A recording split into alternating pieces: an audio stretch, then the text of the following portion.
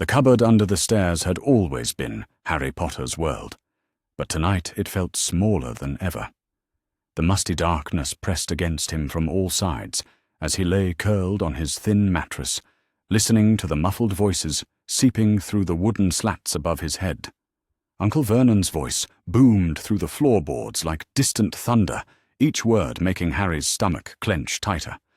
"We can't have any more of this freakishness, Petunia. The boy's getting worse, not better." "Did you see what happened at the zoo today? That glass just vanished, and everyone saw it happen." Aunt Petunia's sharp voice cut through the air like a blade. "I know what I saw, Vernon. Just like when he made his hair grow back overnight, or when he ended up on the school roof. It's getting stronger, whatever it is." "What if the neighbors start asking questions?" Harry pressed his ear against the thin wall, his heart hammering so loudly he feared they might hear it upstairs. The zoo incident had been an accident, he was certain of it. One moment he had been talking to the massive python through the glass, feeling sorry for the creature trapped in its artificial habitat, and the next moment Dudley was screaming as he tumbled into the enclosure while the snake slithered past him toward freedom. The glass had simply disappeared, as if it had never existed at all. But Uncle Vernon saw it differently. He saw it as another mark against Harry's very existence, another reason why the boy was an unwelcome burden in their perfectly normal household. "We should have listened to my sister," Vernon continued, his voice growing darker. "We should have found an orphanage the moment Dumbledore left him on our doorstep. At least then he would be someone else's problem." Harry's breath caught in his throat. An orphanage. The word hung in the stifling air of his cupboard like a death sentence. He had heard whispers about such places from other children at school. Stories of grey buildings where unwanted children disappeared, never to be seen again. The thought of being torn away from the only home he had ever known, horrible as it was, filled him with a terror so complete that his entire body began to shake. "There are places," Aunt Petunia said slowly, her voice taking on a considering tone that made Harry's blood run cold. "Places that specialize in dealing with difficult children, children who don't fit in with normal families. I've heard Mrs. Henderson talking about them at the grocery store. Strict discipline, they say. No nonsense about feelings or special treatment." The conversation continued above him, but Harry could no longer make out the individual words through the roaring in his ears. They were planning to get rid of him. After 8 years of making him feel like an unwelcome intruder in their home, they were finally going to dispose of him altogether. The realization hit him like a physical blow, stealing his breath and making his chest ache with a pain that went deeper than any beating Vernon had ever given him. He had always known that the Dursleys didn't love him. Love was something they reserved for Dudley, their precious son who could do no wrong despite his cruelty and greed. Harry had learned not to expect kindness or affection, had trained himself to be grateful for the basic necessities of survival. But somewhere deep in his heart, he had harbored a small, stubborn hope that he belonged somewhere, that he was wanted by someone, that his existence mattered to another human being. That hope died in the darkness of his cupboard, suffocated by the casual cruelty in their voices as they discussed his future like a problem to be solved. Harry lay perfectly still until the voices finally faded and the house settled into the familiar creaks and sighs of night. Only then did he allow himself to move, sitting up carefully to avoid bumping his head against the low ceiling. His few possessions were scattered around the cramped space, a pathetic collection that represented the sum total of his life.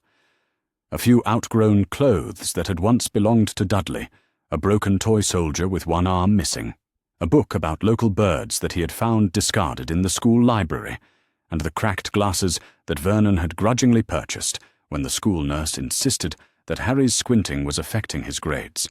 The decision formed in his mind with crystalline clarity, born from desperation and fueled by a fierce desire for self-preservation. He could not wait for them to send him away. He would not allow himself to be discarded like unwanted rubbish, passed from one place to another at the whim of adults who saw him as nothing more than a burden to be managed. He would leave first. The plan was simple in its desperation. Harry carefully gathered his meager belongings, wrapping them in an old pillowcase that would serve as his travelling bag. His movements were slow and deliberate, each decision weighted with the gravity of what he was about to do. The book went in first, its familiar weight a small comfort against the unknown. The toy soldier followed, a companion from his earliest memories. He hesitated over the clothes, knowing they marked him as different, as poor, but ultimately deciding that being warm was more important than pride. The lock on his cupboard door was nothing more than a simple sliding bolt, installed to keep him contained rather than to provide any real security. Harry had learned years ago how to work it loose from the inside using a bent coat hanger that he kept hidden beneath his mattress. The mechanism gave way with a soft click that sounded thunderous in the midnight silence. Harry held his breath, waiting for any sign that the noise had awakened his relatives. The house remained still around him, Vernon's occasional snore drifting down from the master bedroom like the rumbling of some great beast. Aunt Petunia slept with the rigid stillness of someone who approached rest with the same ruthless efficiency she brought to everything else, while Dudley's breathing carried the deep rhythm of someone who had never known a moment's worry or fear in his entire spoiled life. The freedom beyond his cupboard door felt simultaneously liberating and terrifying. Harry had spent so many nights dreaming of this moment, imagining himself walking away from Privet Drive and never looking back. But now that the opportunity was actually before him, the weight of the unknown pressed down on him like a physical thing. Where would he go? How would he survive?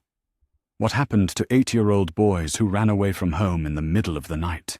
The questions threatened to paralyze him, but the memory of Vernon's voice, discussing orphanages and difficult children, pushed him forward.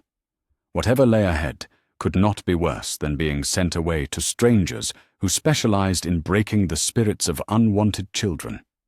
Harry crept through the darkened house like a ghost, his bare feet silent on the cold linoleum of the kitchen floor.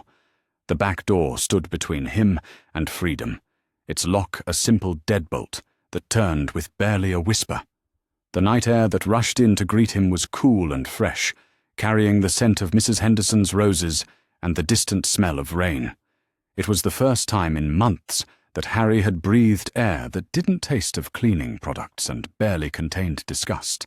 The garden gate creaked softly as he pushed it open, and then he was standing on Privet Drive in the middle of the night, a small figure clutching a pillowcase full of possessions and wearing nothing but pajamas and a determination that burned brighter than fear.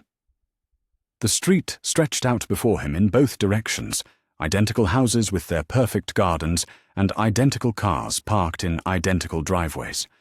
The uniformity that had always felt oppressive now seemed like a promise of anonymity, of the possibility of disappearing into the maze of suburban streets and becoming invisible. Harry turned his back on number 4 and walked away. The first few hours of freedom were intoxicating, despite the fear that gnawed at his stomach. Every step took him further from the house that had been his prison, and with each stride he felt a lightness in his chest that he had never experienced before. The pre-dawn streets of Little Whinging were eerily quiet, broken only by the occasional car passing in the distance and the soft rustle of small creatures moving through the hedgerows.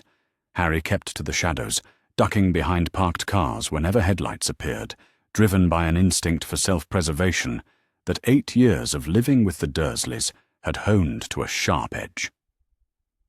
As the sky began to lighten with the first hints of dawn, Harry found himself in Magnolia Park, a small recreational area tucked between the housing developments that made up his corner of suburban Surrey. The park was nothing special, just a few pieces of playground equipment, some benches, and a copse of trees that provided shelter from prying eyes. But to Harry, exhausted from walking and overwhelmed by the magnitude of what he had done, it looked like sanctuary. He settled himself beneath the largest of the trees, using his pillowcase as a pillow and pulling his thin jacket tight around his shoulders. The ground was hard and damp with dew, but it was his ground, chosen by his own free will rather than assigned to him by people who wished he didn't exist. That knowledge made the discomfort bearable, even welcome. Sleep came in fits and starts, broken by the sounds of early morning joggers and dog walkers beginning their daily routines. Harry learned quickly to remain perfectly still when voices approached, understanding instinctively that a child alone in the park would attract unwanted attention and questions he was not prepared to answer. When full daylight made concealment impossible, he gathered his possessions and began walking again, this time with a destination in mind. The little whinging public library had been Harry's refuge for the past 2 years, ever since he had been old enough to walk there by himself and responsible enough to be trusted not to damage the books. It was the one place where his shabby clothes and too-thin frame didn't mark him as different, where knowledge was freely available to anyone willing to seek it, where the stern but kind librarian, Mrs. Patterson, treated him with the same courtesy she showed to every patron regardless of age or appearance. The library didn't open until 10 in the morning, which gave Harry time to find a public restroom where he could wash his face and attempt to make himself presentable. The cold water felt wonderful against his skin, washing away the grime of his night outdoors and some of the exhaustion that weighed on his small shoulders. He combed his impossible hair with his fingers, knowing it would never lie flat, but making the effort anyway. When the library doors finally opened, Harry was waiting on the steps with the patience of someone who had learned early in life that good things came to those who could endure. Mrs. Patterson smiled at him as he entered, the same warm expression she always wore when he appeared for his regular visits. "Early today, aren't you, Harry?" she said, her voice carrying the comfortable familiarity of someone who had watched him grow from a nervous 5-year-old into the serious, quiet child he had become. "No school today?" Harry's mind raced as he searched for an explanation that wouldn't raise suspicions. "Teacher training day," he said finally, hoping his voice sounded steadier than he felt. "They sent us home early yesterday." Mrs. Patterson nodded, accepting the explanation without question. "Well then, you'll have plenty of time to finish that book about local wildlife you were reading. It's right where you left it on the children's reference shelf." The familiar rhythm of the library embraced Harry like a warm blanket.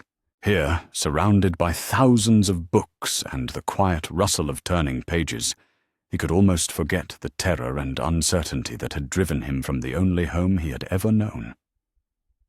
He settled into his usual spot at a small table near the window, where the morning light was perfect for reading, and where he could watch the street for any sign of searching relatives.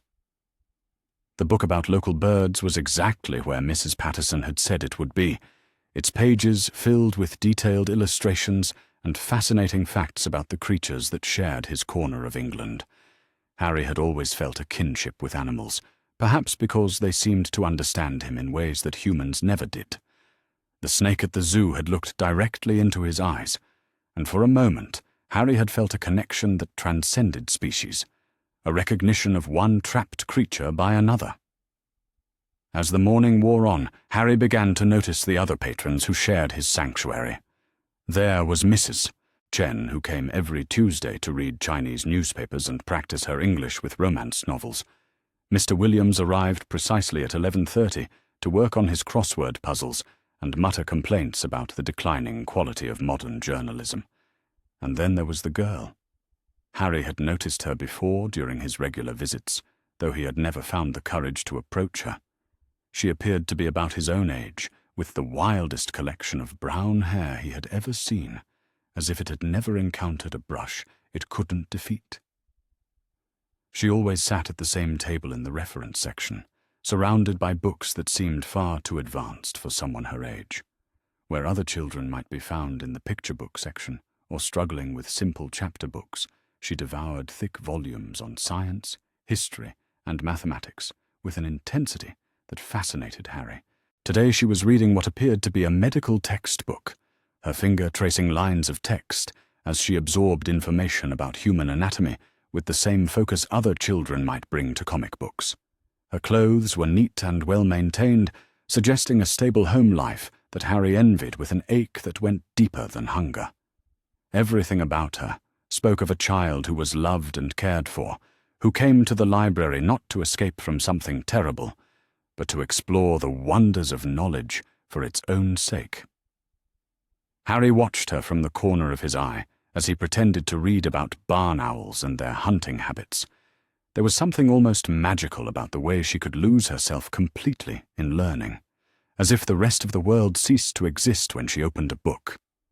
He wondered what it would be like to have her confidence, her obvious intelligence, her sense of belonging in her own skin. She represented everything he was not, everything he might have been if circumstances had been different.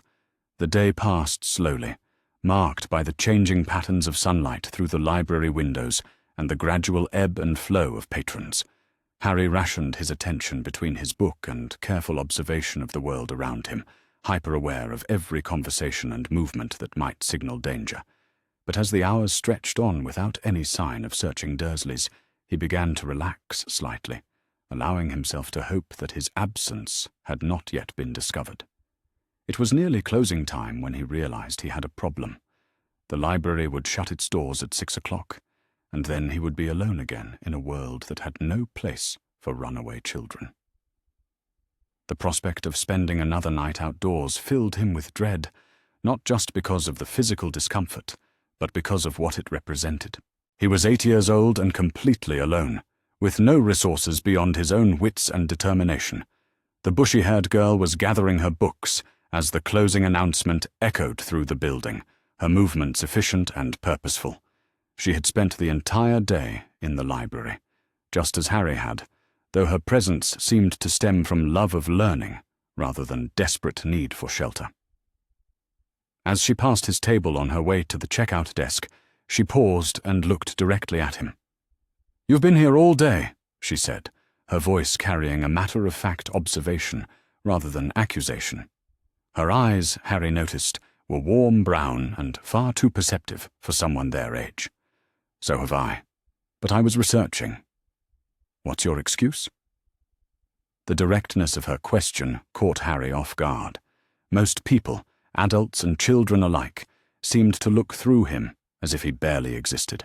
But this girl was actually seeing him, talking to him, treating him as if his presence mattered enough to acknowledge. "I like it here," he said finally, which was true even if it wasn't the complete truth. "It's quiet." She tilted her head slightly, studying him with an intensity that made Harry want to squirm. There was intelligence behind those brown eyes, a sharp awareness that seemed to take in details others missed. Her gaze lingered on his too thin frame, his shabby clothes, the careful way he held himself as if expecting criticism or worse. "My name's Hermione Granger," she said after a moment. "I live on Wisteria Walk. I've seen you here before, but you never talk to anyone." "Harry Potter," he replied automatically, then immediately regretted giving his real name. But there was something about her straightforward manner that invited honesty, something that made pretense seem pointless. "Potter," she repeated thoughtfully. "That's an interesting surname. Are you related to the Potters who used to live in Godric's Hollow?" "I read about them in a local history book last month." The question hit Harry like a physical blow. He knew almost nothing about his parents, except that they had died in a car crash when he was a baby, leaving him with nothing but a lightning bolt scar and the grudging care of relatives who made no secret of their resentment.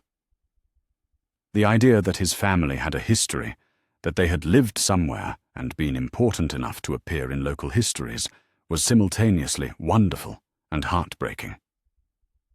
"I don't know," he said honestly. "My aunt and uncle never told me much about them."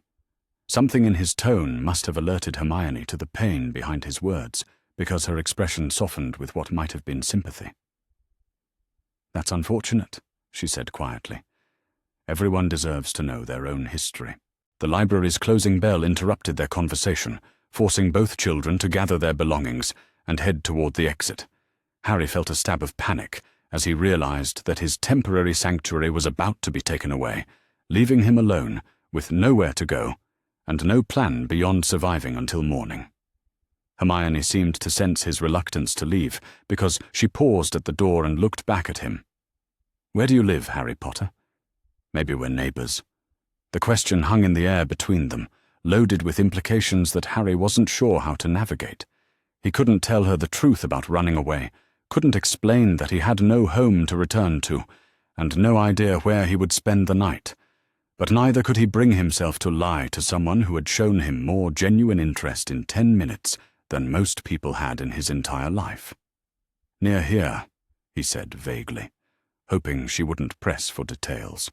But Hermione Granger, as Harry was beginning to understand, was not the sort of person who accepted vague answers when specific ones were called for. She studied his face with those perceptive brown eyes, taking in details that others might miss, connecting dots that others might leave scattered. "You don't have anywhere to go tonight, do you?" she said finally, her voice gentle but certain. The accuracy of her observation left Harry speechless. How could she possibly know, when he had been so careful to appear normal and untroubled? But there was no judgment in her voice, no mockery or disgust, just a simple recognition of fact that somehow made the truth feel safe to acknowledge. "No," he admitted quietly, the word carrying the weight of his entire desperate situation. Hermione was quiet for a long moment, her intelligent mind clearly working through possibilities and implications. When she finally spoke, her voice carried the same matter-of-fact tone she had used to discuss medical textbooks and local history.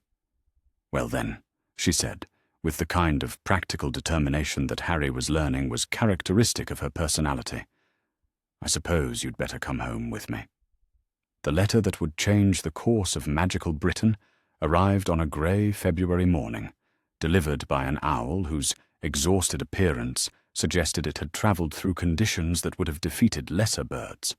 Harry recognized the handwriting immediately as belonging to Neville Longbottom, but the urgency in every hastily scrawled word spoke of circumstances that had deteriorated far beyond the institutional pressures and educational inadequacies that had characterized their previous correspondence.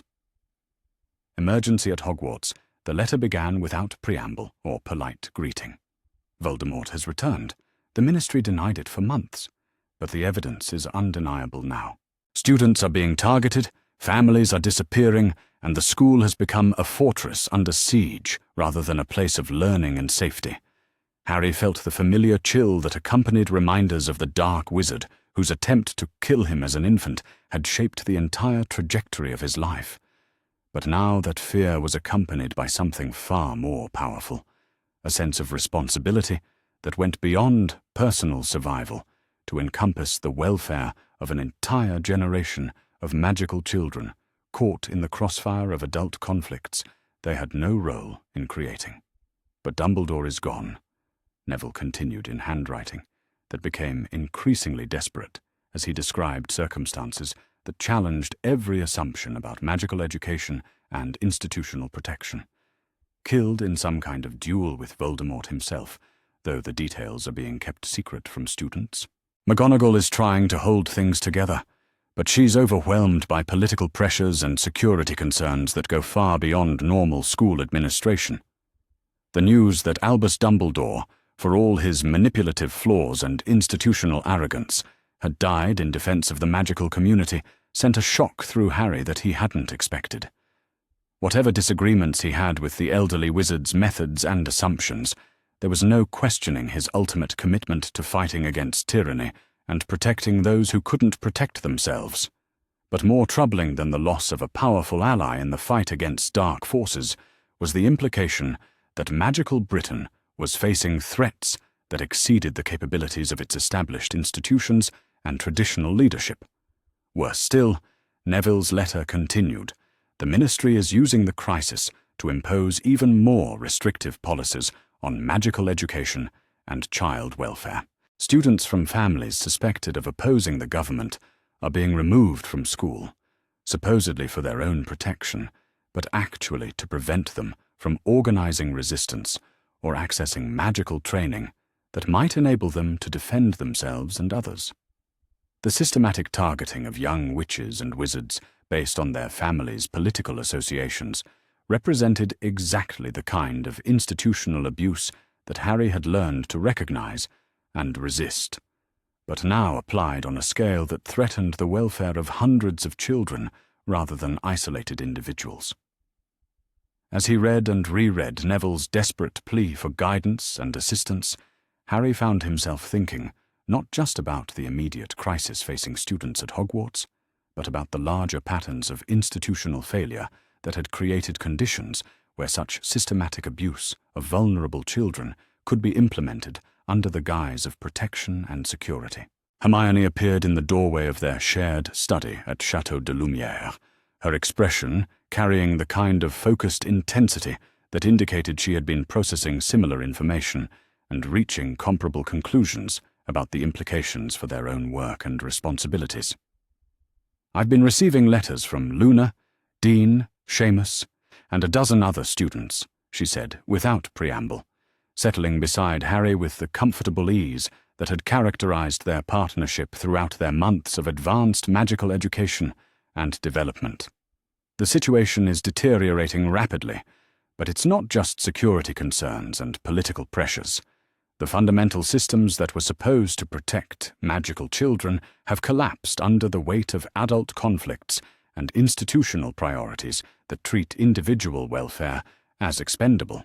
Her analysis aligned with Harry's own growing understanding that the crisis facing magical Britain represented opportunity as well as tragedy, a chance to implement the alternatives to failed institutional systems that they had been developing through their research and correspondence with struggling students.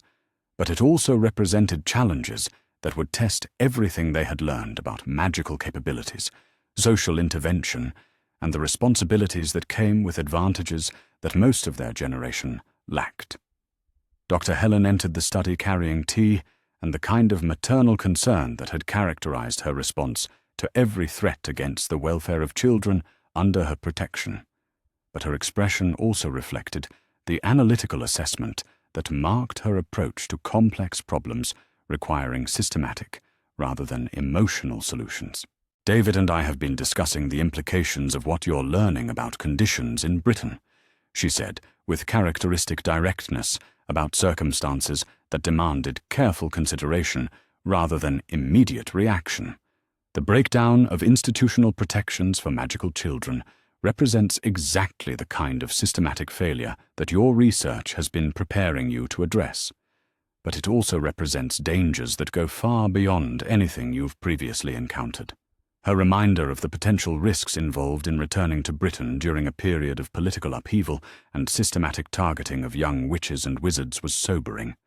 But Harry found himself thinking less about personal safety than about the moral obligations that came with capabilities and resources that could make genuine differences in the lives of children facing circumstances he recognized from his own experience. "We can't abandon them," he said quietly, his voice carrying the kind of determined conviction that had driven every major decision since his escape from Privet Drive. "These are children whose only crime is having families that oppose tyranny, or learning in ways that don't fit institutional expectations, or simply being in the wrong place when adults decided to prioritize political goals over child welfare. If we have abilities and resources that could help them, then we have responsibilities that go beyond our own safety and comfort." Hermione nodded with obvious agreement, though her expression reflected the analytical caution that characterized her approach to complex challenges requiring systematic rather than impulsive responses. "But we also have obligations to approach this intelligently rather than heroically," she observed, with the kind of practical wisdom that always helped focus their discussions on sustainable solutions rather than dramatic gestures. "If we're going to make meaningful differences in this crisis, we need to understand the full scope of what we're dealing with and develop strategies that address root causes rather than simply responding to immediate emergencies." The conversation that followed extended through the morning and into the afternoon, covering tactical considerations and strategic planning, with the thorough attention to detail that had characterized their approach to every significant challenge since the beginning of their partnership. By evening, they had outlined a plan that balanced their desire to help vulnerable students with realistic assessment of what their unique capabilities could achieve in circumstances shaped by adult conflicts and institutional failures beyond their direct influence. The approach they developed emphasized systematic intervention rather than dramatic rescue operations, focusing on creating sustainable alternatives to failed institutional systems rather than simply extracting individual children from dangerous circumstances.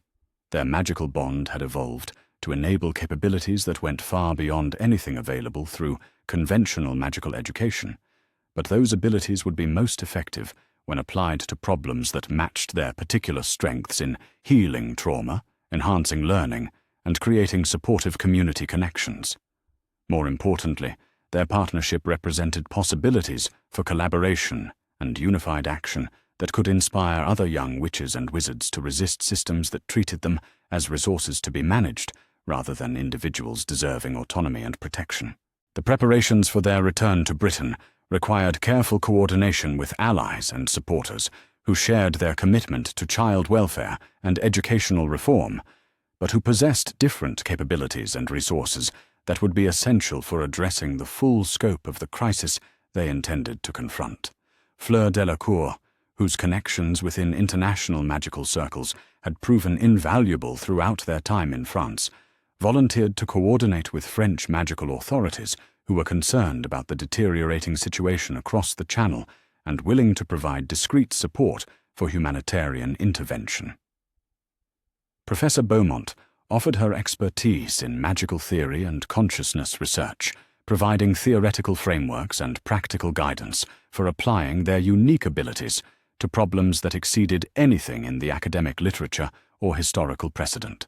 But most importantly, the network of students and recent graduates who had been seeking alternatives to failed educational systems represented potential allies whose local knowledge and shared commitment could enable systematic rather than individual approaches to the challenges facing magical Britain's young people. The logistics of returning to a country where their previous confrontation with institutional authority had marked them as problems to be managed rather than citizens deserving protection required careful planning and systematic attention to security considerations that went beyond normal travel arrangements.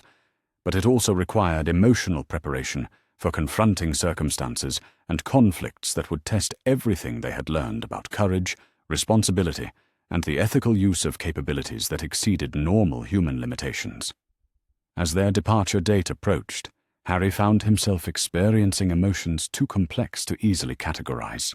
Excitement about finally being able to apply their abilities to problems that matched the scope of their capabilities was mixed with apprehension about returning to a country where their previous efforts to establish independence had been viewed as threats to institutional authority rather than legitimate exercises of personal autonomy.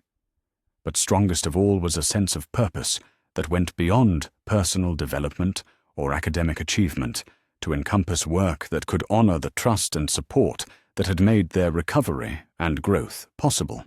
The night before their departure, as they performed final preparations and reviewed plans that would guide their intervention in the crisis facing magical Britain, Harry reflected on the extraordinary journey that had brought them from desperate flight from abusive circumstances to preparation for systematic social change that could protect other vulnerable children from similar experiences.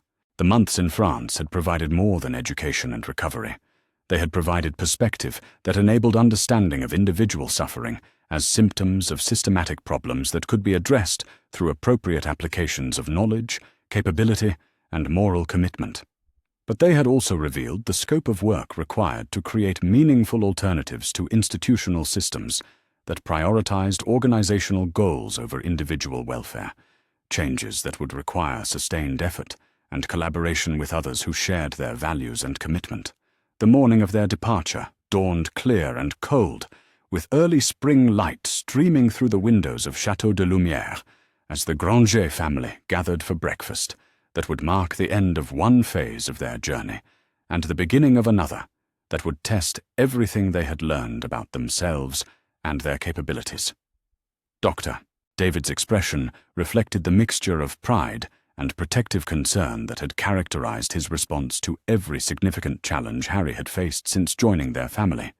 But there was also obvious confidence in the growth and development that months of magical education and systematic preparation had enabled. "You've become remarkable young people," he observed with characteristic understated recognition of achievements that exceeded anything normal educational systems could have produced. But more importantly, you've become ethical individuals who understand that capabilities create responsibilities rather than simply opportunities for personal advantage. Dr. Helen's farewell carried the same maternal warmth that had made Harry's recovery and development possible, but it also reflected her professional assessment of their readiness for work that would challenge everything they thought they understood about social change and individual impact. "Remember that you can't save everyone," she said, with the kind of practical wisdom that came from years of medical practice and systematic attention to child welfare. "But you can create alternatives that enable people to save themselves, and you can model approaches to power and responsibility that inspire others to make similar choices about how to use their own advantages." The journey back to Britain felt simultaneously like returning home and venturing into unknown territory, familiar landscapes viewed from perspectives shaped by months of growth and development that had fundamentally altered their understanding of themselves and their place in the magical community. But as they crossed the Channel and approached the country where their confrontation with institutional authority had begun, Harry found himself thinking not about the past, but about possibilities for future that could emerge from systematic application of capabilities they had spent months developing and refining. The crisis facing magical Britain represented tragedy and opportunity in equal measure, circumstances that would test their abilities while providing chances to demonstrate alternatives to failed institutional systems that had shaped too many childhoods through neglect, abuse, and systematic disregard for individual welfare and autonomous development. The students who had written desperate letters seeking guidance and assistance deserved more than sympathy and good intentions. They deserved systematic intervention that could address root causes of their suffering while creating sustainable alternatives that could prevent similar crises from affecting future generations of magical children. As London's skyline appeared through the train windows, Harry felt the weight of responsibilities that went beyond personal healing and academic achievement to encompass work that could reshape how magical communities approached child welfare, education, and the development of young people with extraordinary abilities and equally extraordinary vulnerabilities. But he also felt the strength that came from partnership with someone whose capabilities and commitment matched his own, whose shared consciousness and unified purpose enabled approaches to complex problems that neither could have achieved alone. The future remained uncertain, filled with challenges that would test everything they had learned about magic, morality, and the obligations that came with advantages that most people would never possess. But for the first time since learning of his significance to magical Britain's political conflicts, Harry Potter was returning not as a symbol to be managed or a weapon to be deployed, but as an individual who had chosen his own path and developed capabilities that could serve purposes he had selected according to his own values and priorities. The work ahead would be difficult and dangerous, requiring courage that went beyond personal survival to encompass systematic resistance to institutional failures that had harmed too many children for too many generations. But it would also be work that honored the memory of parents who had died fighting tyranny, the commitment of adoptive family who had chosen to support his autonomous development, and the trust of fellow students who believed that alternatives to failed systems could be created by people willing to take responsibility for using their advantages in service of justice and protection for those who lacked similar resources. Tomorrow would bring reunion with allies who had been struggling to maintain hope and resistance during months of deteriorating circumstances. But it would also bring opportunities to demonstrate that systematic problems could be addressed through systematic solutions implemented by individuals who refused to accept that institutional failures were inevitable or unchangeable. The train pulled into King's Cross Station as afternoon faded into evening, carrying passengers who would soon discover that the magical community's approach to child welfare and protection was about to be challenged by young people who had learned to view their extraordinary abilities as tools for social change, rather than simply means for personal advancement or institutional compliance.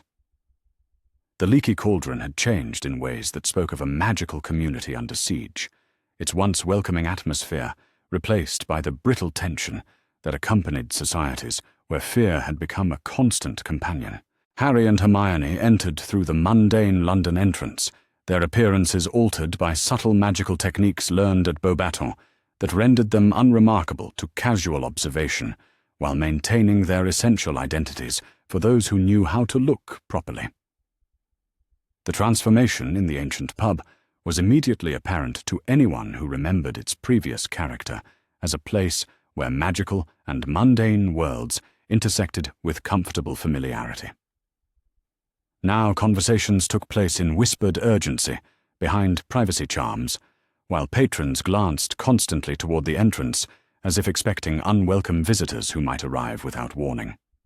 But most troubling was the obvious absence of young people, the complete lack of Hogwarts students whose presence had always been part of the establishment's rhythm and vitality. The implications were clear. Children were being kept away from public spaces, hidden and protected by families who no longer trusted the institutions that had traditionally provided safety and community connection. Tom, the ancient bartender, whose memory stretched back generations, recognized Harry despite the physical changes that months of proper nutrition and magical development had produced. His expression reflected the complex mixture of relief, concern, and hope that seemed to characterize how most adults were responding to the deteriorating circumstances that had reshaped magical Britain during Harry's absence. "Mr. Potter," he said quietly, his voice carrying decades of experience with political upheavals and social crises that had periodically challenged the magical community's stability. "Many people have been wondering when you might return, though I expect most assumed you were wise enough to stay away from circumstances that have grown considerably more dangerous since your departure." The casual acknowledgement that his return had been anticipated by people throughout the magical community was both flattering and concerning, suggesting that his reputation and actions continued to carry political significance that went far beyond his personal circumstances and choices. But before Harry could respond to the bartender's observation, a familiar voice emerged from the shadows near the back of the pub, carrying the kind of carefully controlled excitement that suggested someone who had been hoping for exactly this encounter. "Harry Potter and Hermione Granger, as I live and breathe," said Luna Lovegood, appearing from behind a privacy charm with the ethereal grace that had always characterized her movements. "Though you both look rather different from when you left Britain, more confident and centered, as if you've discovered something important about yourselves and your capabilities." Luna's assessment was typically perceptive, capturing changes that went far beyond physical maturation to encompass the fundamental transformation that months of magical education and systematic development had enabled. But her presence in the Leaky Cauldron, when most young people were being kept away from public spaces, suggested circumstances that required careful evaluation. "Luna," Harry replied with genuine warmth, despite his concern about her apparent freedom of movement during a period when other students were facing systematic targeting and protective restrictions. "It's wonderful to see you, though I'm surprised to find you here rather than at Hogwarts, or safely hidden with your family." Her expression shifted to something that might have been sad recognition of realities that had reshaped the lives of most magical families during the months of political upheaval and institutional breakdown. "Hogwarts is no longer a place of learning and safety," she explained with characteristic directness about circumstances that most adults preferred to discuss in euphemisms and careful indirection. "Professor McGonagall is doing her best, but the school has become a fortress where students are taught to fear and comply rather than explore and develop. Those of us whose families are suspected of opposing the ministry's increasingly authoritarian policies have been advised to seek alternative arrangements for our education and protection. The confirmation that magical education had been systematically transformed from opportunity for growth and development into instrument for political control sent a chill through Harry that went beyond personal concern to encompass recognition of systematic institutional failure that affected an entire generation of young witches and wizards.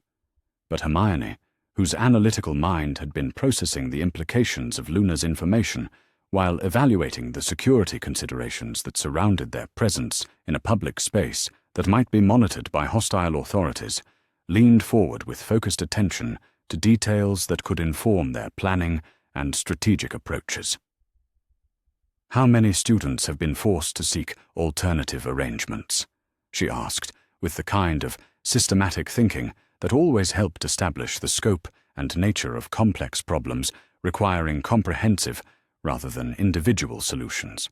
Are there networks or organizations providing support for displaced young people, or are families trying to manage these challenges in isolation?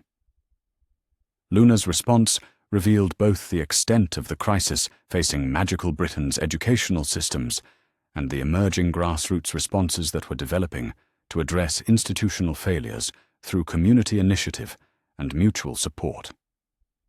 Dozens of students have been removed from Hogwarts, either voluntarily by concerned families or involuntarily by ministry authorities who claim the power to determine appropriate educational placements based on political considerations, she explained with obvious concern for fellow students whose circumstances had become increasingly precarious. But there are also growing networks of families and recent graduates who are working to create alternatives that serve actual educational needs rather than political goals. The information aligned with intelligence they had been receiving through their correspondence with students and allies throughout the magical community, but hearing it confirmed by someone with direct experience of current conditions added urgency to their planning and systematic approaches to intervention. But it was Luna's next revelation that transformed their understanding of the situation from educational crisis to broader systematic breakdown that threatened the welfare of magical children throughout Britain. The targeting isn't limited to students whose families oppose ministry policies, she continued with the kind of matter-of-fact delivery that made her most disturbing observations all the more effective. Children with unusual abilities or unconventional approaches to magic are being identified and removed from their families, supposedly for specialized training, but actually for reasons that no one will explain publicly. The emphasis on compliance and standardization has become so extreme that creativity and independent thinking are viewed as potential threats rather than valuable qualities to be nurtured and developed. The systematic targeting of children based on their magical abilities and learning styles represented exactly the kind of institutional abuse that Harry had learned to recognize and resist, but applied on a scale that threatened hundreds of vulnerable young people rather than isolated individuals. As they absorbed the full implications of what Luna was describing, Harry found himself thinking not just about immediate rescue operations, but about the systematic changes that would be required to protect magical children from institutional systems that had been corrupted by political considerations and authoritarian impulses. The conversation was interrupted by the arrival of additional familiar figures who emerged from various concealed positions throughout the pub with the careful coordination that suggested planning and systematic approach to what they clearly understood was a significant meeting. Neville Longbottom had grown during the months since his desperate letter requesting guidance and assistance, his posture reflecting confidence and determination that contrasted sharply with the uncertain young man Harry remembered from their brief previous encounters. Beside him, Dean Thomas and Seamus Finnegan carried themselves with the kind of alert wariness that came from months of navigating circumstances where careless words or suspicious associations could result in detention, interrogation, or worse. But it was the presence of several adults Harry didn't recognize that indicated the scope of community organization and resistance that had developed in response to the systematic failures of magical Britain's traditional institutions.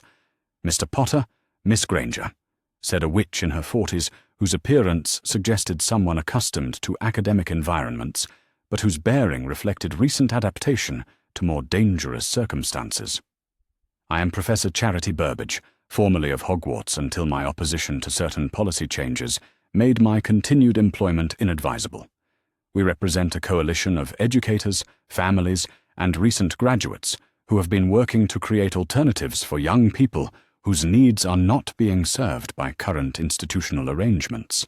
The introduction revealed both the legitimacy of the resistance movement and the serious risks that adults were accepting in order to protect children from systematic institutional abuse disguised as educational reform and security measures. But it also suggested organizational capabilities and community support that could enable systematic rather than individual approaches to the challenges facing magical Britain's young people. The meeting that followed took place in a private room behind the main pub, protected by privacy charms and security measures that spoke of systematic attention to operational security and careful planning for activities that authorities would view as threatening to established order and institutional control.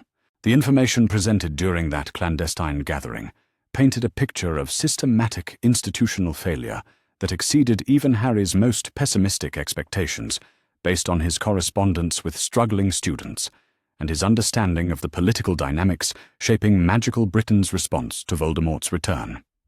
Educational curricula had been revised to emphasize compliance and standardization over creativity and individual development, with students tracked into career paths that served institutional needs rather than personal interests and capabilities.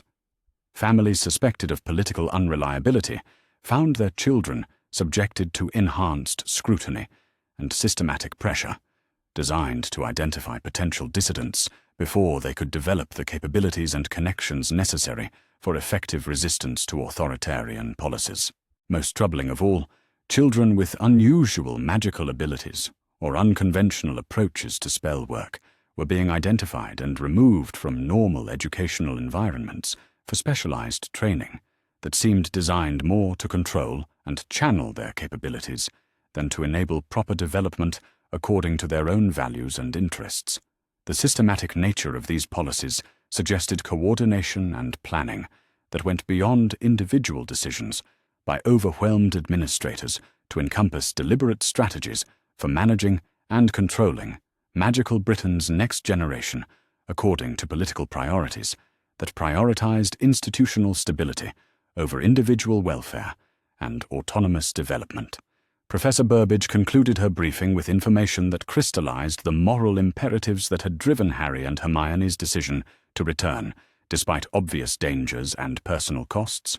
"We estimate that nearly 200 children are currently being held in facilities that operate outside normal oversight and accountability mechanisms," she said, with controlled anger at institutional failures that violated every principle of child welfare and protection. Their families have been told they are receiving specialized education, but contact has been severely restricted, and the few reports we have received suggest conditions that prioritize control and compliance over actual learning and development. The revelation that hundreds of magical children were being systematically detained and possibly abused under the guise of education and protection represented exactly the kind of crisis that demanded intervention by individuals with capabilities and resources that exceeded those available through normal channels. But it also represented challenges that would test everything Harry and Hermione had learned about magical abilities, strategic planning, and the ethical application of power that exceeded normal human limitations. The discussion that followed covered tactical considerations and strategic planning, with systematic attention to details that would determine the success or failure of interventions designed to protect vulnerable children while addressing root causes of institutional corruption and systematic abuse. Harry found himself drawing on analytical frameworks and collaborative approaches developed through months of magical education and consciousness integration with Hermione, applying their unique capabilities to problems that matched the scope of their abilities while honoring the moral obligations that came with advantages most people would never possess. But more importantly, he found himself working with allies whose commitment and expertise provided essential resources and local knowledge that would enable systematic, rather than individual approaches, to challenges that exceeded anything he and Hermione could address alone. The plan that emerged from their collaborative analysis emphasized long-term systematic change over dramatic rescue operations, focusing on creating sustainable alternatives to corrupted institutional systems while providing immediate support for children and families facing crisis circumstances. Their magical bond and unique consciousness integration capabilities would enable healing and educational work that could address trauma while enhancing individual development according to ethical frameworks that prioritized autonomy and choice over institutional compliance and political convenience. But equally important were the community networks and organizational resources that local allies had developed through months of systematic resistance to authoritarian policies and institutional failures. The combination of unprecedented magical capabilities with established community support and local knowledge represented possibilities for social change that could address root causes of systematic problems rather than simply responding to individual emergencies. As the meeting concluded and plans were finalized for coordinated action that would begin the following day, Harry reflected on the extraordinary journey that had brought him from desperate flight from abusive circumstances to leadership of systematic intervention designed to protect an entire generation of magical children from institutional systems that had failed in their most basic responsibilities. The work ahead would be dangerous and complex, requiring courage that went beyond personal survival to encompass systematic resistance to corruption and abuse that had been normalized through political expedience and institutional complacency. But it would also be work that honored the memory of parents who had died fighting tyranny, the commitment of adoptive family who had supported his autonomous development despite obvious risks, and the trust of fellow students who believed that alternatives to failed systems could be created by individuals willing to accept responsibility for using their advantages in service of justice and protection for those who lacked similar resources. The confrontation with institutional authority that had begun with his escape from Privet Drive was about to reach its logical conclusion in systematic challenge to corrupted systems that treated children as resources to be managed rather than individuals deserving autonomy and protection. But this time, Harry Potter would not be facing those challenges alone or as a symbol to be deployed according to others' strategic priorities. He would be working as part of a community committed to systematic change, applying capabilities developed through ethical education and conscious choice to problems that required exactly the kind of collaborative intervention that his partnership with Hermione had been preparing them to undertake. The magical bond that had begun as friendship between two desperate children had evolved into a tool for social transformation that could challenge institutional failures and create alternatives that served the legitimate needs of young people whose welfare had been sacrificed to adult conflicts and political convenience. Tomorrow would bring the beginning of systematic action designed to demonstrate that power applied ethically and collaboratively could protect vulnerable children while creating sustainable changes that would prevent similar crises from affecting future generations. As they prepared to leave the leaky cauldron and begin the work that had drawn them back to Britain despite obvious dangers, Harry found himself thinking not about the personal costs and risks involved, but about the possibilities for creating a magical community that actually deserved the trust and participation of the children it claimed to protect and educate.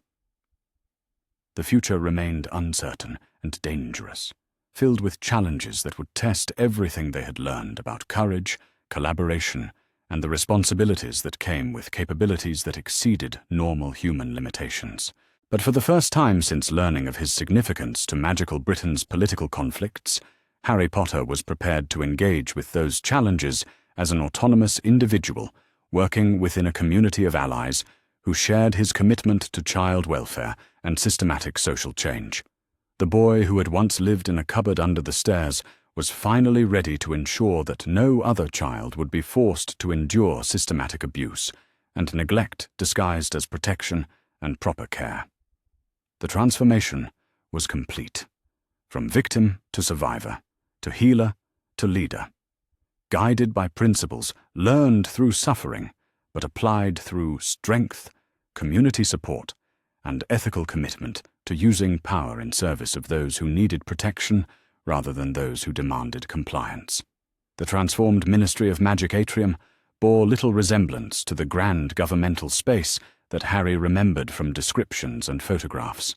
Where once golden fountains had celebrated magical cooperation and community, now stark banners proclaimed security measures and compliance requirements that spoke of a society that had chosen fear over freedom, control over creativity, protection over possibility. But on this bright June morning, exactly 1 year after Harry and Hermione's return to Britain, the atmosphere hummed with energy that suggested fundamental changes were rippling through the heart of magical government.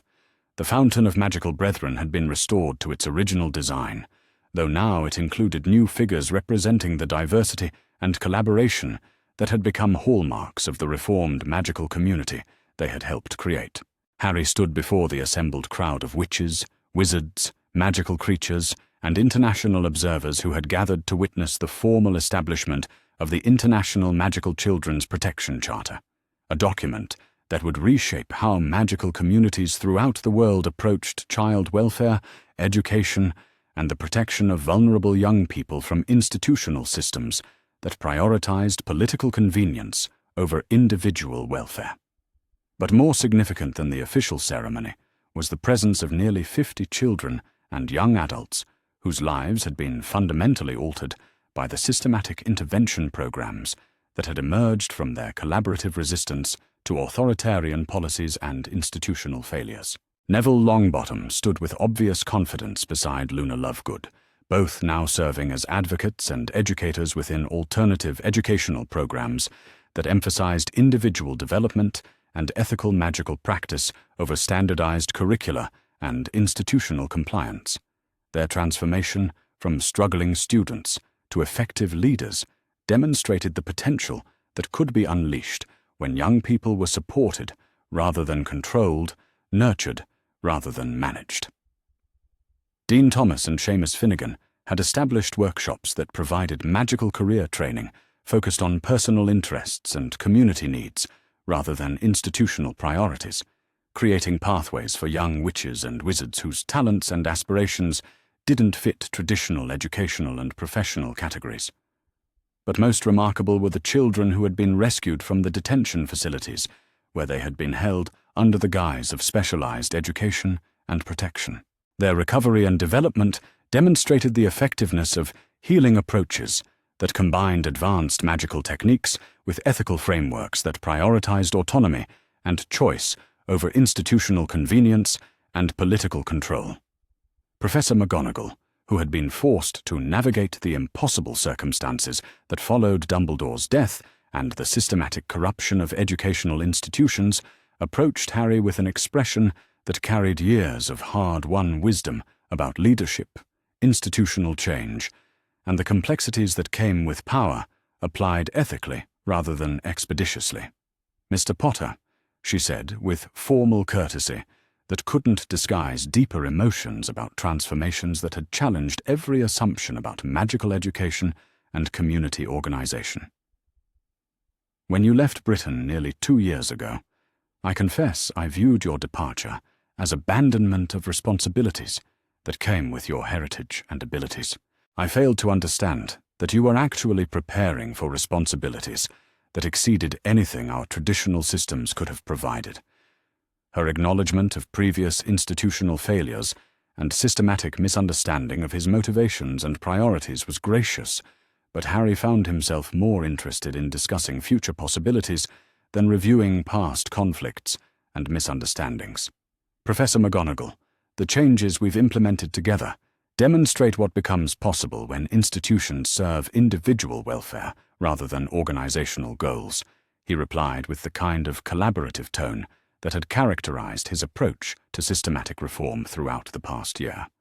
But they also demonstrate how much more work remains to ensure that magical children throughout the world have access to education and protection that honors their autonomy while developing their capabilities according to ethical frameworks. The conversation reflected fundamental shifts in how magical Britain approached relationships between individual rights and institutional authority, changes that had emerged from systematic resistance to policies that treated children as resources to be managed rather than people deserving choice and self-determination. But it was Hermione's approach that truly captured the scope of transformation that their partnership had enabled throughout the months of careful intervention and systematic reform. She moved through the gathered crowd with the confident grace that had always characterized her interactions with complex social and political situations. But now that confidence was amplified by capabilities that enabled direct perception of emotional states and underlying motivations that informed her responses to individual needs and circumstances. The magical bond between them had evolved throughout the year of intensive collaborative work, deepening their shared consciousness while enhancing their individual abilities in ways that enabled intervention and healing that exceeded anything available through conventional magical education or therapeutic approaches. Together, they had developed techniques for addressing trauma that combined advanced magical healing with psychological insights that enabled recovery from systematic abuse and neglect in ways that restored rather than simply masked the damage that institutional failures had inflicted on vulnerable children. But more importantly, their partnership had demonstrated possibilities for collaborative leadership that inspired others to develop similar approaches to complex problems requiring sustained effort and ethical application of unusual capabilities. The network of allies and collaborators that had emerged from their initial resistance to authoritarian policies now included educators, healers, researchers, and advocates throughout magical Europe, creating possibilities for systematic change that extended far beyond individual communities or national boundaries. Dr. David and Dr. Helen Granger occupied honored positions among the international observers, their presence representing the crucial role that supportive family connections had played in enabling recovery and development that might otherwise have been impossible under circumstances shaped by institutional hostility and systematic neglect. Their commitment to Harry's autonomous development, despite obvious risks and personal costs, had provided the foundation that made everything else possible, demonstrating how individual healing could become the basis for systematic social change when supported by people who prioritized personal welfare over institutional convenience. But it was the delegation from Beauxbatons Academy and the broader French magical community that truly represented the international implications of the work they had accomplished throughout the past year. Fleur Delacour, now serving as liaison between reformed British magical institutions and international educational organizations, approached Harry and Hermione with the same direct confidence that had characterized their first meeting at Château de Lumière. "Harry, Hermione," she said, with obvious satisfaction at transformations that had exceeded even the most optimistic expectations about possibilities for systematic reform and international cooperation. "The work you have accomplished here is inspiring similar efforts throughout magical Europe. Children and families who have been struggling with institutional systems that failed to serve their legitimate needs now have examples and resources that enable their own resistance to corruption and systematic abuse." Her assessment captured the ripple effects that had emerged from their initial focus on protecting vulnerable children within British magical communities, changes that had inspired similar efforts throughout the international magical world. But more significant than policy changes and institutional reforms were the individual transformations that represented the human impact of systematic attention to child welfare and ethical approaches to power and authority. A young witch who had been rescued from detention facilities designed to suppress rather than develop her unusual magical abilities now served as an assistant instructor in alternative educational programs that celebrated creativity and individual development rather than standardized compliance and institutional control. Twin wizards whose families had been targeted for political persecution had established support networks for other children whose circumstances made them vulnerable to institutional abuse, disguised as protection and appropriate care.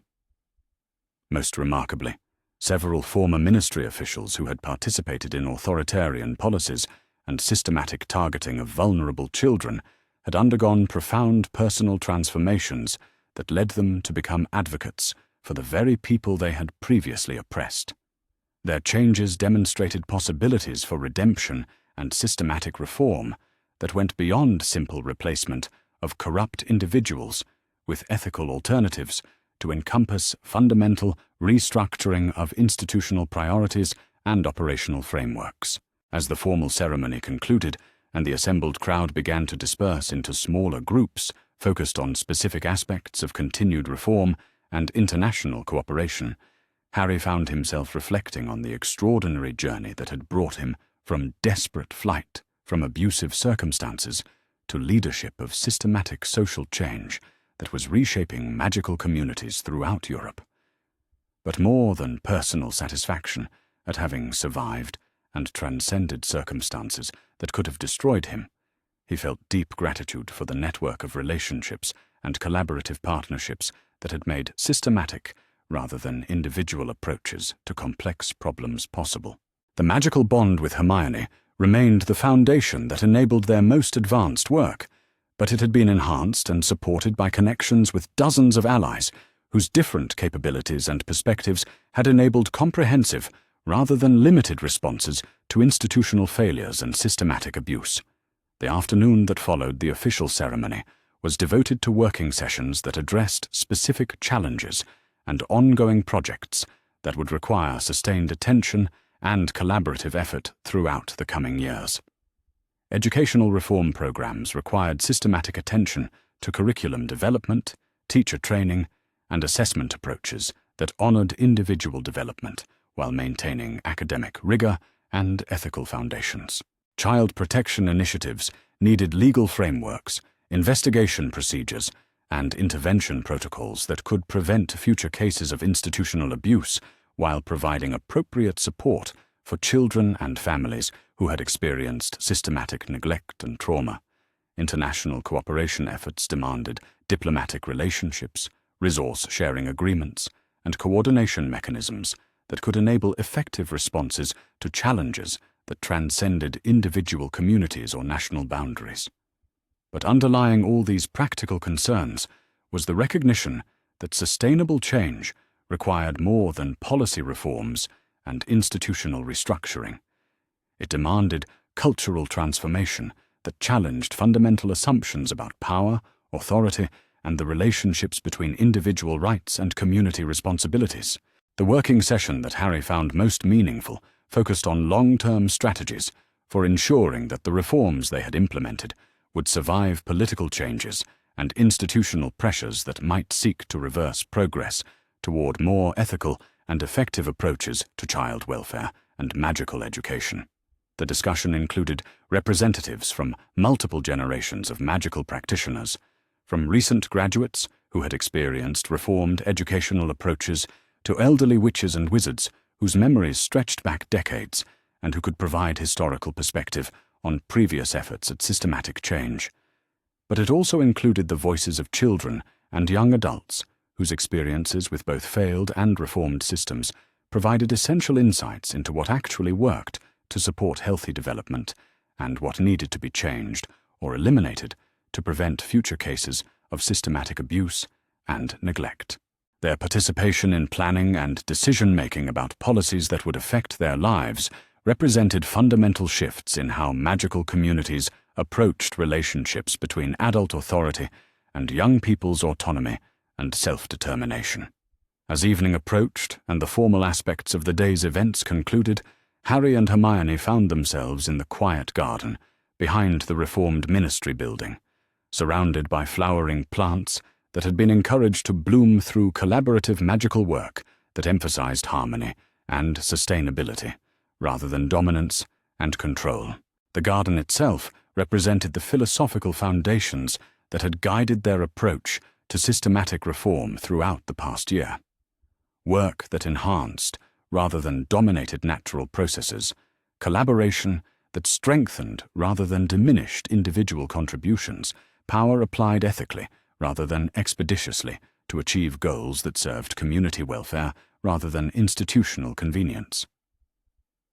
Hermione settled beside him on the bench they had come to think of as their place for reflection and planning, her presence carrying the familiar warmth and intellectual excitement that had characterized their partnership since that first desperate night when she had offered shelter to a homeless child whose circumstances she recognized as requiring immediate intervention. "Do you think we've actually succeeded in creating sustainable change?" she asked, with the kind of analytical curiosity that had driven their most important discoveries and innovations throughout their years of collaborative work. Not just policy reforms and institutional restructuring, but fundamental cultural transformation that will protect future generations of magical children from experiencing the kind of systematic abuse and neglect that shaped our early lives. The question went to the heart of concerns that had motivated their work from the beginning, whether individual healing and recovery could become the foundation for systematic social change that prevented similar suffering for others facing comparable challenges.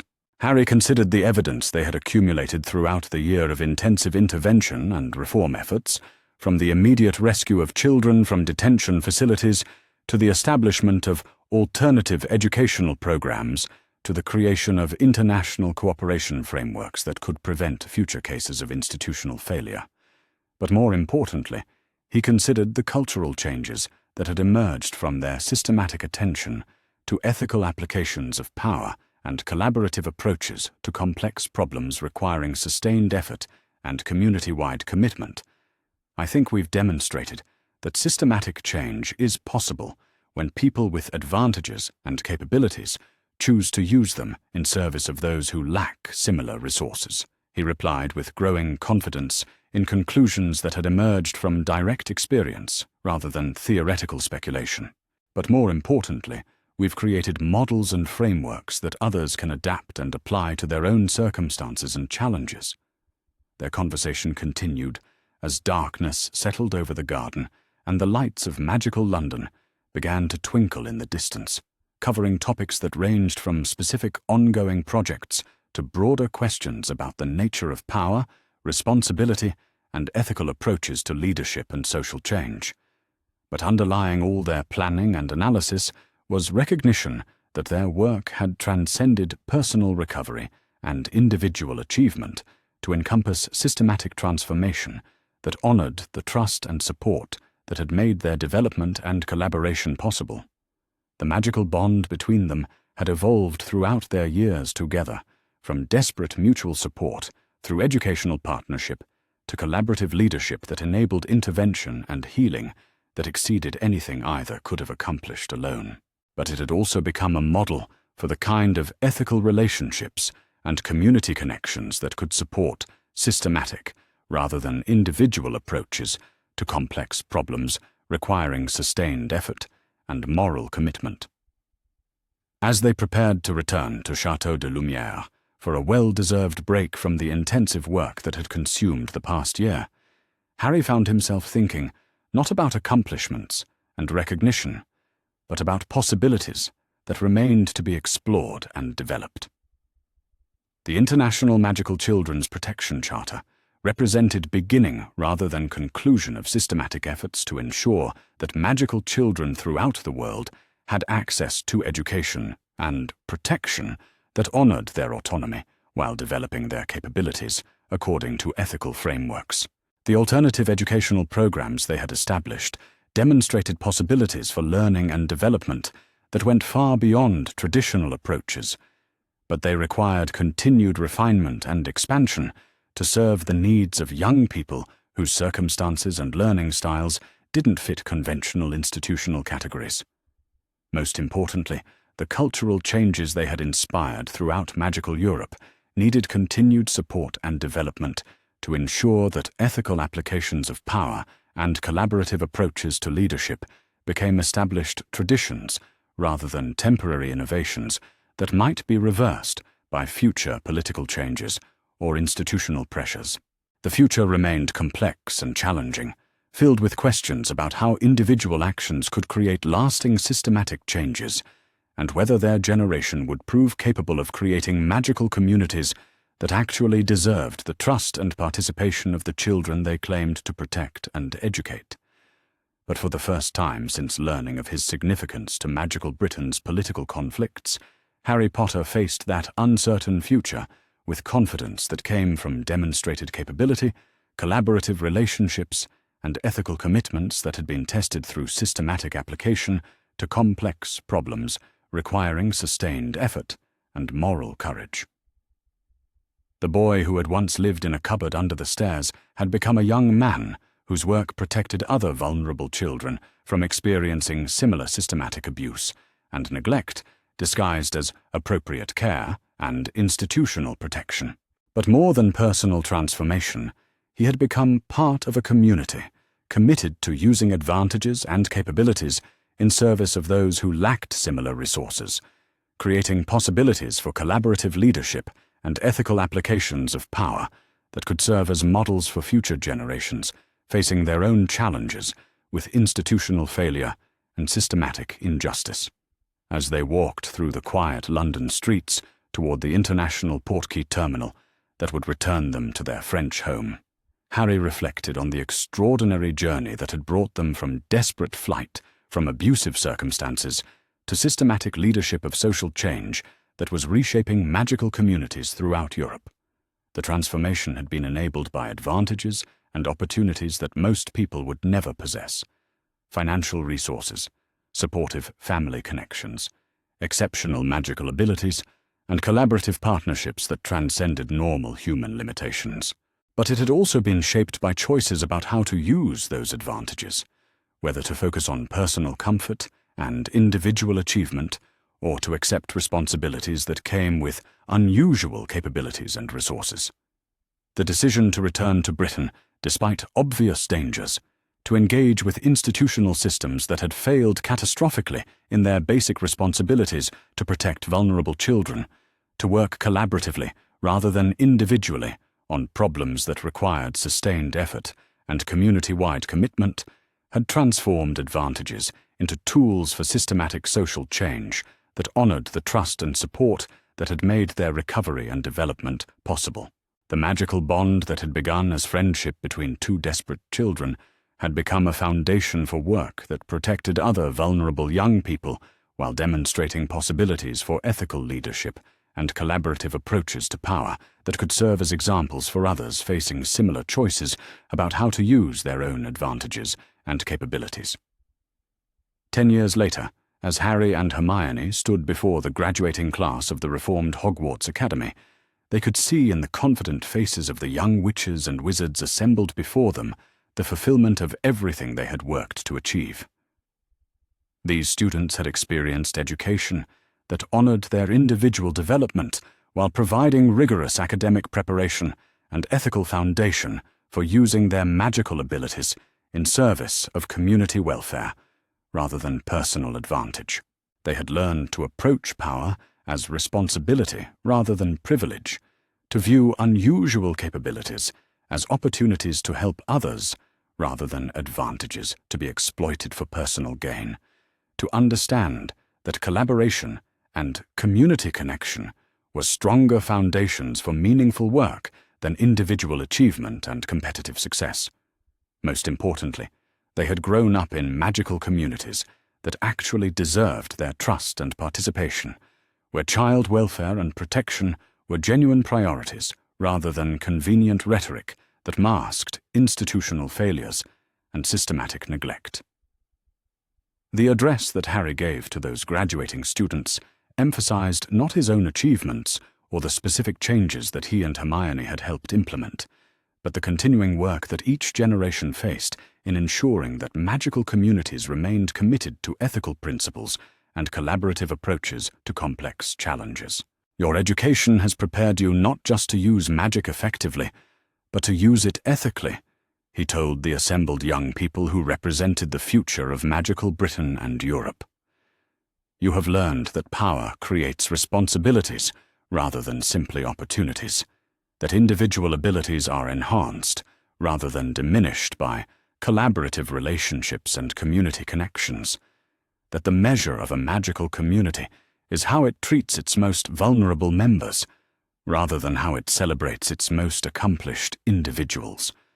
But education is preparation, not conclusion. The real test of what you have learned will come through the choices you make about how to use your advantages and capabilities, whether to focus on personal comfort and individual achievement, or to accept the responsibilities that come with unusual abilities and resources. The applause that followed carried the energy and commitment that suggested these young people understood the challenges they would face and were prepared to approach them with the same ethical frameworks and collaborative spirit that had enabled the systematic reforms their education had been built upon. As Harry and Hermione left the ceremony and walked through the transformed Hogwarts grounds toward the international flute terminal that would return them to their home in France, they carried with them not just satisfaction at having created sustainable change, but excitement about the continued work that remained to be done. The magical bond between them had deepened throughout their years of collaborative leadership and systematic intervention, but it had also become a model for the kind of ethical relationships and community connections that enabled sustained effort toward complex goals requiring moral courage and collaborative commitment. Their story had begun with desperate flight from circumstances that could have destroyed them, but it had evolved into systematic work that protected other vulnerable children while demonstrating possibilities for using advantages ethically and collaboratively in service of community welfare and social justice. The future remained challenging and uncertain, but it was a future they faced together, supported by networks of allies and collaborators who shared their commitment to child welfare and ethical applications of power, confident in their ability to continue creating the kind of magical world they wanted to leave for the generations that would follow in their footsteps. The boy who had lived had become the man who helped others live with dignity, autonomy, and the support they deserved from communities committed to protecting and nurturing, rather than controlling and exploiting, those who were most vulnerable to institutional failures and systematic abuse. The circle was complete, but the work continued, carried forward by young people who had learned to view their magical abilities as gifts that came with obligations to use them wisely and collaboratively in service of justice and protection for those who needed advocates and allies.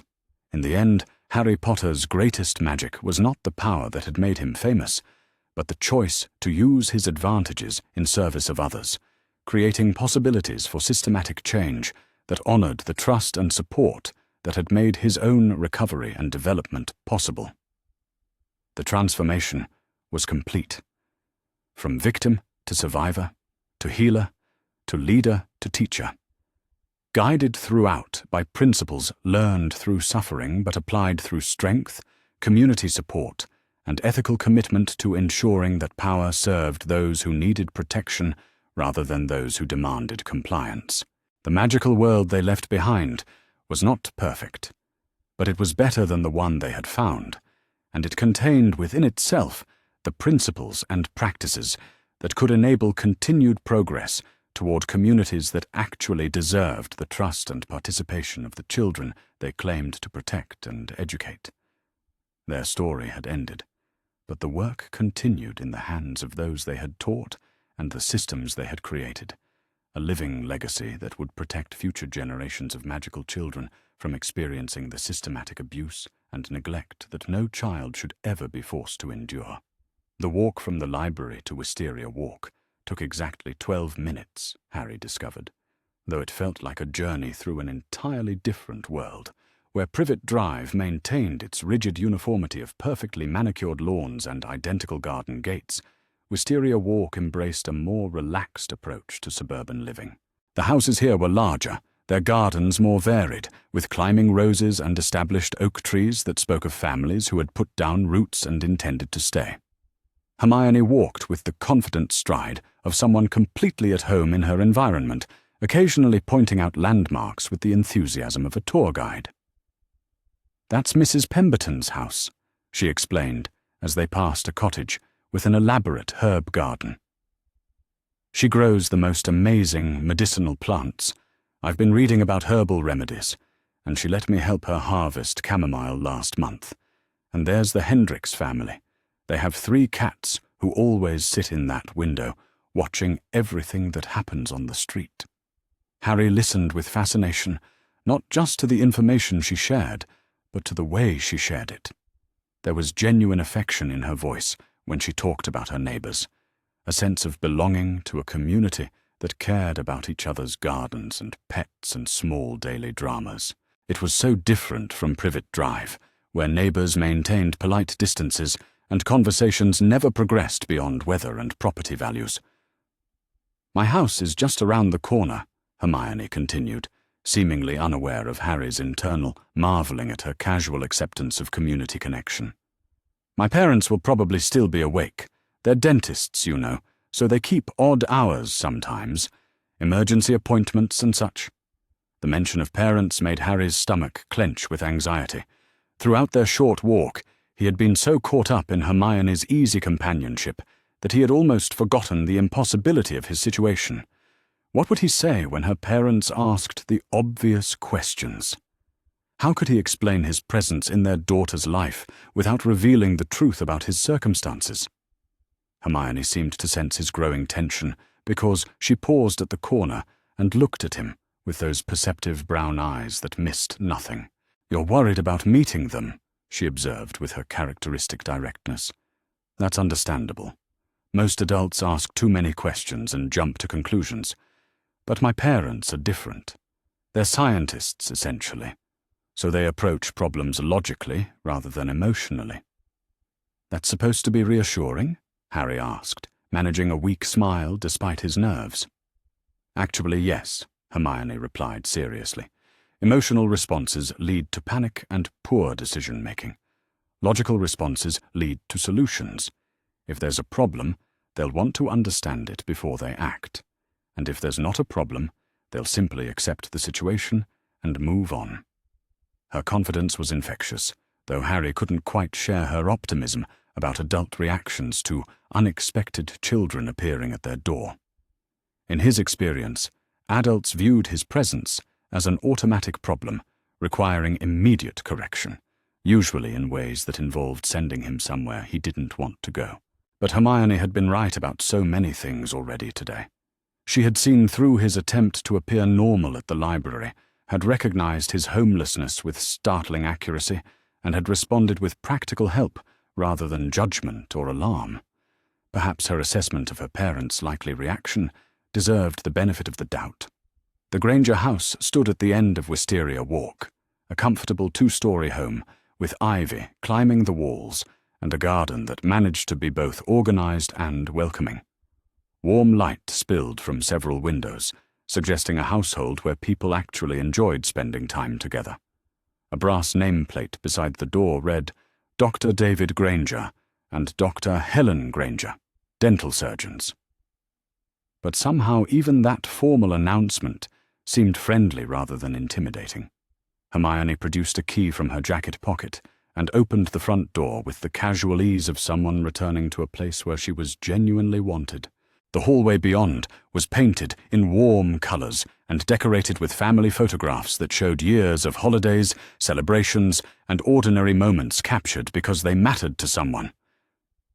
"Mum, Dad, I'm home," Hermione called out, hanging her jacket on a hook that was positioned at exactly the right height for her to reach comfortably. "I've brought a friend." The response came immediately from what Harry assumed was the kitchen, a woman's voice carrying warmth and genuine interest. "A friend? How wonderful. We're just finishing dinner. There's plenty if your friend is hungry." Before Harry could protest or retreat, Hermione had taken his hand and was leading him toward the source of the voice. The kitchen was exactly what Harry had imagined a proper family kitchen should look like, all warm wood and comfortable spaces where people gathered to share more than just meals. 2 adults sat at a large wooden table, both looking up with welcoming smiles as Hermione appeared in the doorway. Dr. Helen Granger had passed her wild hair directly to her daughter, though she had managed to tame hers into a sophisticated style that suggested professional competence without sacrificing personality. Her husband shared Hermione's brown eyes and possessed the same air of intelligent curiosity that made conversation feel like exploration rather than interrogation. "Mum, Dad, this is Harry Potter," Hermione announced, with the same matter-of-fact tone she brought to everything else. "We met at the library today. He doesn't have anywhere to stay tonight, so I invited him home." The directness of her statement left Harry simultaneously mortified and impressed. Most people would have tried to ease into such a revelation, perhaps starting with harmless small talk before gradually revealing the complications, but Hermione had simply presented the essential facts and left her parents to draw their own conclusions. "Doctor." David Granger set down his coffee cup and studied Harry with the same analytical gaze his daughter had employed at the library. But where such scrutiny from adults usually made Harry feel exposed and defensive, there was something genuinely kind in the older man's examination, as if he were trying to understand rather than judge. "Harry Potter," he repeated thoughtfully. "That's quite a distinctive name. And you don't have anywhere to stay tonight?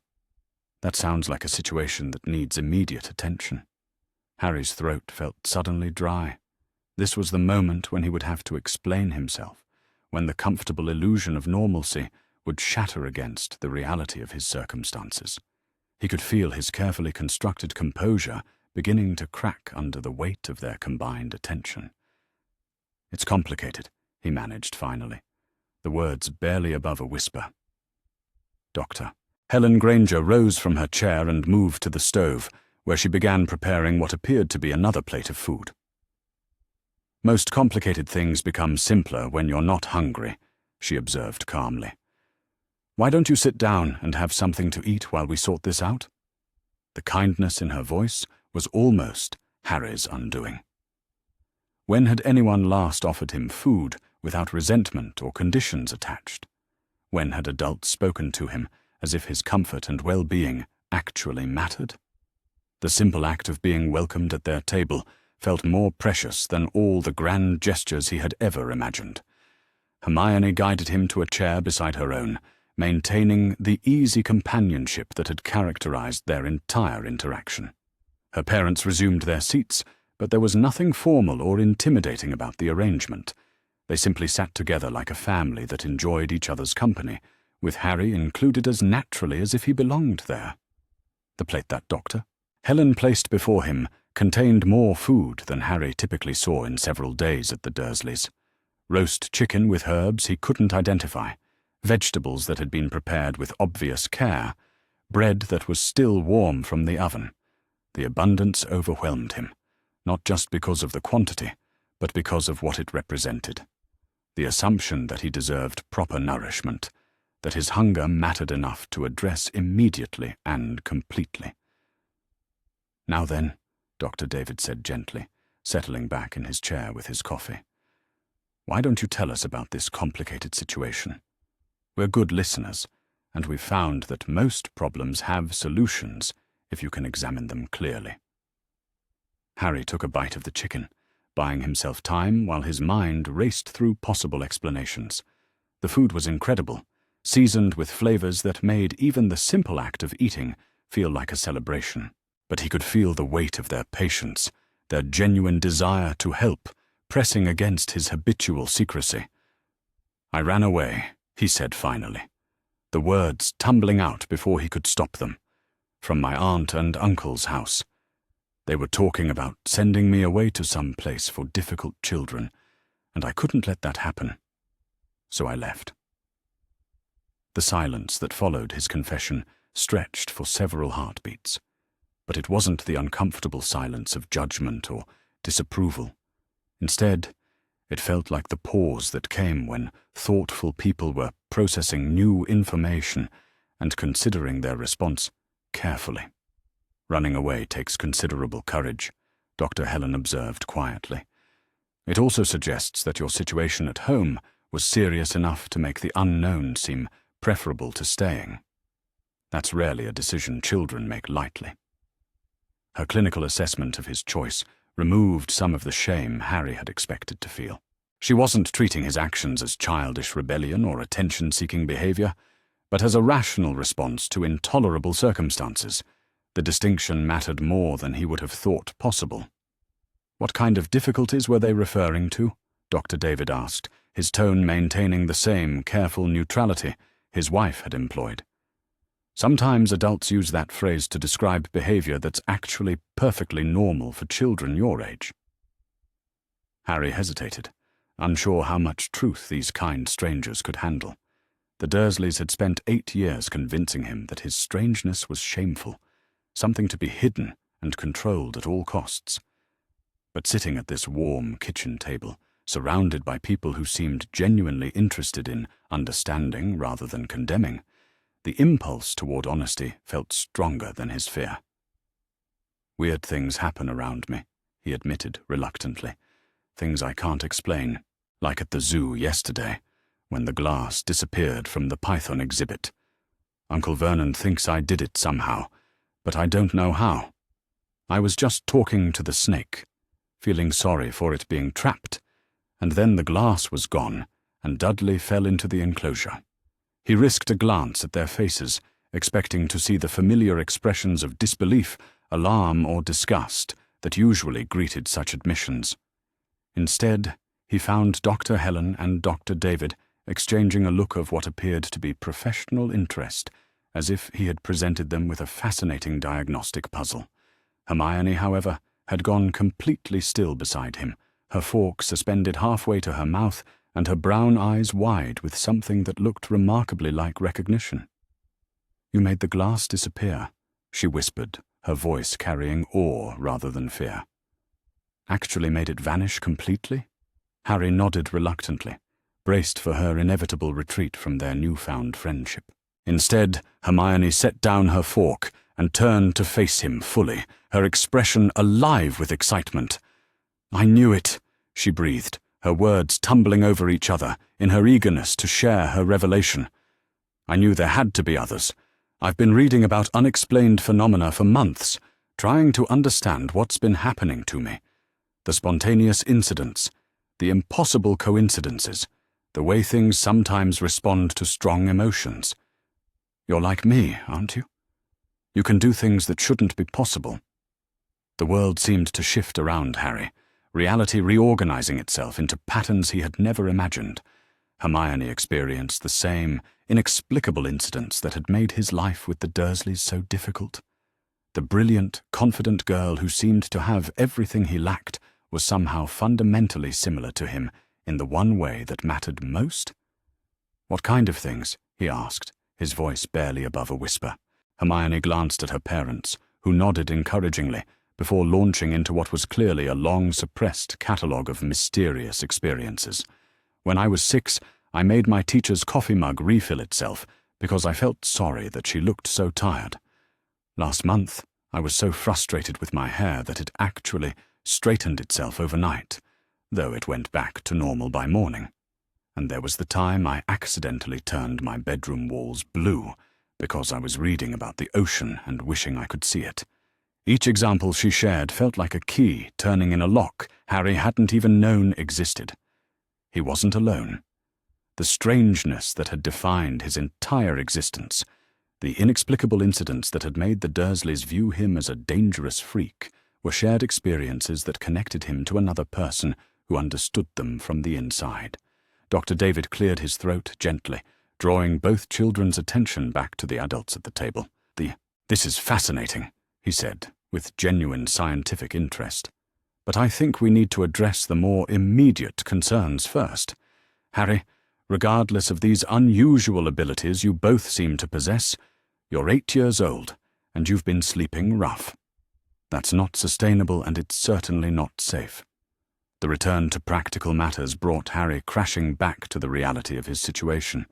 The wonder of discovering someone like himself couldn't change the fact that he had nowhere to go and no legal right to impose on the Grangers' hospitality. Dr. Helen seemed to read his thoughts in his suddenly tense posture. "The first priority is making sure you're safe and cared for," she said firmly. "Everything else can be worked out once we've addressed those basic needs.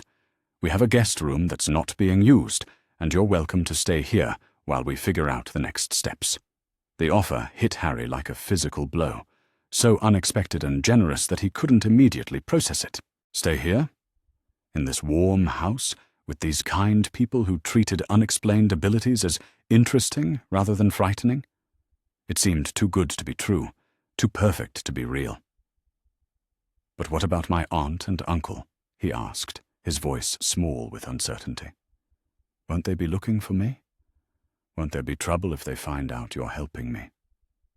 "That's exactly the sort of problem that benefits from logical analysis rather than emotional reaction," Dr. David replied calmly. "Tell us about your living situation with them. Help us understand what we're dealing with." So Harry told them. Haltingly at first, then with growing confidence as their expressions remained supportive rather than shocked, he described 8 years of casual cruelty and systematic neglect. The cupboard under the stairs that served as his bedroom. The meals withheld as punishment for infractions he didn't understand.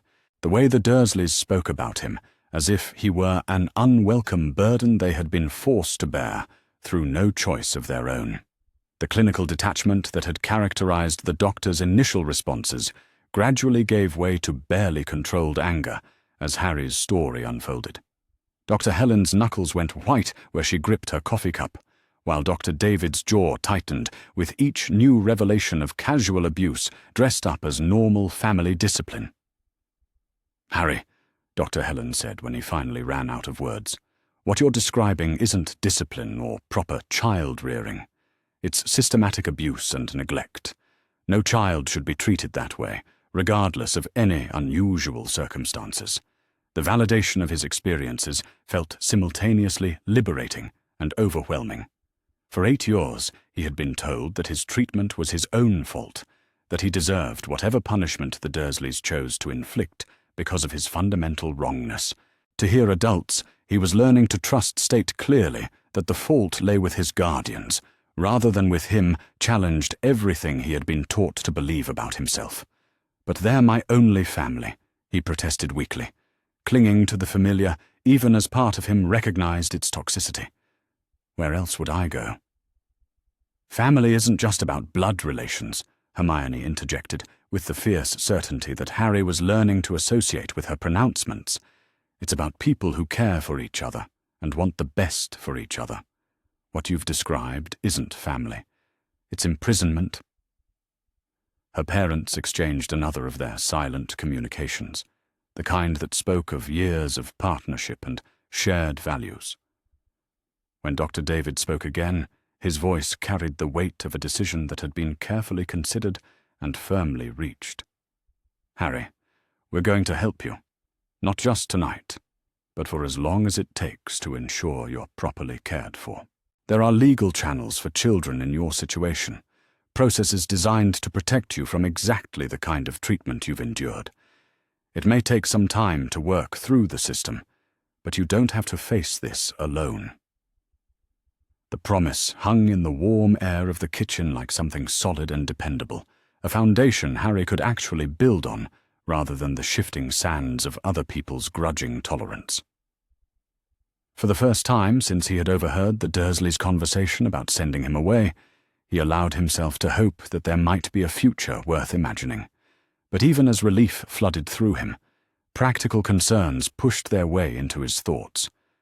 What if the authorities decided the Dursleys were right about him being too difficult to manage? What if his strangeness made him unsuitable for placement with any normal family? What if this wonderful moment of acceptance was just a temporary respite before he was thrust back into a world that had no place for children like him? Hermione seemed to sense the direction of his thoughts, because she reached over and took his hand with the same matter-of-fact kindness that had characterized all her interactions with him. "You're not going back there," she said with absolute certainty. "We won't let that happen. Will we, Mum? Dad?" The unified response from her parents left no room for doubt. "We absolutely will not let that happen," Dr. Helen confirmed, her voice carrying the steel of someone who had made a commitment and intended to keep it regardless of obstacles. But Harry had learned not to trust easily, not to accept promises of safety from adults who might change their minds when his care became inconvenient or complicated. "What if they discover more about these weird things that happen around me?" he asked hesitantly. "What if they decide I'm too much trouble?" "Doctor," David leaned forward slightly, his expression serious but warm. "Harry, both Helen and I are scientists by training and inclination. We don't fear what we don't understand. We study it. If you and Hermione share some kind of unusual abilities, then we want to help you both understand and develop them safely. That's not trouble. That's opportunity."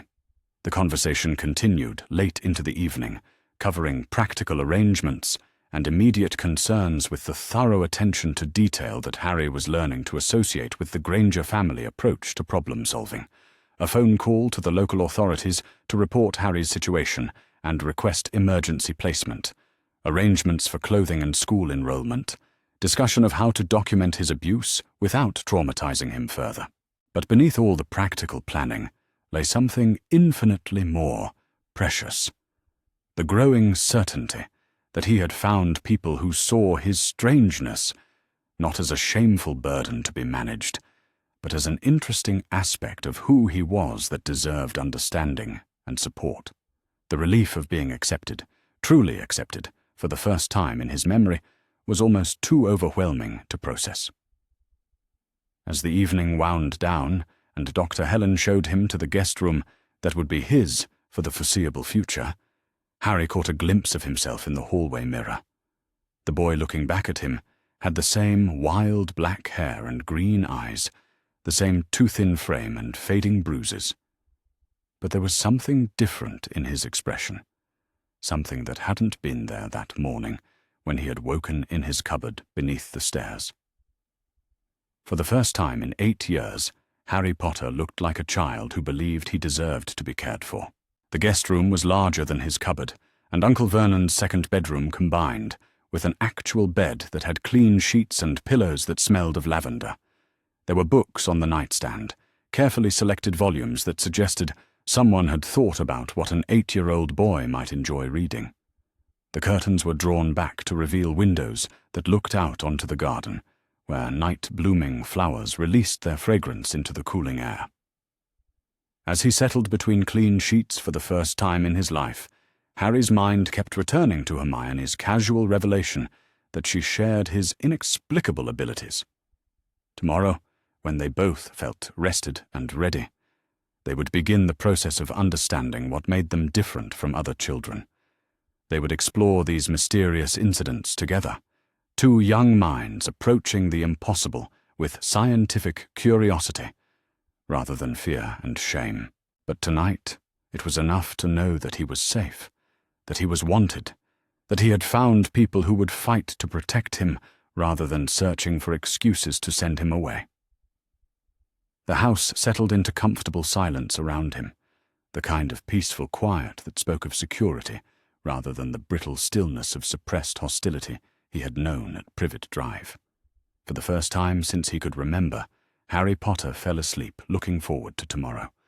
Harry woke to sunlight streaming through real windows and the distant sound of birds singing in what he was slowly learning to think of as his garden. The disorientation lasted only a moment before memory flooded back. The escape, the library, Hermione's extraordinary kindness, and the Grangers' promise of protection. He lay still for several precious minutes, savouring the sensation of clean sheets and the absence of the musty cupboard smell that had defined his mornings for 8 years. The house around him hummed with the comfortable sounds of a family beginning their day. Water running in pipes that weren't constantly threatening to burst, footsteps that moved with purpose rather than anger, voices that carried affection instead of barely restrained irritation. It was a symphony of normalcy that Harry had never experienced, and he found himself reluctant to break the spell by getting up and rejoining the world. A soft knock at his door interrupted his peaceful reverie. "Come in," he called, sitting up and automatically running his hands through his impossible hair in a futile attempt to make it presentable. Dr. Helen entered, carrying a breakfast tray that made Harry's eyes widen with amazement. Fresh orange juice, toast with real butter, eggs that had been cooked with obvious care, and a bowl of fruit that looked as if it had been selected from a magazine photograph. But it was the small vase holding a single daffodil from the garden that nearly undid him completely. Someone had thought he deserved flowers with his breakfast. "Good morning, Harry," she said warmly, setting the tray on the bedside table within easy reach. "I thought you might prefer to eat up here this morning, give you a chance to adjust gradually. David's already left for the surgery, but he wanted me to tell you that he's started making some phone calls about your situation." The mention of official involvement made Harry's stomach clench with familiar anxiety. "What kind of phone calls?" he asked, trying to keep his voice steady. Dr. Helen settled into the chair by the window, her manner calm and reassuring. "The kind that will help ensure your safety and legal protection. There are proper channels for children in situations like yours, Harry. Social services, family court, advocacy groups that specialize in cases involving abuse and neglect. David has colleagues who work in those systems, people who understand how to navigate the bureaucracy effectively." Harry picked up a piece of toast, more to occupy his hands than from hunger, though the smell was making his mouth water despite his nerves. "What if they don't believe me?" he asked quietly. "What if they think I'm making it up or exaggerating?" The question seemed to genuinely surprise Dr. Helen, as if the possibility hadn't occurred to her. "Harry, you have physical evidence of neglect and abuse that any medical professional would recognize immediately. Your malnutrition, your untreated injuries, your dental problems, the way you flinch when adults raise their voices, the developmental delays caused by chronic stress. None of that can be faked or exaggerated. It tells a story that supports everything you've told us. Her clinical assessment should have felt impersonal, but instead it carried the validation he desperately needed. Someone with medical expertise was confirming that his experiences had been real, that the damage done to him was visible and documentable, and not something he had imagined or brought upon himself. "But what about the other things?" Harry pressed, voicing the fear that had kept him awake for the last hour of the night. "The strange incidents, the things that happen around me that I can't explain.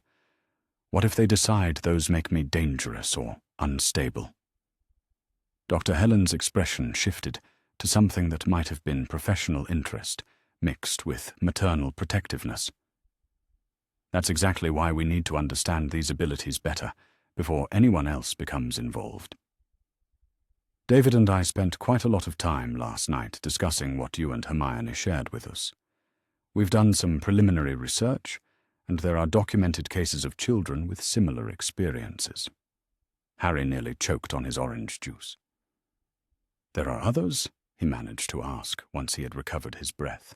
"More than you might think," Dr. Helen replied with a slight smile. "The scientific literature is limited, because most families don't report such incidents. But there are patterns if you know how to look for them. Children who seem to influence their environment through emotional states, unexplained phenomena that correlate with stress or strong feelings, abilities that appear to bypass normal physical laws." She paused, studying Harry's face with the same careful attention her husband and daughter brought to their analysis of complex problems. "David and I are scientists, Harry. We don't dismiss unexplained phenomena as impossible simply because we don't understand the mechanisms involved. We investigate, we gather data, we form hypotheses, and test them systematically. If you and Hermione possess abilities that fall outside normal human parameters, then those abilities deserve proper study and understanding." The breakfast tray sat forgotten as Harry processed this revolutionary perspective on the strangeness that had defined his existence. Instead of viewing his inexplicable incidents as shameful secrets that needed to be hidden and controlled, the Grangers approached them as natural phenomena worthy of scientific investigation. The difference in attitude was so profound that it felt like stepping into an entirely different universe. Hermione appeared in the doorway at that moment, already dressed and carrying what appeared to be several thick books under her arm. Her hair was even more magnificent in the morning sunlight, defying gravity and logic in ways that suggested her own abilities might be expressing themselves in unconscious ways. "I've been researching," she announced without preamble, settling cross-legged on the end of Harry's bed with the casual intimacy of someone who had never learned to doubt her welcome anywhere. "I stayed up most of the night going through every reference I could find about spontaneous psychokinetic events, statistical anomalies in probability outcomes around certain individuals, and historical accounts of unexplained abilities manifesting in childhood." Dr. Helen raised an eyebrow at her daughter's typical approach to problems that interested her. "Please tell me you got some sleep, Hermione." "A few hours," Hermione replied dismissively, her attention already focused on opening her books to pages marked with strips of paper. "But this is fascinating, Mum. There are patterns, documented cases going back centuries, children who could influence physical matter through mental focus, families with histories of unexplained incidents, communities that developed protective traditions around individuals with unusual abilities." She spread one of the books across the bed where Harry could see it, pointing to a passage that had been highlighted in her characteristic thorough manner. "Look at this account from a Welsh village in the 18th century. A child who could make objects move without touching them, heal minor injuries by laying on hands, and communicate with animals in ways that suggested actual understanding rather than mere training." The description sent chills down Harry's spine, not because it frightened him, but because it felt like reading about himself in historical documentation. Someone else had experienced the same impossible incidents, had possessed the same inexplicable connection to the world around them that Harry had always assumed made him uniquely strange. "What happened to him?" Harry asked, though he wasn't certain he wanted to hear the answer. Hermione's expression grew more serious as she flipped to another marked page. "That's where it gets interesting. Instead of being persecuted or hidden away, he was apprenticed to the local healer and eventually became a respected member of the community. There are records of his work treating both human and animal ailments, mediating disputes, and helping with agricultural problems that normal methods couldn't solve. The possibility that his abilities could be useful rather than shameful, that they might represent gifts to be developed rather than flaws to be suppressed, was so foreign to Harry's experience that he couldn't immediately process it. 8 years of being told he was a freak, a burden, a source of trouble and embarrassment, had created deep patterns of thinking that couldn't be easily overturned. "But there must have been others who weren't so fortunate," he said quietly. "Others who were treated the way the Dursleys treated me." Hermione nodded soberly. "Unfortunately, yes. There are accounts of children being abandoned, institutionalized or worse, because their families couldn't cope with abilities they didn't understand. But Harry, that's exactly why proper support and education are so important. When these abilities are approached with understanding and appropriate guidance, they seem to develop in positive directions. When they're suppressed or feared, they can become unstable and potentially dangerous." Dr. Helen had been listening to this exchange with growing interest, occasionally glancing at the books Hermione had assembled with what appeared to be professional curiosity. "Where exactly are you finding this information, sweetheart?" she asked. "These don't look like typical reference materials." Hermione's expression took on the slightly sheepish quality that suggested she had perhaps pushed the boundaries of normal research methods. "I may have contacted some university libraries and mentioned that I was working on a paper about historical anomalies in child development," she admitted, "and possibly implied that I was older than I actually am. But the research is legitimate, and the sources are properly documented." Her mother's expression suggested that they would be having a conversation about appropriate research ethics later, but for the moment she seemed more interested in the content than the methods. "What exactly are you hoping to accomplish with all this investigation?" "I want to understand what Harry and I are," Hermione replied, with the kind of determined intensity that Harry was learning to associate with her approach to any problem that captured her interest. "I want to know if there are others like us, whether there are safe ways to develop these abilities, and most importantly, whether there's some kind of community or support system for people who experience these phenomena." The idea of a community of people like himself was so appealing that Harry felt his chest tighten with longing. To belong somewhere, to be understood and accepted, not despite his strangeness but because of it, represented everything he had never dared to hope for. "That's a worthy goal," Dr. Helen said thoughtfully, "but it's also going to require careful planning and probably some adult assistance. The kind of research you're describing touches on areas that might attract unwanted attention if not handled properly." Before Hermione could respond, the sound of the front doorbell interrupted their conversation. Dr. Helen's expression immediately shifted to something more alert and protective, the kind of change that came when unexpected visitors arrived during sensitive discussions. "I'll get that," she said, rising from her chair with the brisk efficiency that characterized her professional manner. "Harry, why don't you finish your breakfast while Hermione shows you what else she's discovered? We may need to put our research planning on hold depending on who's at the door." The sound of voices drifting up from the front hall made Harry's anxiety spike to levels that threatened to overwhelm his barely recovered sense of security. Official voices, the kind that spoke in measured tones about regulations and proper procedures and decisions that would be made for him rather than with him. "Social services," Hermione said quietly, recognizing the same tones Harry had identified. "It's all right. This is what's supposed to happen when children need protection. My parents know how to handle this sort of thing." "But what if they decide the Dursleys were right about me?" Harry asked, his voice barely above a whisper. "What if they think I'm too much trouble and send me somewhere worse?" Hermione reached over and took his hand with the same matter-of-fact kindness she had shown the night before. "That's not going to happen, Harry. My parents documented everything you told us last night, including photographic evidence of your injuries and malnutrition. They've prepared a medical assessment that shows clear signs of systematic abuse and neglect. No one who reviews that evidence could conclude that you were the problem." Her confidence was infectious, but Harry had learned not to trust adult institutions that claimed to protect children.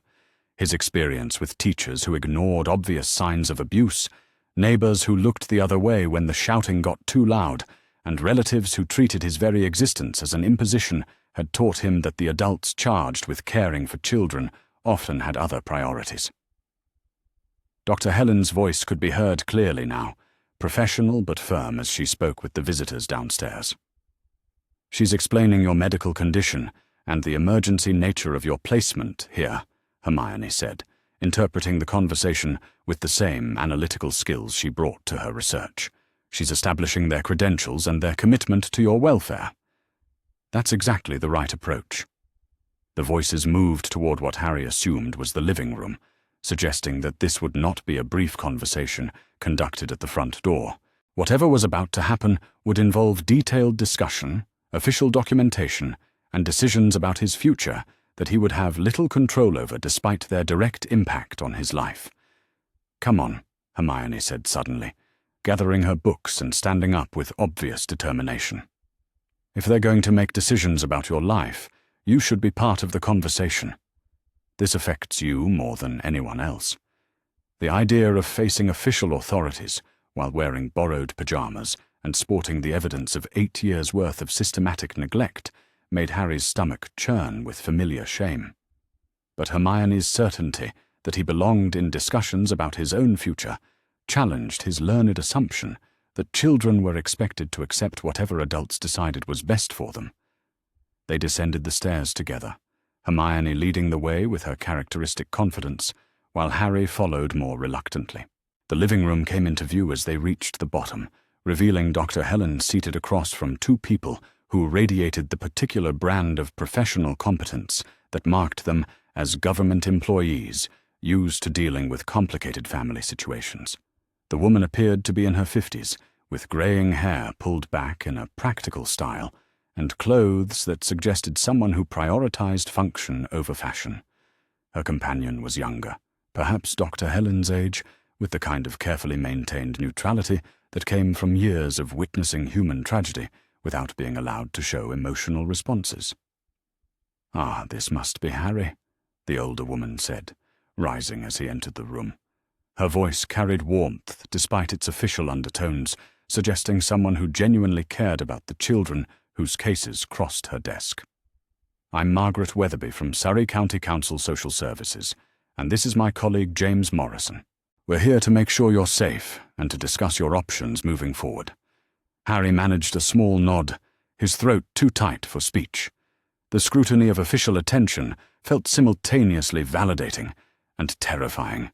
Confirmation that his situation was serious enough to warrant intervention, but also that his life was about to change in ways he couldn't predict or control.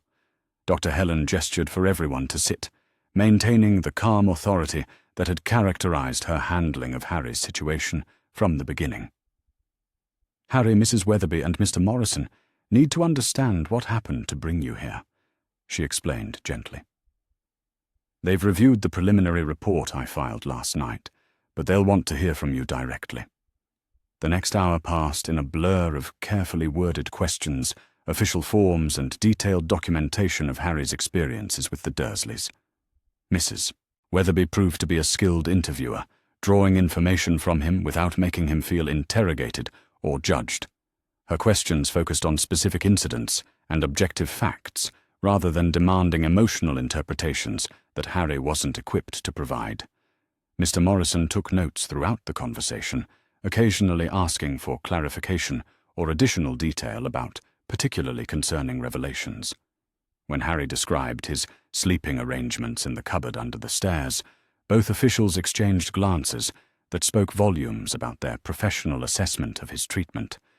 The physical examination that followed was conducted with the same sensitivity Dr. Helen present throughout to provide medical context and ensure Harry's comfort. The documentation of his injuries, malnutrition, and developmental delays created an objective record that would speak for him in ways his own words might not be believed. "What happens now?" Harry asked when the formal questioning had concluded and the officials were preparing their preliminary assessment. Mrs. Weatherby consulted her notes before responding, her expression grave but not unsympathetic. "Your situation clearly constitutes serious neglect and abuse, Harry. There's no question that you cannot return to your previous placement. Our immediate priority is ensuring your continued safety while we work through the legal processes required for permanent custody arrangements." The relief that flooded through Harry at hearing official confirmation that he would not be returned to the Dursleys was so intense it left him temporarily lightheaded.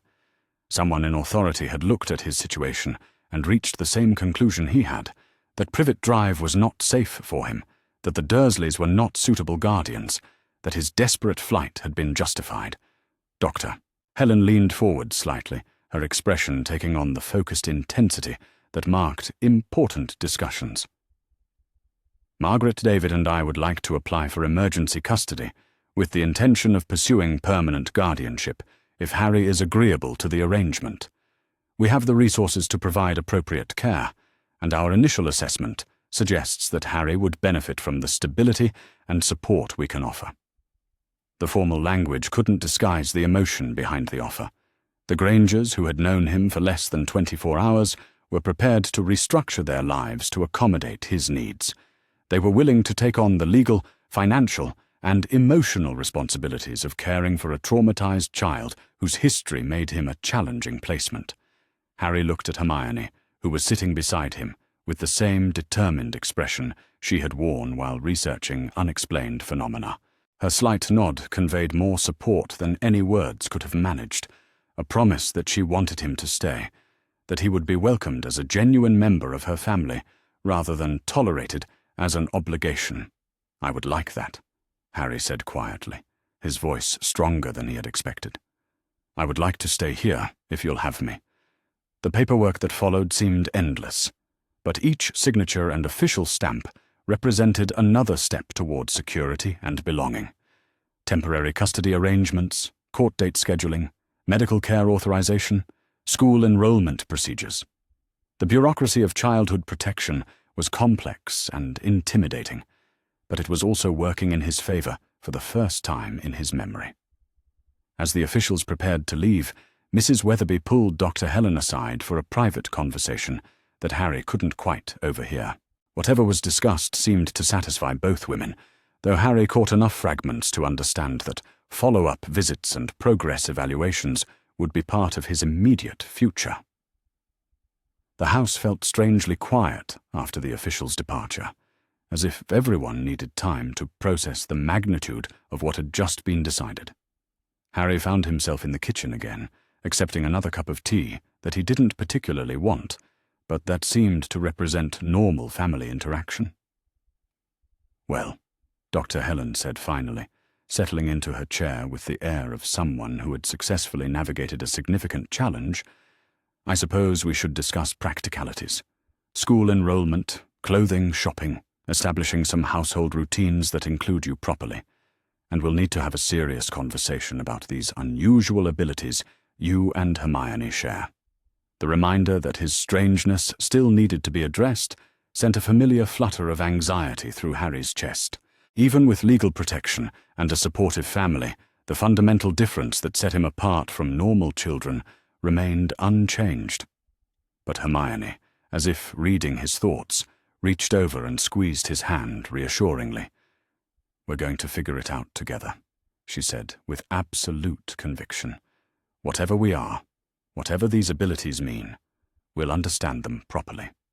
And we'll make sure they develop in positive directions rather than causing problems." Her confidence in their ability to master the inexplicable was infectious, but Harry couldn't quite shake the feeling that they were venturing into territory that might be more dangerous than either of them realized. The abilities that had made his life with the Dursleys so difficult might pose different kinds of challenges in a family that encouraged rather than suppressed their development. "Doctor." Helen seemed to sense his continued anxiety, because she leaned forward with the same reassuring expression she had worn throughout their conversations about his situation. "Harry, I want you to understand something important. The unusual incidents you've experienced don't make you dangerous or unwelcome in this family. They make you interesting, and possibly gifted in ways we don't fully understand yet. Our job is to help you develop those gifts safely and positively, not to suppress or fear them." The promise felt like stepping into sunlight after years in shadow, but Harry had learned to be cautious about believing in good things that seemed too wonderful to last. What if studying these abilities attracts the wrong kind of attention? He asked. What if there are people who would want to use them for harmful purposes, or who would see us as threats to be eliminated? The question clearly surprised Dr. Helen, suggesting that she hadn't considered the possibility of their research leading to unwanted complications. It was Hermione who answered, her voice carrying the same analytical tone she brought to all complex problems. "That's exactly why we need to be careful about how we proceed," she said thoughtfully.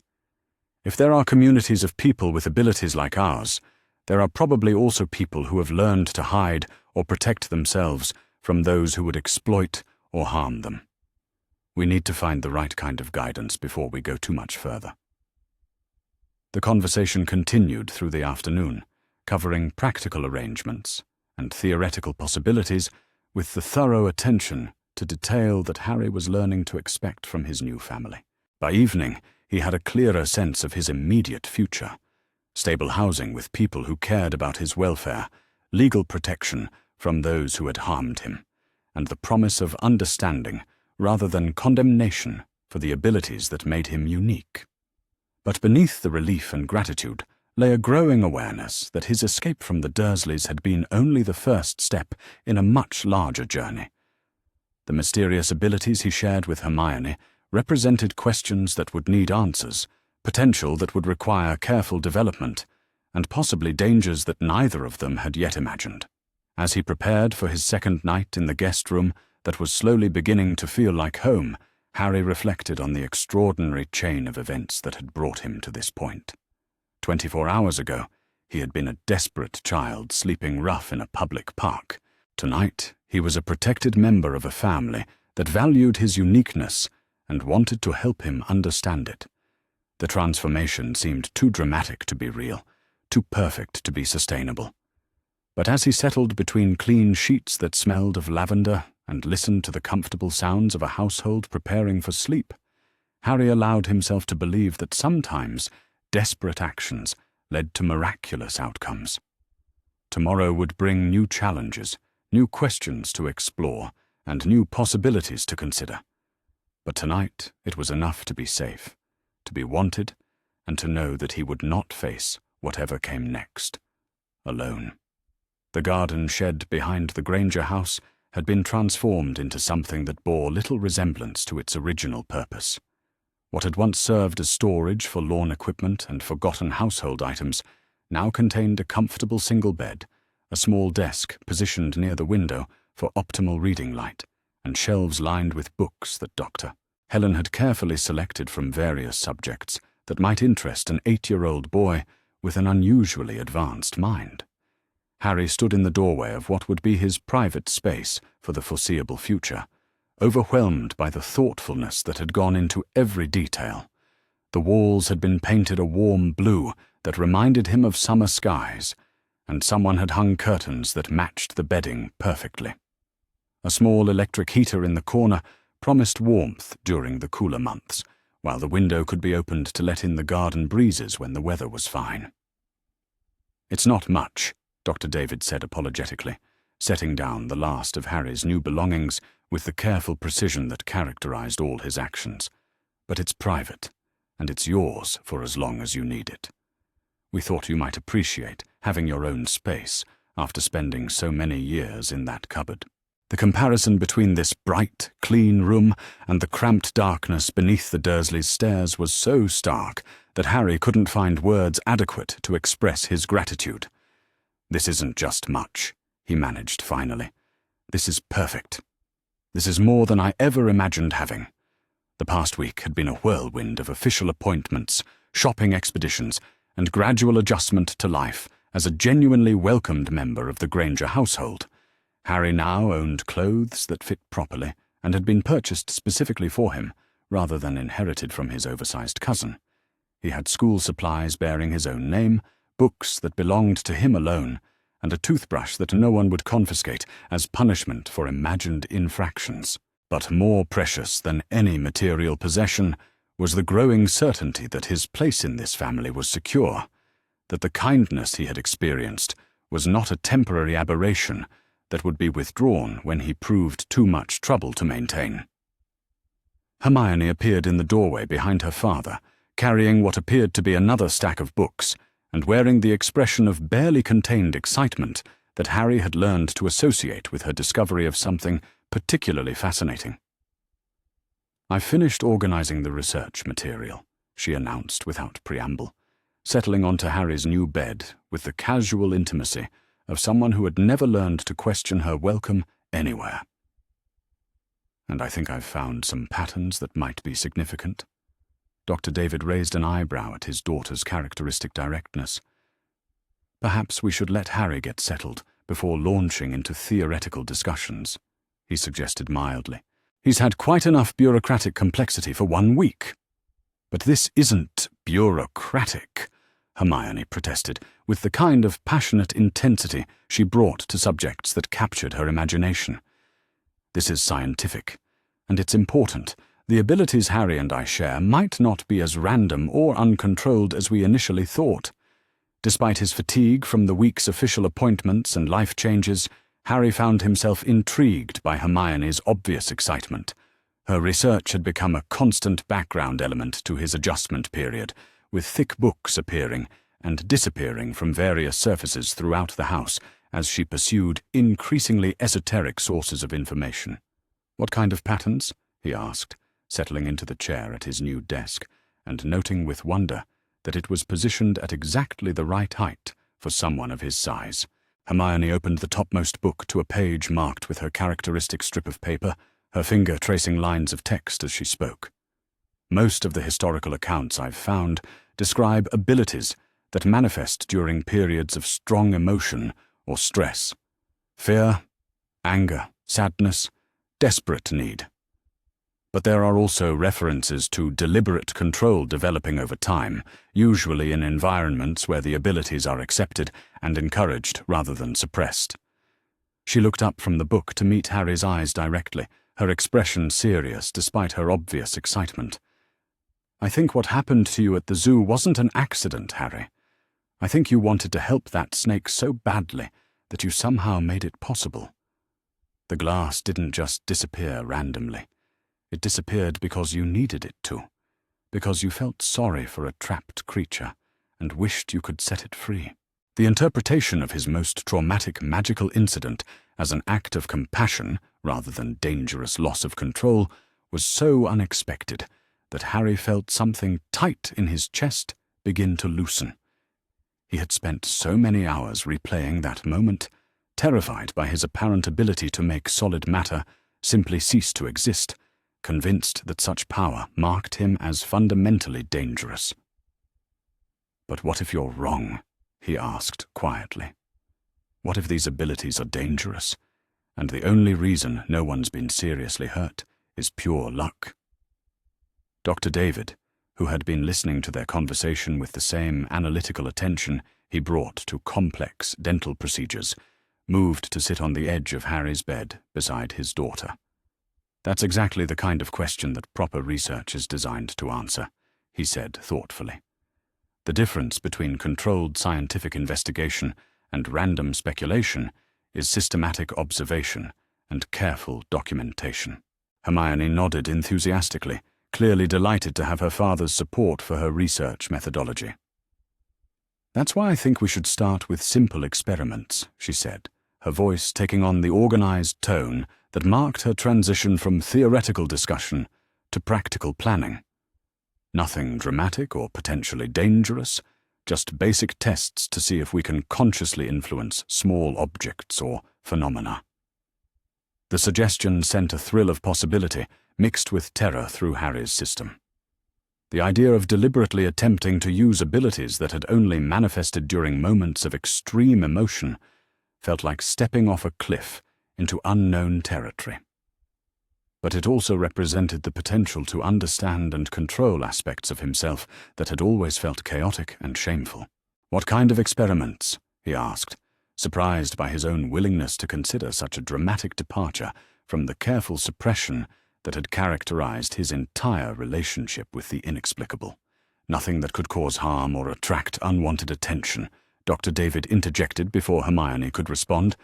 "If we're going to explore these abilities, we need to establish safety parameters and documentation procedures from the beginning.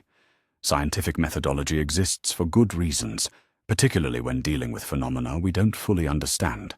Hermione's expression suggested that she had already considered such precautions, though she appreciated her father's reminder of proper research protocols.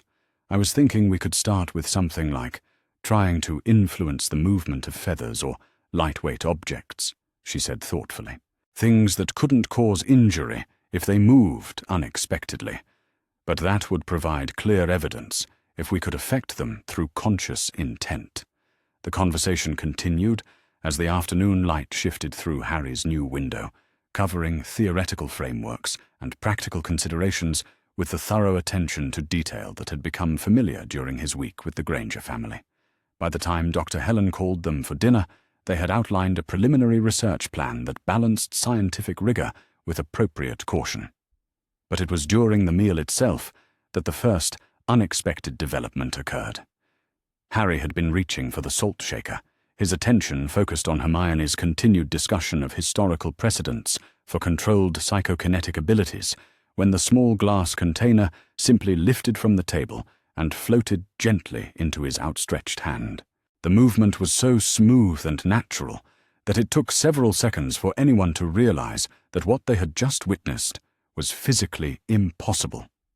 The silence that followed stretched for several heartbeats, all 4 family members staring at the salt shaker that now rested in Harry's palm, as if it had always belonged there. Harry himself felt a curious absence of the fear or shame that had always accompanied his previous inexplicable incidents. Instead, he experienced something that might have been satisfaction, as if some part of him had recognized the rightness of using his abilities in the service of simple daily needs. "Well," Dr. Helen said finally, her voice carefully neutral, despite what Harry was learning to recognize as her expression of professional fascination. "That was considerably more advanced than feathers and lightweight objects." Hermione was practically vibrating with excitement, her dinner forgotten as she leaned forward to study Harry's face with intense curiosity. "Did you do that deliberately?" she asked, breathlessly. "Did you consciously decide to make it move, or did it just happen automatically?" Harry considered the question seriously, trying to analyze the mental processes that had preceded the Saltshaker's impossible journey. "I think I wanted it to come to me," he said slowly. "Not in the way you usually want things, but more like the way you want your hand to move when you reach for something." It felt unnatural, like it was supposed to work that way. The distinction he was drawing seemed to resonate with Dr. David, who had set down his fork and was regarding Harry with the same focused attention he might bring to a particularly complex dental case. "That suggests a level of integration between conscious intent and unconscious ability that's quite sophisticated," he observed. "Most of the accounts Hermione has shared describe abilities that remain largely involuntary, even after years of experience." But before Harry could respond to this assessment, Hermione made a small sound of surprise and pointed to her own water glass, which had begun to refill itself from the pitcher in the center of the table. The liquid moved in a steady stream that defied gravity, flowing upward in an elegant arc that sparkled in the dining room light. The demonstration lasted only a few seconds before Hermione's conscious awareness of what was happening seemed to break her concentration, causing the water to splash back into the pitcher with enough force to wet the tablecloth. But the brief display had been unmistakably deliberate, controlled in a way that suggested genuine mastery rather than accidental manifestation. "I felt what you meant," she said to Harry, her voice filled with wonder. "About wanting something in a different way than normal wanting, like the water was supposed to be in my glass. So asking it to move there was just reminding it of where it belonged. Doctora Helen and Doctora."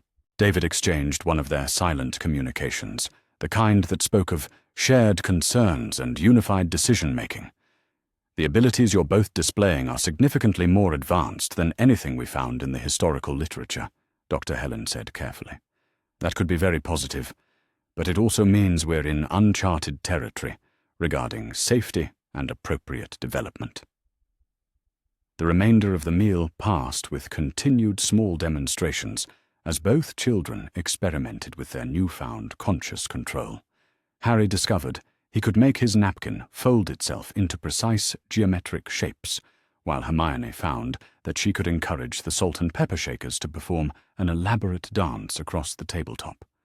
Each success brought fresh wonder, but also growing awareness of the magnitude of what they were accessing. It was Dr. David who finally voiced the concern that was beginning to weigh on all their minds. "These abilities are remarkable," he said, as they cleared the dinner dishes through a combination of conventional methods and gentle psychokinetic assistance. "But they're also completely outside normal human experience. We need to consider the implications of continued development, both for your own safety and for the potential reactions of others who might observe or learn about what you can do." The reminder that their abilities might be viewed as threatening rather than wonderful by the wider world brought Harry back to familiar territory of fear and self-doubt. "What if we can't control them properly?" he asked. "What if they get stronger and we accidentally hurt someone or damage something important?" Hermione, who had been coaxing a spoon to stir her tea without any physical contact, paused in her demonstration to consider Harry's concern. "That's why we need to understand them systematically, rather than just experimenting randomly," she said thoughtfully. "If these abilities follow consistent principles, then we should be able to develop reliable methods for controlling and directing them safely." But her confidence couldn't entirely dispel Harry's growing anxiety about the implications of their discoveries. The week of legal proceedings and family integration had given him a stability he had never experienced, but it had also made him acutely aware of how much he had to lose if his strangeness became too problematic for even the most accepting adults to tolerate. The evening's research session took place in Harry's new room, with both children settled comfortably on his bed, while various small objects arranged themselves around them in response to their experimental directions. Dr. Helen had provided them with an assortment of lightweight items specifically chosen for safety: feathers, pieces of cloth, empty plastic containers, and wooden blocks that could cause minimal damage even if they moved unexpectedly.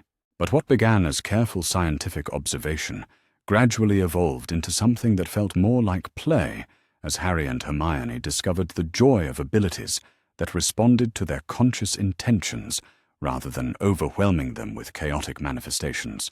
They learned to make paper airplanes navigate complex flight patterns, encourage flowers to bloom more fully, and even influence the behavior of the goldfish in Hermione's small aquarium. The most remarkable discovery came when they attempted to work together on the same task, combining their individual abilities to achieve effects that neither could produce alone. When Harry focused on lifting a small wooden ball, while Hermione concentrated on controlling its movement, the result was a graceful aerial dance that lasted for several minutes without either child showing signs of strain or fatigue. "We're stronger together," Hermione observed, as the wooden ball finally settled back onto Harry's desk. "Not just individually stronger, but accessing abilities that only seem to exist when we're both participating. The realization that their connection might enhance, rather than simply complement their individual gifts, added another layer of complexity to their situation. Harry had spent 8 years believing that his strangeness isolated him from meaningful relationships with other people. The discovery that his deepest friendship might actually amplify his most unusual characteristics felt like stepping into territory that was simultaneously wonderful and terrifying.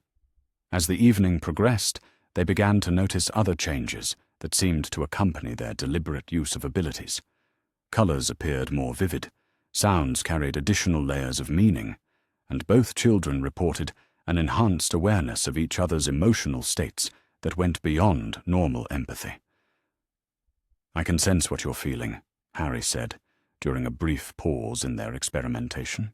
"Not just from your expressions or body language, but like a warm feeling in my chest that gets stronger when you're happy and dimmer when you're worried." Hermione nodded, her eyes wide with recognition. "It's the same for me, and it's not intrusive or overwhelming, just like having better peripheral vision, but for emotions instead of physical surroundings." The connection they were describing sounded remarkably similar to phenomena that Dr. Helen had encountered in her research into bonding behaviors in various animal species, though she had never heard of such abilities manifesting between humans. The implications for their understanding of consciousness, empathy, and the fundamental nature of mental connections were staggering.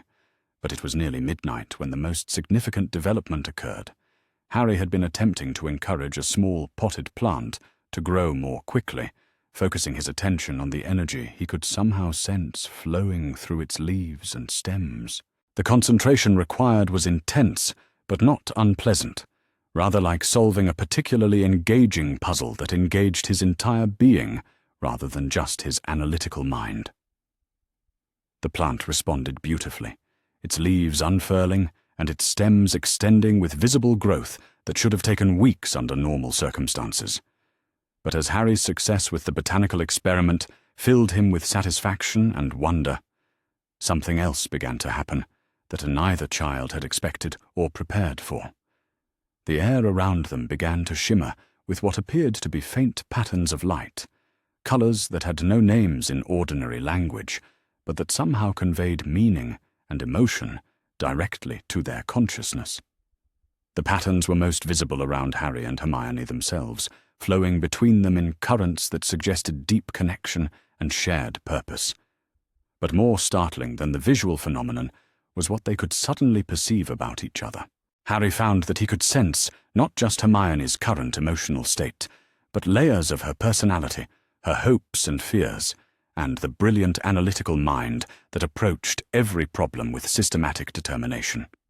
In return, he felt her awareness of his own inner landscape, the resilience he had developed through years of adversity, and the profound gratitude that colored his every interaction with genuine kindness. The experience lasted only a few moments before their conscious amazement at what was happening seemed to disrupt the delicate conditions that had made it possible. But those moments had been enough to fundamentally alter their understanding of what their abilities might represent and where their continued development might lead them.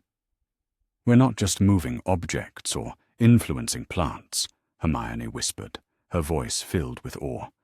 "We're accessing something much deeper than that, something that connects consciousness itself to the physical world in ways that normal science doesn't recognize or understand."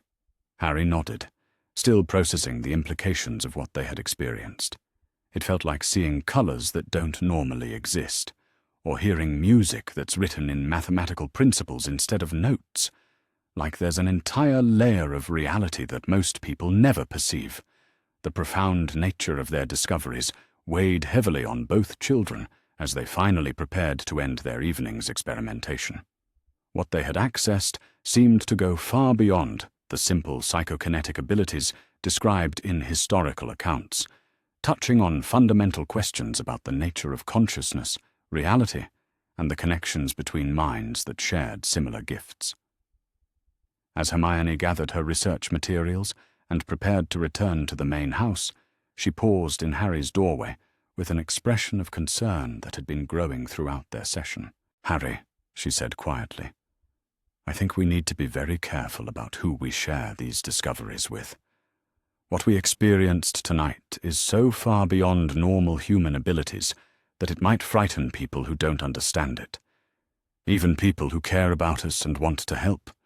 The warning resonated with Harry's own instincts about the magnitude of what they were accessing, the enhanced connection they had achieved, the ability to perceive each other's inner experiences directly, and the strange visual phenomena that had accompanied their deepest concentration, all suggested that they were venturing into territory that might be genuinely dangerous if not approached with appropriate caution. But even as he acknowledged the risks, Harry felt a deep satisfaction at finally understanding that his strangeness served a purpose, that the abilities that had made his life with the Dursleys so difficult were actually gifts that could be developed and used positively. The shame and fear that had characterized his relationship with the inexplicable were gradually being replaced by wonder and determination to understand his capabilities fully. As he settled into bed in his own private space, surrounded by belongings that were truly his, and secure in the knowledge that he was genuinely wanted by people who valued his uniqueness, Harry reflected on the extraordinary journey that had brought him to this point. A week ago, he had been a desperate child with no resources beyond his own determination to survive. Tonight, he was a protected member of a loving family, with abilities that might represent possibilities he had never dared to imagine. The future remained uncertain, filled with questions that would require careful investigation and discoveries that might challenge everything they thought they understood about reality itself. But for the first time in his life, Harry Potter faced the unknown with excitement rather than fear, confident that whatever lay ahead would be explored in the company of people who understood and supported him.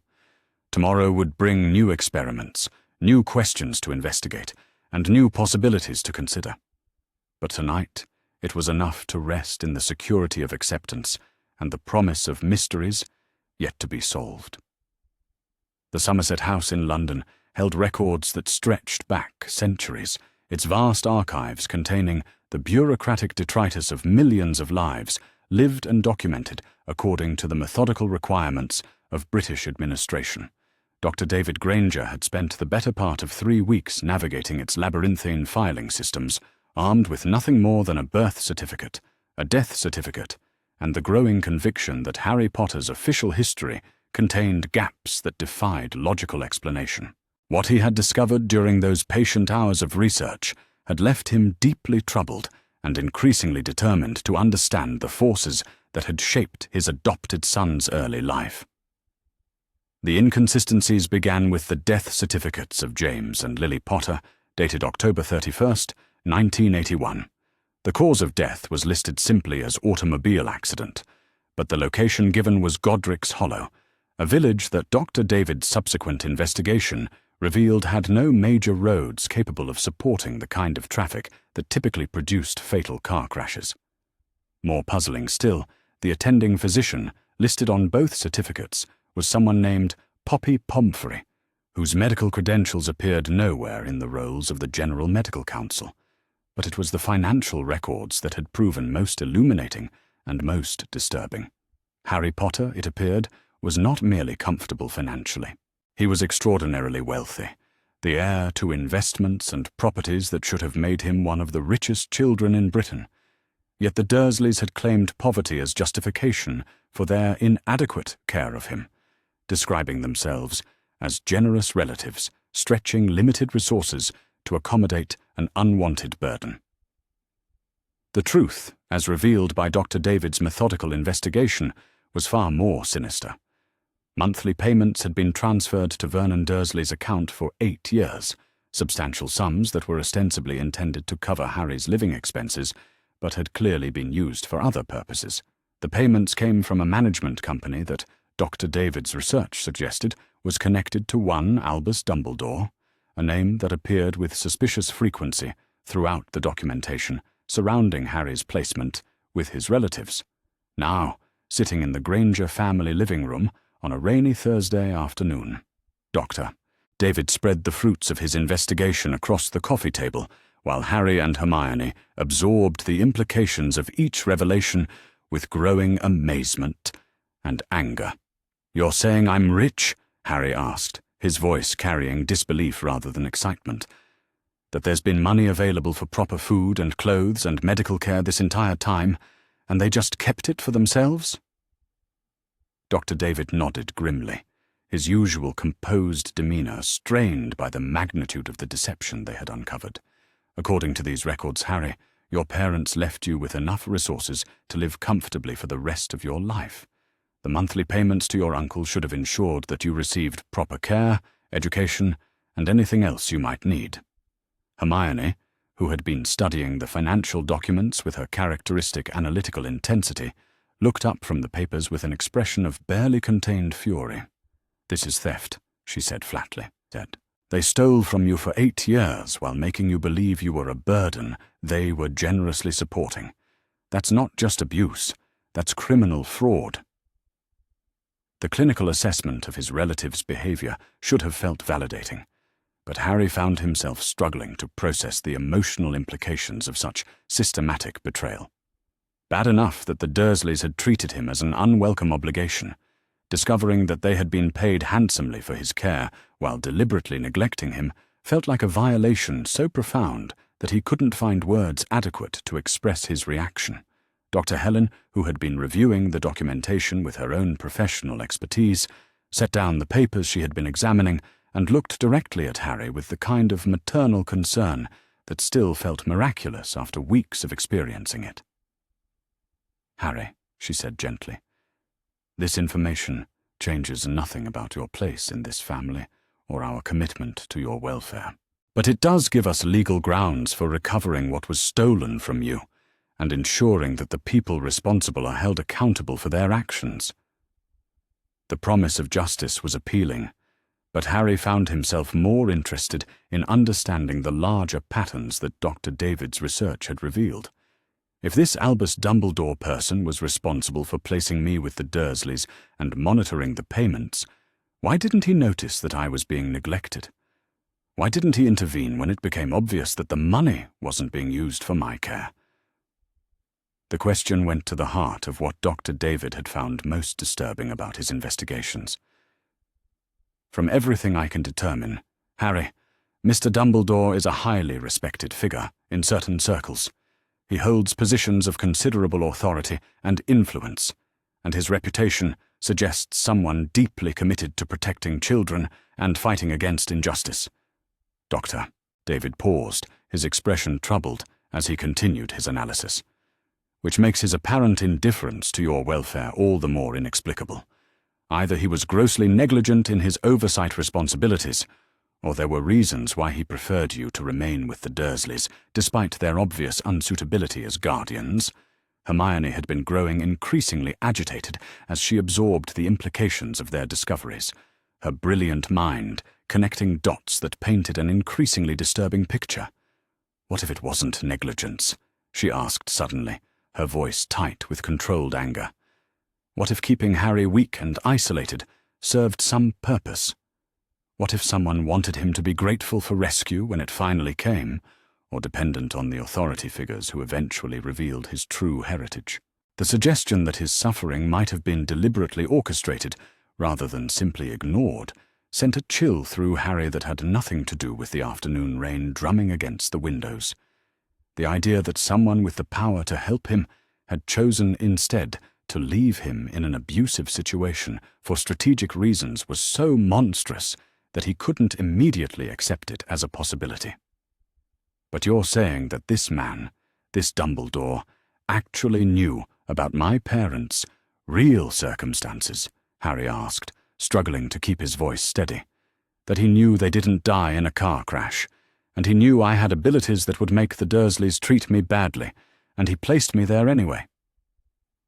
Dr. David's research had led him to similar conclusions, though he approached them with the caution of someone trained to distinguish between evidence and speculation. The documentation is incomplete, he admitted, but the patterns are suggestive. Your parents appear to have been involved in some kind of conflict that resulted in their deaths under circumstances that required official cover stories. The speed with which you were removed from the sign and placed with relatives suggests advanced planning rather than emergency decision-making. He gestured to another set of documents that had proven particularly illuminating. More concerning is what I found regarding your medical records. There should be documentation of regular checkups, vaccination schedules, treatment for any injuries or illnesses you experienced during your childhood. Instead, there's almost nothing. It's as if someone deliberately avoided creating records that might document your actual condition. The systematic erasure of evidence regarding his health and welfare felt like another layer of betrayal. Proof that his suffering had been not just ignored, but actively concealed from anyone who might have intervened on his behalf. Harry felt a familiar surge of the anger that had driven him to escape Privet Drive, but now it was focused on targets who deserved it, rather than turned inward as self-blame. Hermione had been growing increasingly pale as she absorbed the full scope of what Dr. David's research implied. If Harry's placement with abusive relatives was deliberate, and if his isolation from proper medical care was intentional, then we need to consider the possibility that there are people who view him as an asset to be managed rather than a child to be protected. The clinical language couldn't disguise the horror of what she was suggesting. Harry found himself thinking of the snake at the zoo, trapped behind glass for the entertainment of others, displayed for purposes that served the observers rather than the creature itself. But Helen, who had been listening to their discussion with growing concern, leaned forward with the kind of protective determination that had characterized her approach to Harry's welfare from the beginning. Regardless of whatever larger forces might have been involved in Harry's early placement, she said firmly, our immediate priority is ensuring his continued safety and proper development. If there are people who view him as something to be controlled or manipulated, then they need to understand that he now has advocates who will fight to protect his interests. Her declaration felt like a shield against the implications of their discoveries, but Harry couldn't shake the growing conviction that understanding his past was crucial to securing his future. If this Dumbledore person was responsible for his placement with the Dursleys, what would prevent him from interfering again when he discovered that Harry had escaped his intended circumstances? Dr.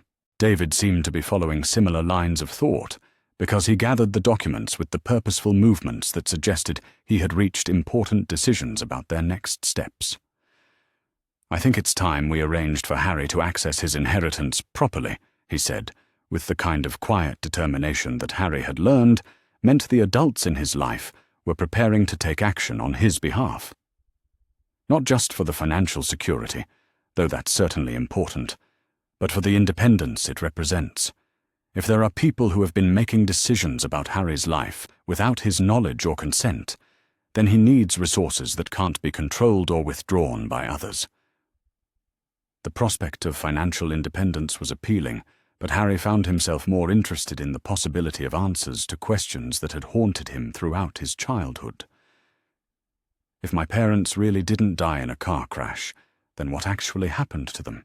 And why would someone think it was necessary to lie about the circumstances of their death? Hermione, who had been researching magical abilities with the same systematic thoroughness she brought to every subject that captured her interest, looked up from the papers with an expression that suggested she had been considering possibilities that the adults hadn't yet explored. What if the abilities Harry and I share aren't as rare as we've been assuming? She asked thoughtfully. What if there's an entire community of people with similar gifts, and Harry's parents were somehow involved with that community? That would explain the cover stories, the unusual placement arrangements, and possibly the reasons why someone wanted to keep Harry isolated from proper information about his heritage. The suggestion that there might be others like them, possibly organized into some kind of society or community, was simultaneously thrilling and terrifying. Harry had spent weeks adjusting to the idea that he and Hermione were uniquely gifted. The possibility that they were actually part of a larger population with similar abilities opened up vistas of possibility that he wasn't prepared to contemplate. But it would also explain why someone with authority and resources had been so concerned with controlling the circumstances of his upbringing. If there were communities of people with extraordinary abilities, there would presumably also be institutions designed to govern or regulate such communities, with attendant politics and power structures that might view individual children as assets in larger conflicts. Dr. David had been following their speculation with the analytical attention he brought to complex diagnoses, and his expression suggested that their theories aligned with conclusions he had been reaching independently. That's exactly the kind of possibility we need to investigate systematically, rather than speculate about randomly, he said, with characteristic caution. If there are communities or institutions connected to abilities like yours, then we need to understand their nature, their purposes, and their likely reactions to children who have developed outside their usual oversight.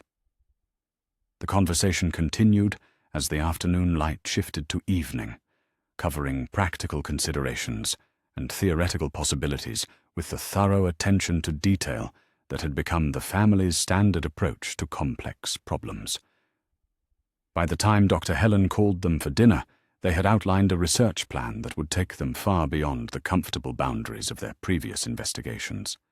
But it was during the meal itself that the first concrete evidence of the larger forces surrounding Harry's situation finally made itself known. The owl that appeared at their dining room window was unlike any bird Harry had ever seen, its feathers pristine white and its bearing suggesting intelligence that went far beyond normal avian awareness. It perched on the windowsill with patient dignity, a roll of parchment tied to its leg with ribbon that seemed to shimmer with its own internal light.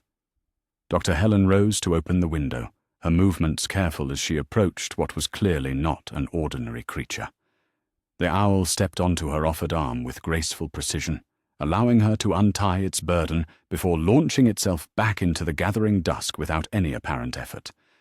The parchment that remained felt different from normal paper, heavier and more substantial, with text that appeared to have been written in ink that caught and reflected light in ways that suggested unusual properties.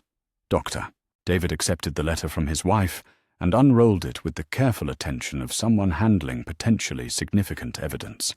His expression grew increasingly grave as he read the contents, his usual composed demeanor giving way to something that might have been alarm mixed with determination. "It's addressed to Harry," he said finally, though his tone suggested that the contents affected the entire family, from someone calling himself the Deputy Headmaster of Hogwarts School of Witchcraft and Wizardry, Professor McGonagall. The formal title sent chills through Harry that had nothing to do with the evening air flowing through the open window. The name Hogwarts meant nothing to him, but the reference to witchcraft and wizardry suggested that their speculations about communities of people with unusual abilities had been more accurate than any of them had dared to hope. "What does it say?" Hermione asked, her voice tight with the kind of excitement that always accompanied her encounters with new information. Dr. David cleared his throat and began to read aloud, his voice carrying the careful neutrality that marked his approach to potentially troubling developments. "Dear Mr. Potter, we have become aware that you have removed yourself from your designated guardians and are currently residing in circumstances that have not been approved by the appropriate authorities. While we understand that your experiences with your relatives may have been difficult, it is imperative that we discuss your situation and ensure that your continued development proceeds according to established protocols." He paused, his expression darkening as he continued reading. "You are scheduled to begin your education at Hogwarts School in 3 years' time. Until that point, it is crucial that your magical development be monitored and guided by qualified professionals who understand the particular challenges faced by young wizards from your background."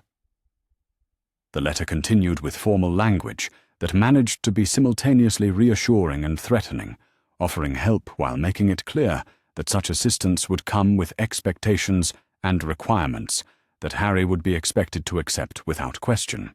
Professor McGonagall concluded by requesting a meeting at Harry's earliest convenience, suggesting that his current guardians were welcome to attend, but making it clear that the primary discussion would be between Harry and the representatives of Hogwarts School. "So there is a community," Hermione breathed, her voice filled with wonder, despite the authoritarian tone of the letter. "There are schools for people like us, established institutions with protocols and authorities and everything we've been speculating about." But Harry found himself less excited by the confirmation of their theories than alarmed by the implications of being discovered by people who clearly viewed themselves as having legitimate authority over his life and development. "They want to control me," he said quietly, his voice carrying the same recognition that had driven him to flee Privet Drive weeks earlier. "Just like Dumbledore controlled where I lived and how I was treated, these people want to decide what kind of education I receive and how my abilities develop. They're not offering me choices. They're informing me of decisions that have already been made." Dr. Helen, who had been listening to the exchange with growing maternal concern, reached over to place a protective hand on Harry's shoulder. "No one is going to control you, Harry," she said firmly.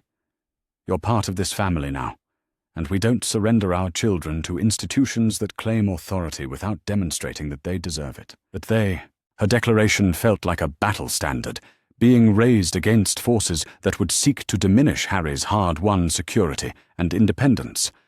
But even as he drew comfort from her protective stance, Harry couldn't shake the growing conviction that the letter represented only the beginning of much larger conflicts. The magical community that Professor McGonagall represented clearly possessed resources and knowledge that could be invaluable to Harry's continued development. But they also operated according to systems and assumptions that treated individual children as components in larger organizational structures rather than autonomous individuals deserving of choice and self-determination.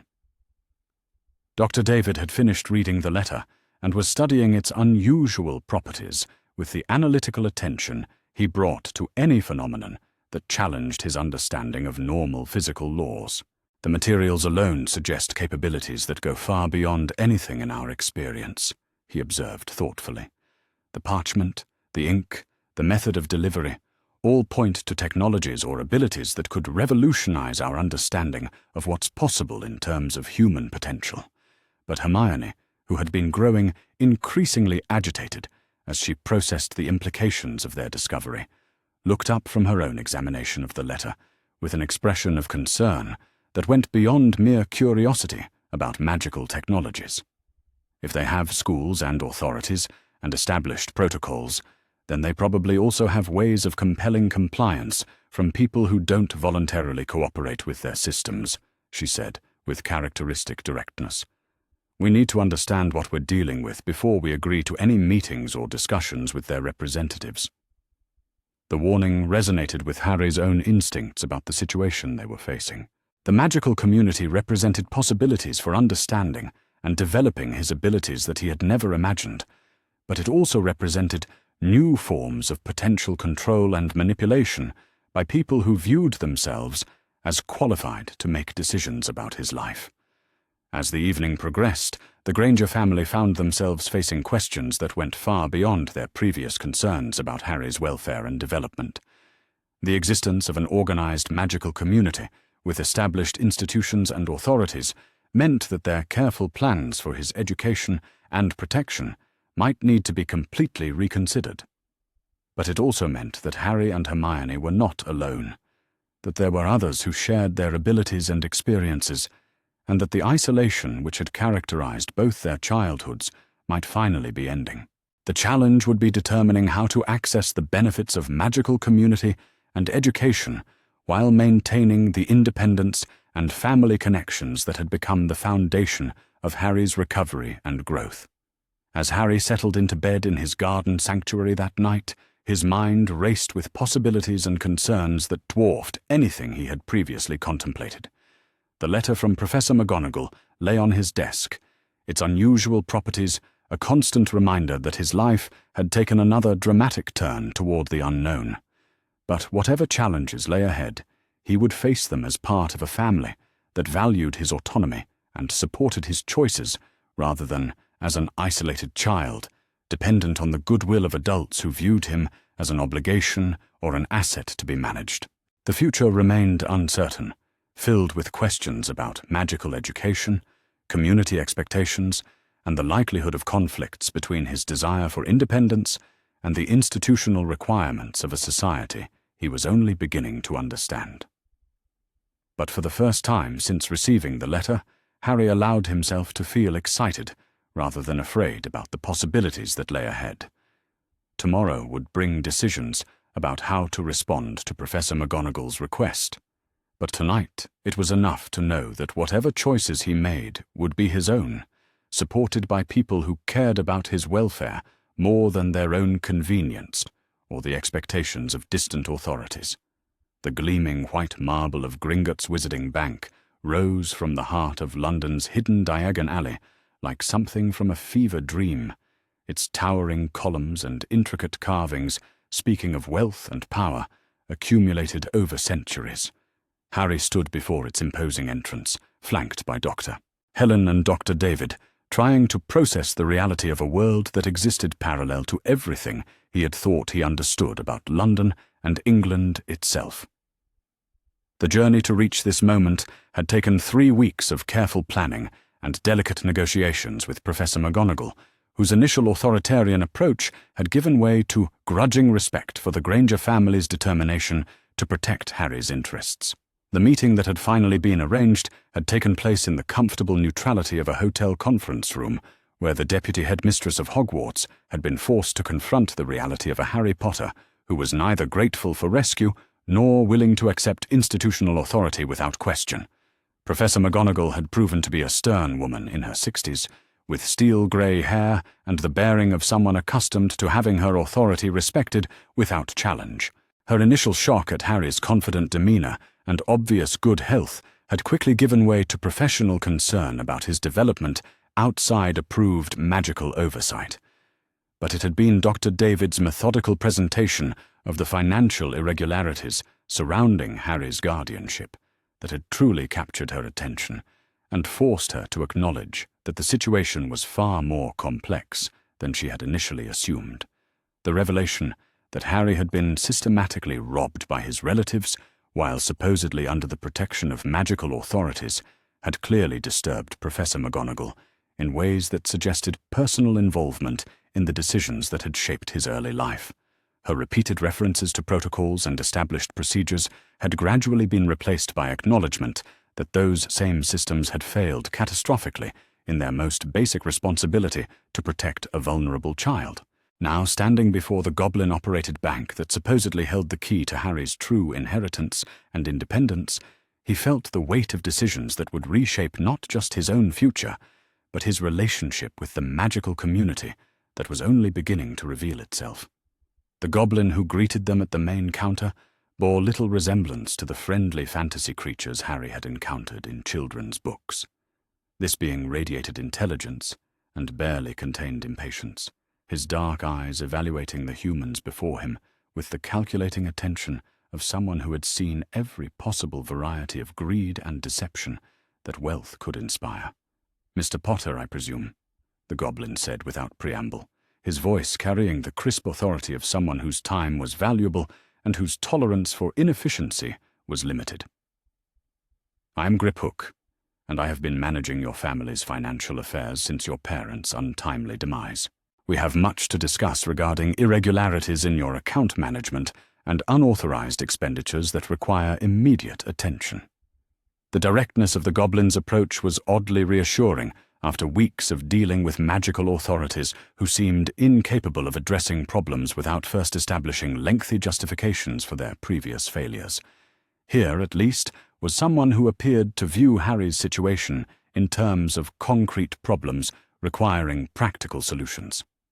Dr. Helen stepped forward with the composed professionalism that had characterized her handling of Harry's legal challenges from the beginning. "We're here to ensure that Harry has full access to his inheritance and proper oversight of his financial affairs moving forward," she said firmly. "We've discovered evidence of systematic theft and mismanagement that needs to be addressed immediately." Griphook's expression shifted to something that might have been satisfaction mixed with professional anticipation. "Indeed," he replied, producing a thick folder that appeared to contain years of documentation. "The irregularities surrounding the Potter accounts have been a source of considerable concern within the bank.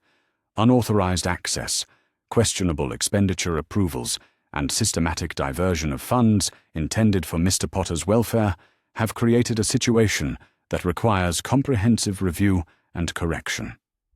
The folder he opened contained records that painted a picture of financial manipulation so extensive that Harry felt his anger building to levels that threatened his carefully maintained composure. Monthly payments to the Dursleys had been only the beginning of a pattern of expenditures that had reduced his substantial inheritance by nearly a third over 8 years.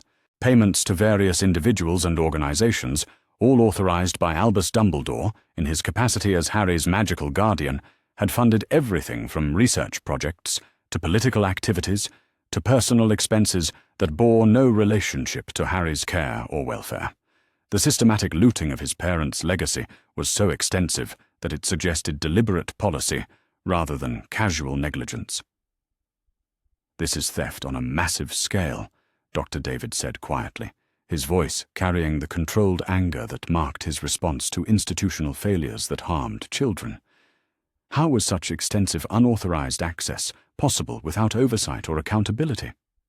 Griphook's expression grew even grimmer as he flipped through additional documentation. Albus Dumbledore's reputation and political influence allowed him considerable latitude in financial decision-making on behalf of his magical wards, he explained with obvious distaste. The bank's goblin leadership objected to many of these expenditures, but our concerns were overruled by wizarding authorities who claimed superior understanding of Mr. Potter's needs and circumstances. The casual way in which his welfare had been subordinated to political considerations sent a chill through Harry that went deeper than mere anger. He had been treated not as a child deserving protection and care, but as a resource to be managed according to the convenience of adults who claimed to know what was best for him. But Hermione, who had been studying the financial records with her characteristic analytical intensity, looked up from the documents with an expression of concern that went beyond mere outrage at the theft they revealed. If Dumbledore had this level of access to Harry's finances, what other authorities did he exercise over Harry's life and circumstances? She asked, with the kind of systematic thinking that always cut to the heart of complex problems. What other decisions did he make without Harry's knowledge or consent? Griphook consulted another section of his documentation before responding, his expression suggesting that this question addressed areas of even greater concern than the financial irregularities. Mr. Dumbledore's guardianship extended far beyond financial matters, he confirmed grimly. Medical decisions, educational planning, living arrangements, even restrictions on information about Mr. Potter's own heritage and family history. The scope of authority granted to him was unprecedented in our experience, justified by claims about special circumstances surrounding Mr. Potter's safety and development. The systematic control that had been exercised over every aspect of his life was so complete that Harry felt momentarily overwhelmed by the magnitude of the manipulation he had endured. Every choice that had shaped his childhood, from his abusive placement with the Dursleys to his isolation from information about his own background, had been decided by someone who viewed him as a problem to be managed rather than a person deserving autonomy and respect.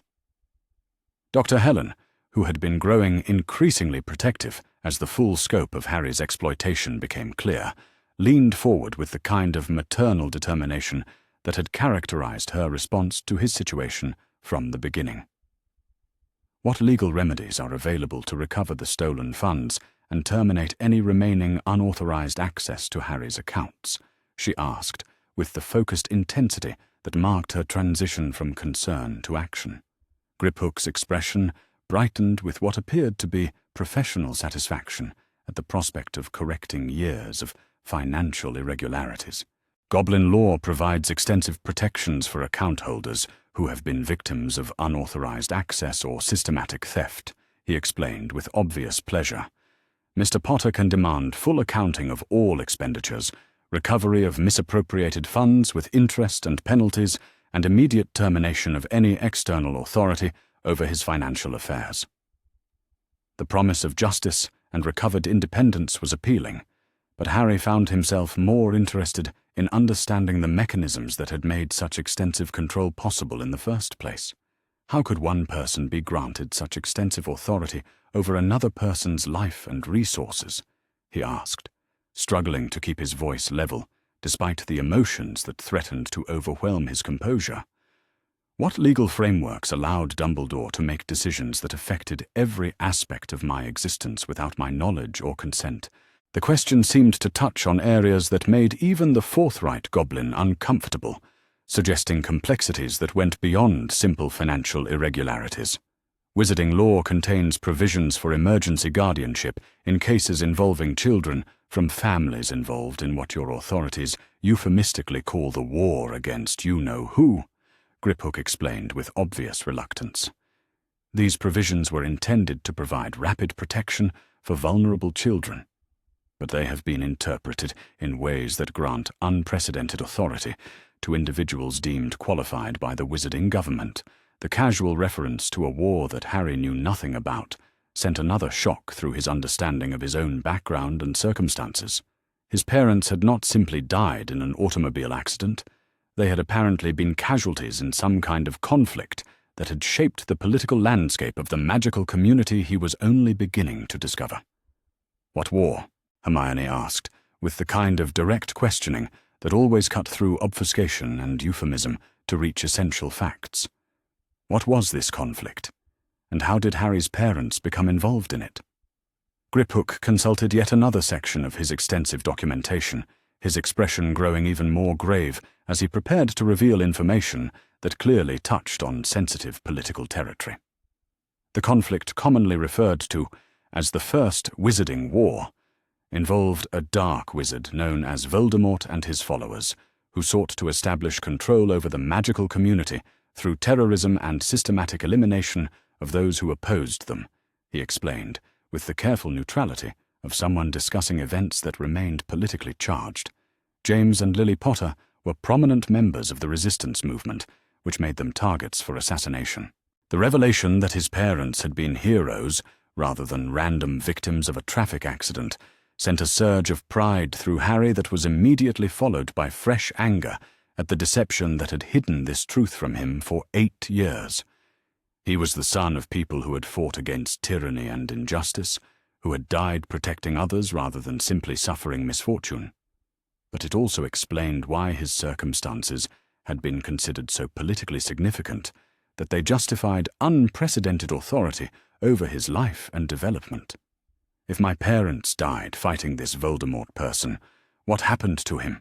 Harry asked, though part of him dreaded learning the answer to a question that might have profound implications for his own safety and future. Griphook's expression shifted to something that might have been surprise mixed with professional concern. "According to the official records, Voldemort was defeated on the night your parents died, apparently destroyed by some kind of magical backlash when he attempted to kill you as an infant," he explained with obvious puzzlement. "You are famous throughout the magical world as the boy who lived, the child who somehow survived an attack that should have been fatal and whose survival marked the end of the war." The information hit Harry like a physical blow, recontextualizing every aspect of his life and circumstances in ways that left him temporarily speechless. He was not simply a child with unusual abilities.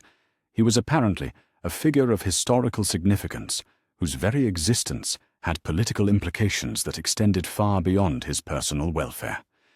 But more troubling than his unwanted fame was the realization that his placement with abusive relatives took on even more sinister overtones when viewed in the context of his significance to the magical community.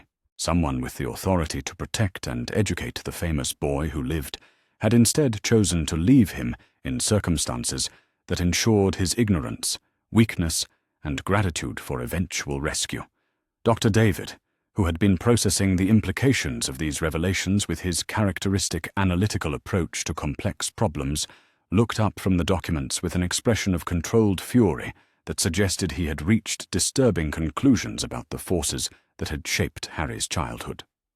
If Harry's survival was historically significant and his welfare was supposedly a matter of community concern, then his placement with abusive relatives who were paid to care for him, but chose instead to steal from and neglect him, begins to look less like bureaucratic failure and more like deliberate policy, he said, with the kind of clinical assessment that made his anger all the more chilling.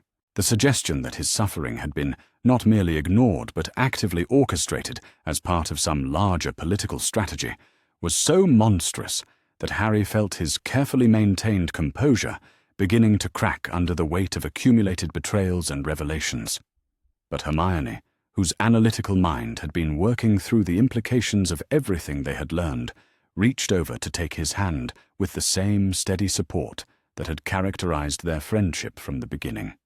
"Whatever the political circumstances surrounding your background, Harry, the most important thing is that you're safe now and have the resources to make your own choices about your future," she said, with the kind of practical wisdom that always helped him focus on essential rather than overwhelming concerns. Understanding the past is important, but it's more important to ensure that no one can manipulate or control you moving forward. Griphook nodded approvingly at her assessment, his expression suggesting professional respect for someone who could focus on practical solutions despite the emotional complexity of the situation. "Miss Granger raises an excellent point," he said, with obvious satisfaction. "The immediate priority should be securing Mr. Potter's financial independence and terminating any remaining external authority over his affairs. Legal action to recover misappropriated funds can proceed simultaneously with establishing new account management protocols that prevent future unauthorized access." The afternoon that followed was a blur of paperwork, legal procedures, and systematic documentation of 8 years' worth of financial manipulation and theft. Harry signed documents that transferred complete control of his inheritance to his own authority, established new security protocols that required his personal authorization for any expenditures, and initiated legal proceedings to recover the substantial sums that had been stolen through systematic abuse of guardianship authority. But more satisfying than the financial arrangements was the moment when Griphook presented him with a complete accounting of his parents' legacy, including information about their backgrounds, their values, and their hopes for his future that had been systematically concealed from him throughout his childhood. James and Lily Potter had been more than heroes in a political conflict. They had been loving parents who had established trust funds, educational provisions, and detailed instructions for his care that reflected their deep commitment to his welfare and development. Every provision they had made for his future had been systematically ignored or subverted by the very people who claimed to honor their memory and protect their son. The documents also revealed information about his magical heritage that explained both the intensity of his abilities and the sophisticated control he and Hermione had been developing. The Potter family had a long history of unusually powerful magical gifts, while his mother's background suggested connections to magical traditions that emphasized the kind of systematic study and ethical development that characterized the Granger family's approach to his education. As the day's business concluded, and they prepared to leave the bank with Harry's financial independence finally secured, Griphook made one final observation that stayed with Harry long after they had returned to the familiar comfort of Wisteria Walk. "Mr.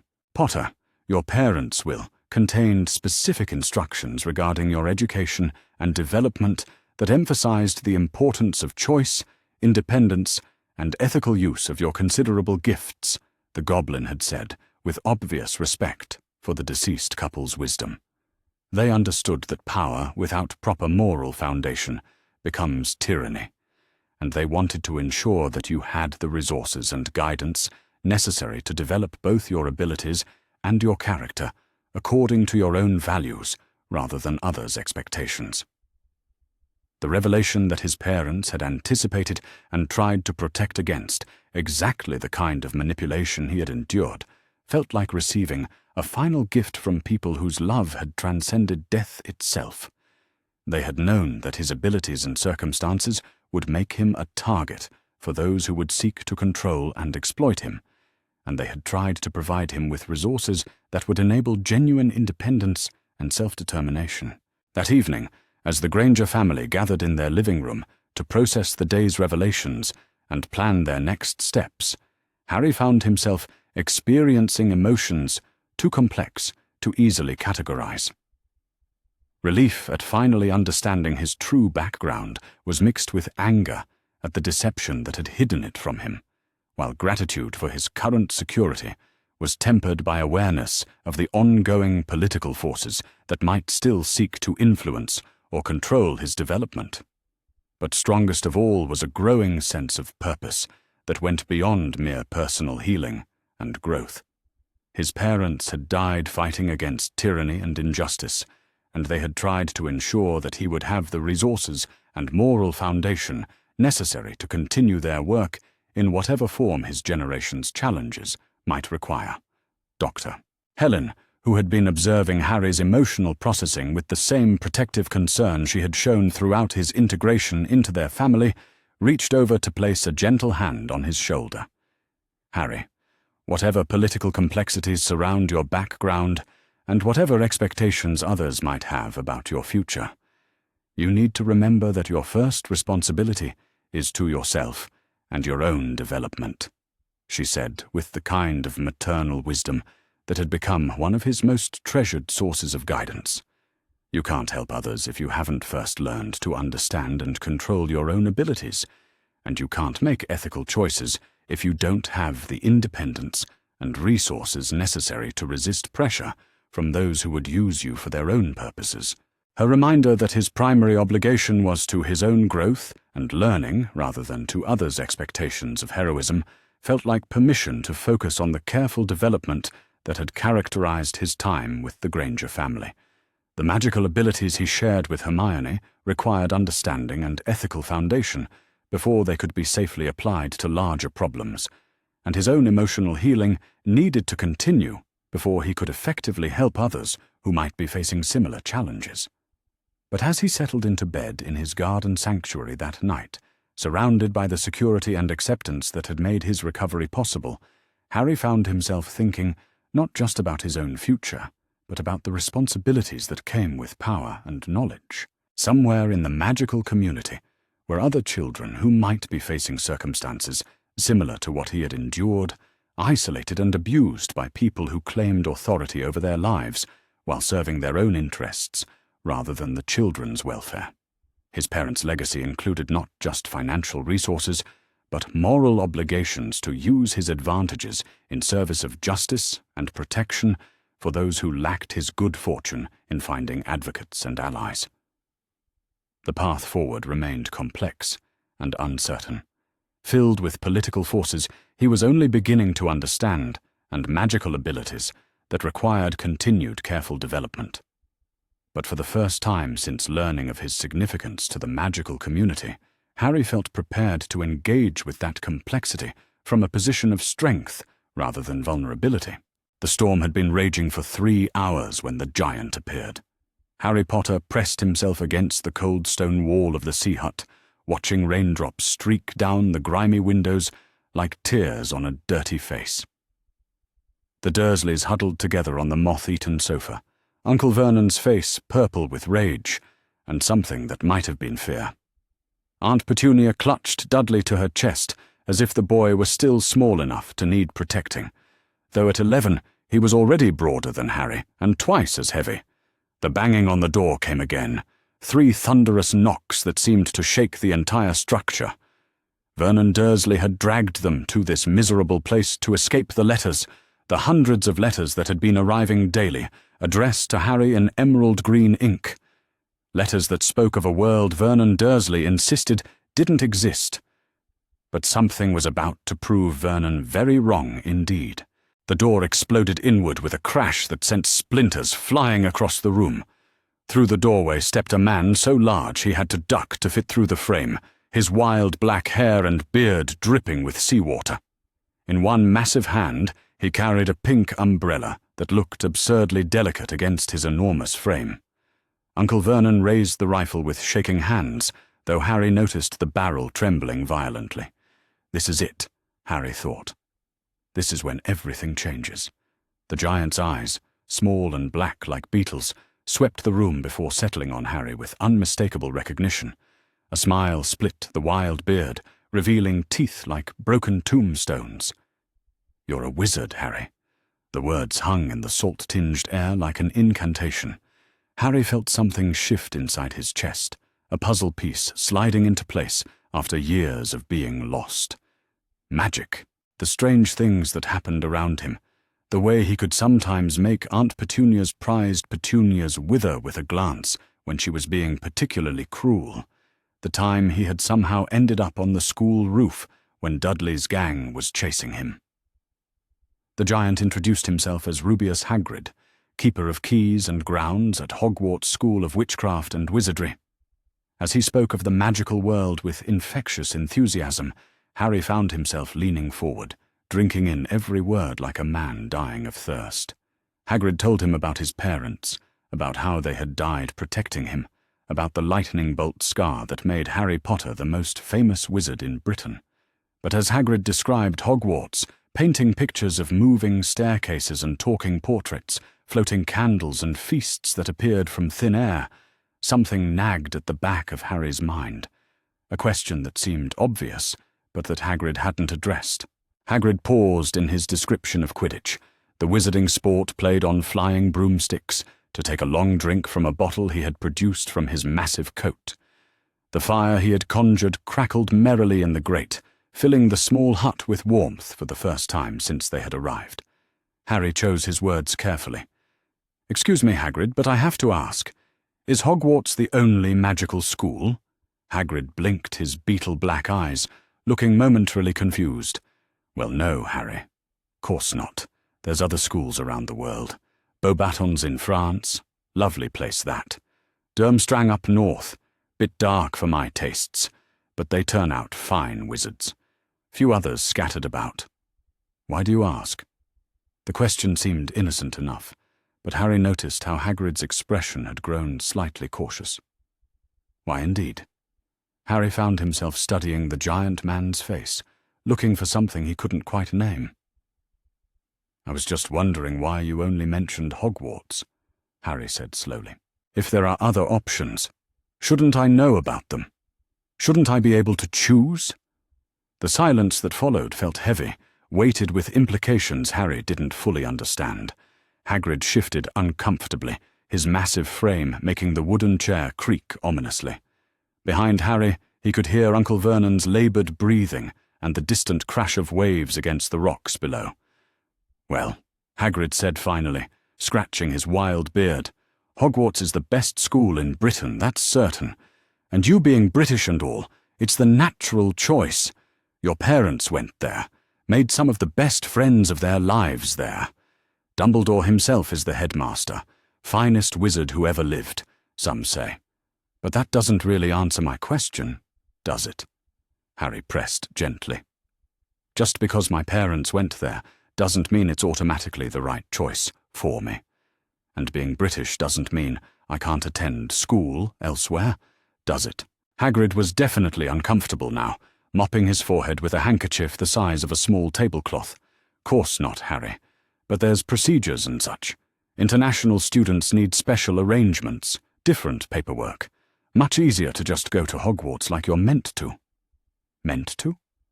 The words struck Harry strangely. How could he be meant to go anywhere when he had only learned magic existed 20 minutes ago? Something cold settled in Harry's stomach as another thought occurred to him. "Hagrid, how did you know where to find me?" "What's that?" "You found us here, in this hut in the middle of nowhere. Uncle Vernon brought us here to escape the letters, but somehow you knew exactly where we were." "How?" Hagrid's face, already flushed from the fire, grew even redder. "Dumbledore knew where you'd be," he said, as if this explained everything. "Dumbledore always knows these things." "Always knows?" Harry felt his voice rising slightly. "So Professor Dumbledore has been watching me. For how long?" "Now see here, Harry," Hagrid began, but Harry cut him off with a gesture that surprised them both with its authority. "How long, Hagrid?" The giant man wilted under Harry's steady gaze. "Well, I suppose, since you went to the Dursleys. Had to make sure you were safe and all." 11 years, Harry said flatly. "Professor Dumbledore has been watching me for 11 years. And in all that time, no one thought to check if I was happy? If I was being treated well?" The question hung in the air like an accusation. Harry could feel the Dursleys shifting behind him, Uncle Vernon's breathing growing more laboured, but his attention was fixed entirely on Hagrid, who seemed to be shrinking despite his massive size. "Of course we knew you were being treated well," Hagrid protested weakly. "The Dursleys are your family. Family takes care of family." Harry felt something bitter and sharp rise in his throat. "Do they?" he asked quietly. "Let me tell you about how my family takes care of me, Hagrid." What followed was a recitation, delivered in Harry's calm, steady voice that seemed to cut through the warm air of the hut like a blade. He told Hagrid about the cupboard under the stairs that had been his bedroom for 10 years, about the bars on his window, the locks on his door, the days without food when he had displeased his relatives, about Dudley's games of Harry hunting, and the teachers who had been told he was a violent, disturbed boy whose word couldn't be trusted. He spoke of Christmas mornings when Dudley opened piles of presents while Harry watched from the corner, having received nothing, of birthday parties he was locked away from, of school projects he couldn't complete because the Dursleys refused to buy him supplies, of clothes that never fit, and food that was always just slightly spoiled by the time it reached his plate. When Harry finished speaking, the only sounds were the storm outside and Uncle Vernon's wheezing breath. Hagrid's face had gone pale beneath his wild beard, and his hands, large enough to palm a basketball, trembled slightly. "Harry," Hagrid whispered. "I had no idea. Dumbledore said you were being raised in a loving home. Did he check?" Harry asked. "Did anyone actually check, or did they just assume?" Hagrid had no answer to that. Harry stood up from his place by the fire, feeling strangely calm despite the magnitude of what he was about to do. The storm outside seemed to be settling, or perhaps it just seemed that way, because the storm inside the hut was just beginning. "I think I need some time to consider my options," Harry announced. "All of them." Hagrid lurched to his feet, panic clear in his beetle eyes. "But Harry, you have to come to Hogwarts. You're expected. Dumbledore is counting on it." "Expected by whom?" Harry asked. "Counted on for what? I just learned I was a wizard 20 minutes ago."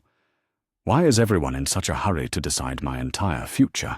It's not like that, Hagrid insisted desperately. Hogwarts is your home. It's where you belong. Home? Harry's voice was soft, but there was something dangerous in it that made even Uncle Vernon stop breathing for a moment. I've never had a home, Hagrid. Not a real one.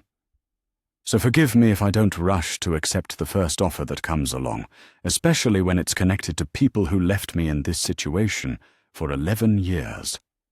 Hagrid opened his mouth to protest, but Harry held up a hand. You said there are other schools, Beauxbatons and Durmstrang and others.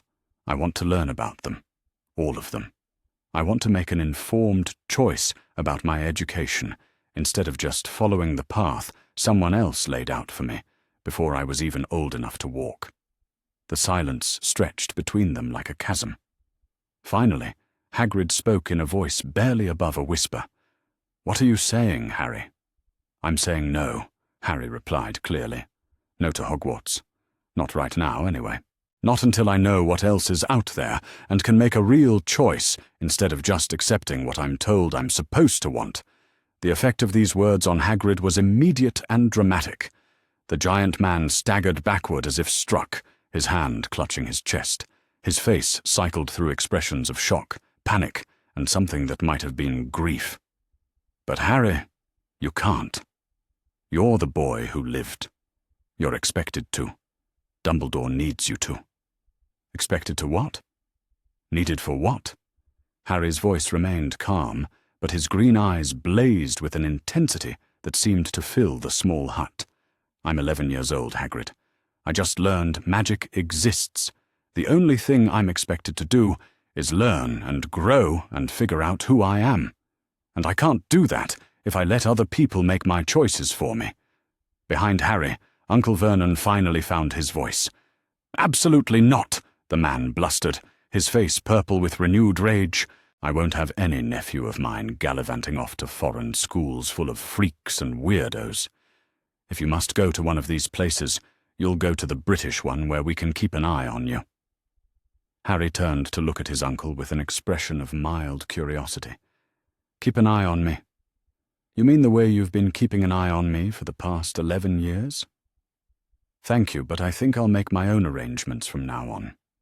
Vernon Dursley's face went from purple to almost black. You'll do as you're told, boy. I'm your guardian. Are you? Harry asked mildly. Because it seems to me that guardians are supposed to guard the children in their care. They're supposed to protect them and nurture them and help them grow into the best versions of themselves. I don't think locking children in cupboards and starving them qualifies as guardianship under any reasonable definition. Vernon raised his hand as if to strike, but something in Harry's expression stopped him cold. For just a moment, the boy's green eyes seemed to flash with an inner light that was both beautiful and terrible. The temperature in the hut dropped several degrees, and frost began to form on the windows. I wouldn't if I were you, Harry said quietly. I'm just beginning to understand what I'm capable of. The threat was implicit, but unmistakable. Vernon Dursley, for all his bluster and cruelty, was not a stupid man. He slowly lowered his hand and stepped back. Hagrid was staring at Harry with something approaching awe. Blimey, Harry, your magic is strong. Stronger than most adult wizards, I'd wager. Then perhaps it's time I started learning how to use it properly, Harry replied. From teachers who see me as a student to be educated, not a weapon to be aimed or a symbol to be paraded around. You don't understand, Hagrid pleaded. Dumbledore has plans. Important plans. The wizarding world needs you. The wizarding world has managed without me for 11 years, Harry pointed out. I think it can manage a bit longer while I get a proper education and figure out what I actually want to do with my life. Hagrid looked as if Harry had just told him the sun had decided to set in the east. But the prophecy. Your destiny. My what now? The words slipped out before Hagrid could stop them, and the moment they did, the giant man's face went white with horror. Nothing, he said quickly. Never mind. Forget I said anything. But Harry was like a dog with a bone now, and he wasn't about to let this go. What prophecy, Hagrid? What destiny? If someone has been planning my life based on some prediction, don't I have a right to know what it says? I can't, Hagrid moaned. Dumbledore would have my hide. He's the one who should tell you, when you're ready. When I'm ready. Harry's laugh was sharp and bitter. According to whom? And ready for what, exactly? It seems to me that if there's a prophecy about me, I'm the person most qualified to decide when I'm ready to hear it. But Hagrid was already backing toward the door, shaking his massive head. I've said too much already. Harry, please, just come to Hogwarts. Trust Dumbledore. He knows what's best. Does he? Harry asked. Because from where I'm standing, it looks like Professor Dumbledore is perfectly willing to leave children in abusive homes as long as it serves his purposes. It looks like he makes plans for people's lives without bothering to consult them. And now I find out there's some prophecy about me that apparently everyone knows about except me. Forgive me if I'm not feeling particularly trusting right now. Hagrid's shoulders sagged in defeat. What if I can't change your mind? Then you go back to Professor Dumbledore and tell him that Harry Potter will not be attending Hogwarts this year, Harry said firmly. Tell him that Harry Potter is going to research his options and make his own choice about his education. And tell him that if he really cares about my well-being, he'll respect that choice instead of trying to manipulate me into doing what he wants. The giant man looked as if he might cry. This is a mistake, Harry. A terrible mistake. Maybe, Harry acknowledged, but it will be my mistake to make. And honestly, Hagrid, after 11 years of having other people make choices for me that consistently made my life worse, I think I'm entitled to make a few mistakes of my own. Hagrid pulled his massive coat tighter around himself and trudged toward the door. The storm outside had indeed calmed, and pale moonlight filtered through the parting clouds. At the threshold, he turned back one last time. What should I tell them at Hogwarts?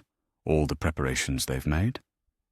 Tell them that Harry Potter appreciates their interest, but he's decided to explore other educational opportunities, Harry said politely.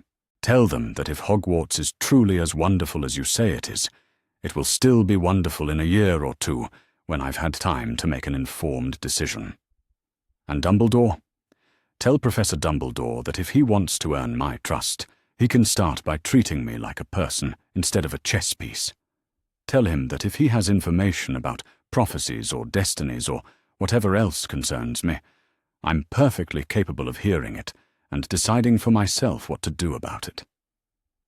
Hagrid nodded slowly, though he looked like a man attending his own funeral. I hope you know what you're doing, Harry. So do I, Harry replied honestly. But I know I'm not going to figure that out by letting other people make my decisions for me. After Hagrid left, the hut fell silent except for the sound of waves against the rocks below. The Dursleys sat in stunned silence, apparently too shocked by the evening's events to manage their usual complaints and threats. Harry remained standing by the dying fire, staring out at the moonlit sea. For the first time in his life, he had made a choice that was entirely his own. It was terrifying and exhilarating in equal measure. Tomorrow, he would begin researching the magical schools of the world. He would learn about different approaches to magical education, different philosophies and traditions. He would write letters and ask questions and gather information until he could make a truly informed decision about his future. Tonight, though, he simply stood and watched the waves and marveled at the fact that for the first time in 11 years, he was in control of his own destiny. The boy who had lived through 11 years of neglect and abuse was about to become something far more dangerous to those who sought to control him. He was about to become a young man who knew his own worth and refused to settle for less than he deserved. And somewhere in Scotland, in a castle filled with moving staircases and talking portraits, an old man with a long silver beard was about to receive news that would change everything he thought he knew about Harry Potter and the future he had so carefully planned. The refusal had been spoken. Now the real story could begin. the International Academy of Magical Cooperation was born on a Tuesday morning in May, in a conference room overlooking the gardens of Beauxbatons Academy, where representatives from 17 magical governments had gathered to witness something that had never happened before in the history of magical education. Harry Potter stood at the front of the room, no longer the scared, uncertain boy who had refused his Hogwarts letter nearly a year ago, but a confident young leader whose vision for magical cooperation had inspired an unprecedented alliance of international magical institutions. Ministers, headmasters, and educational officials from across Europe and beyond listened as Harry outlined the proposal that would transform his personal educational choice into a revolution that would reshape magical society itself. The plan was elegant in its simplicity and radical in its implications. Instead of forcing individual students to choose between educational opportunities in their home countries and abroad, the International Academy would create a network of cooperative institutions that shared resources, faculty, and curricula across national boundaries. Students would be able to study at multiple institutions during their magical education, experiencing different approaches to magical learning and developing the international perspective that would be essential for addressing the global challenges facing the magical world. Most importantly, the Academy would establish formal protections for young magical people seeking educational alternatives, ensuring that no student could be forced to accept educational placement that did not serve their individual development and interests. Harry had been working on this proposal for weeks, collaborating with educational experts and policy analysts from across the international magical community. But the inspiration for the project had come from a simple realization. If his individual choice to seek better educational opportunities had created such controversy, imagine what might be accomplished if that choice were expanded into a systematic alternative that was available to every young magical person who wanted it. The presentation Harry gave that morning was the culmination of everything he had learned during his time at Beauxbatons. The advanced magical theory that had taught him to think systematically about complex problems. The diplomatic training that had shown him how to build consensus among diverse groups of stakeholders. The strategic planning skills that had helped him understand how individual actions could create broader social and political change. But perhaps most importantly, it reflected the confidence and sense of purpose that he had developed through being part of a community that valued his thoughts and opinions and treated him as someone whose contributions mattered. As Harry spoke about the Academy's mission and structure, about the educational innovations that would be possible through international cooperation, about the protections and opportunities that would be available to students who had previously been forced to accept whatever educational placement was offered to them, he could see the enthusiasm building in his audience. These were people who had dedicated their lives to magical education, who understood the limitations of traditional approaches and the potential benefits of innovation and collaboration. More than that, they were people who had witnessed firsthand the results that Harry's educational choice had produced, the advanced magical abilities and mature leadership skills that he had developed through access to international educational resources. The questions that followed Harry's presentation were thoughtful and detailed, focusing on practical concerns about implementation and governance, rather than fundamental objections to the concept itself. Minister Delacroix asked about funding mechanisms and how the costs of international educational cooperation would be shared among participating governments. Harry outlined a system based on proportional contribution that would ensure all participating countries benefited from the Academy, regardless of their individual economic resources. The headmaster of the Budapest Academy of Mystical Arts inquired about curriculum coordination and how educational standards would be maintained across institutions with different cultural and pedagogical traditions.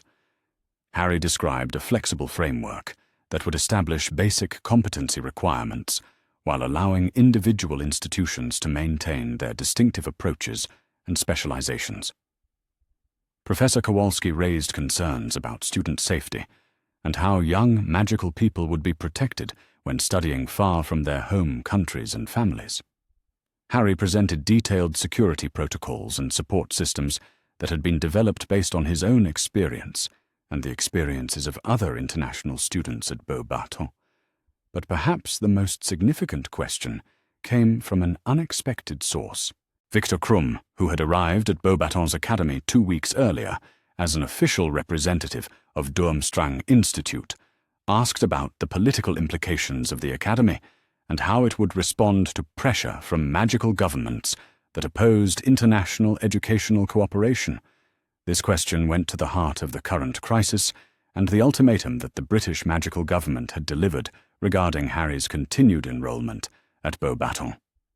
Harry's answer demonstrated the strategic thinking and diplomatic sophistication that his training had developed, but it also revealed the principled conviction that had motivated his original choice to seek educational alternatives.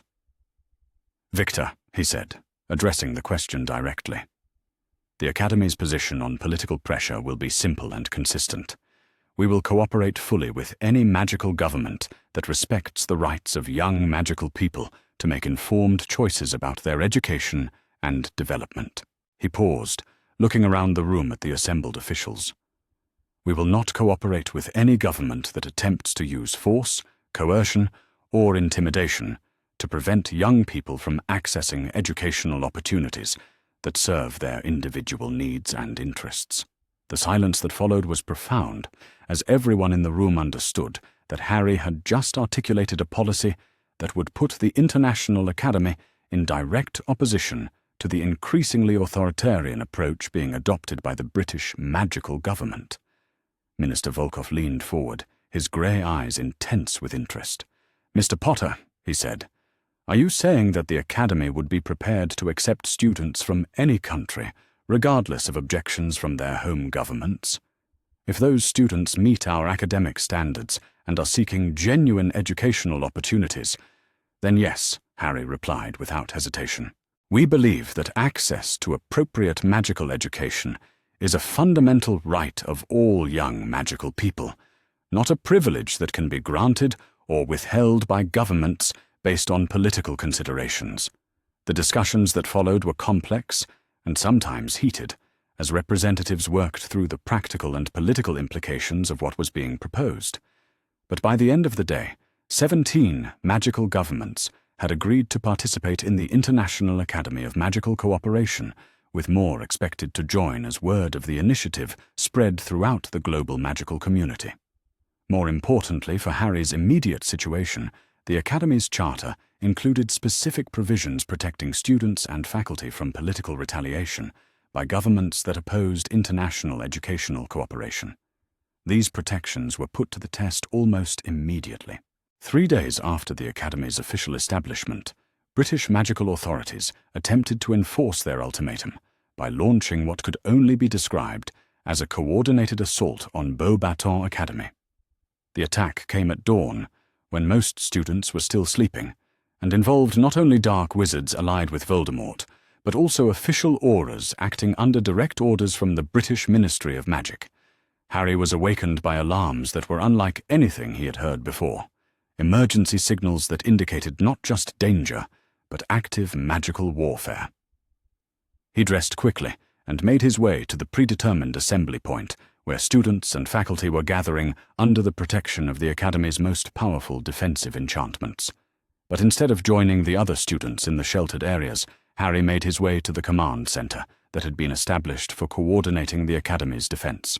This was where Professor Dubois, Colonel Reeves, and other security experts were managing the response to the attack, and Harry knew that his advanced training and strategic knowledge could be valuable in developing an effective defense plan. What he found when he arrived at the command center was a situation that was more complex and dangerous than anything he had prepared for. The attackers were not just trying to breach the Academy's defenses and capture Harry, they were also attempting to destroy the research facilities and archives that contained the educational innovations and international cooperation agreements that formed the foundation of the Academy's mission. This suggested that their goal was not simply to force Harry's return to Britain, but to eliminate the entire concept of international magical educational cooperation before it could spread to other institutions and other countries. Harry studied the tactical displays that showed the positions and movements of the attacking forces, drawing on the strategic analysis training he had received from Colonel Reeves and the advanced defensive techniques he had learned from Professor Dubois. After several minutes of observation and analysis, he turned to the assembled security experts with a proposal that would define the Academy's response and establish precedents for international magical cooperation in the face of authoritarian aggression. "Colonel Reeves, Professor Dubois," he said, "I believe we have an opportunity here to do more than simply defend against this attack. I think we can demonstrate the superiority of international magical cooperation in ways that will make future attacks both more difficult and less likely." Colonel Reeves looked up from the communication devices he had been using to coordinate with security forces from other magical governments. "What are you proposing, Harry?" "Instead of focusing solely on repelling the attackers," Harry explained, "what if we used this situation to showcase the advanced defensive and strategic capabilities that result from international magical education and cooperation?" He gestured toward the tactical displays. "We have security experts here from 7 different countries, each bringing different magical traditions and defensive techniques. We have students and faculty who understand magical theory and practical application at levels that would be impossible in traditional, isolated educational systems." His green eyes flashed with determination and strategic insight. "What if we coordinated our response in ways that demonstrate not just our ability to defend ourselves, but our commitment to protecting the principles of educational freedom and international cooperation that this academy represents?" The plan that emerged from the strategy session that followed was unprecedented in its scope and ambition. Instead of simply defending Beauxbatons Academy, the international magical community would use the attack as an opportunity to demonstrate coordinated magical capabilities that had never been attempted before. Security forces from multiple countries would work together, using communication techniques and strategic coordination methods that had been developed through the Academy's research programs. Advanced students would participate in defensive operations using magical techniques they had learned through international educational cooperation. Faculty members would demonstrate innovative approaches to magical defense that combined traditional techniques from different magical cultures. Most importantly, the defense would be conducted with full transparency, using magical recording and communication spells that would allow the entire international magical community to observe how cooperation and advanced education produced superior results to the isolated, authoritarian approaches favored by the attackers. The battle that followed was unlike anything that had ever been witnessed in the history of magical conflict. The attacking forces, despite their significant numbers and coordination, found themselves facing defensive capabilities that they had never encountered and for which they had no effective countermeasures. Students and faculty working together created protective barriers that adapted in real time to different types of magical attacks. International security forces coordinated their responses using communication spells that allowed instant information sharing and strategic adjustment. Advanced magical techniques developed through the Academy's research programs neutralized threats in ways that minimized harm to both defenders and attackers. Perhaps most significantly, the defense demonstrated magical capabilities that were clearly superior to anything that could be achieved through traditional, isolated approaches to magical education and training. Harry found himself at the center of the coordination efforts, using the strategic analysis skills he had developed to identify patterns in the attacker's behavior and coordinate defensive responses that took advantage of the international force's superior cooperation and communication abilities. But his most important contribution came when he realized that the attacking forces included not just dark wizards and official auras, but also young magical people who appeared to be under some form of magical compulsion or coercion. This discovery led to a fundamental shift in defensive strategy, from simply repelling the attack to attempting to rescue the young people who had been forced to participate in it.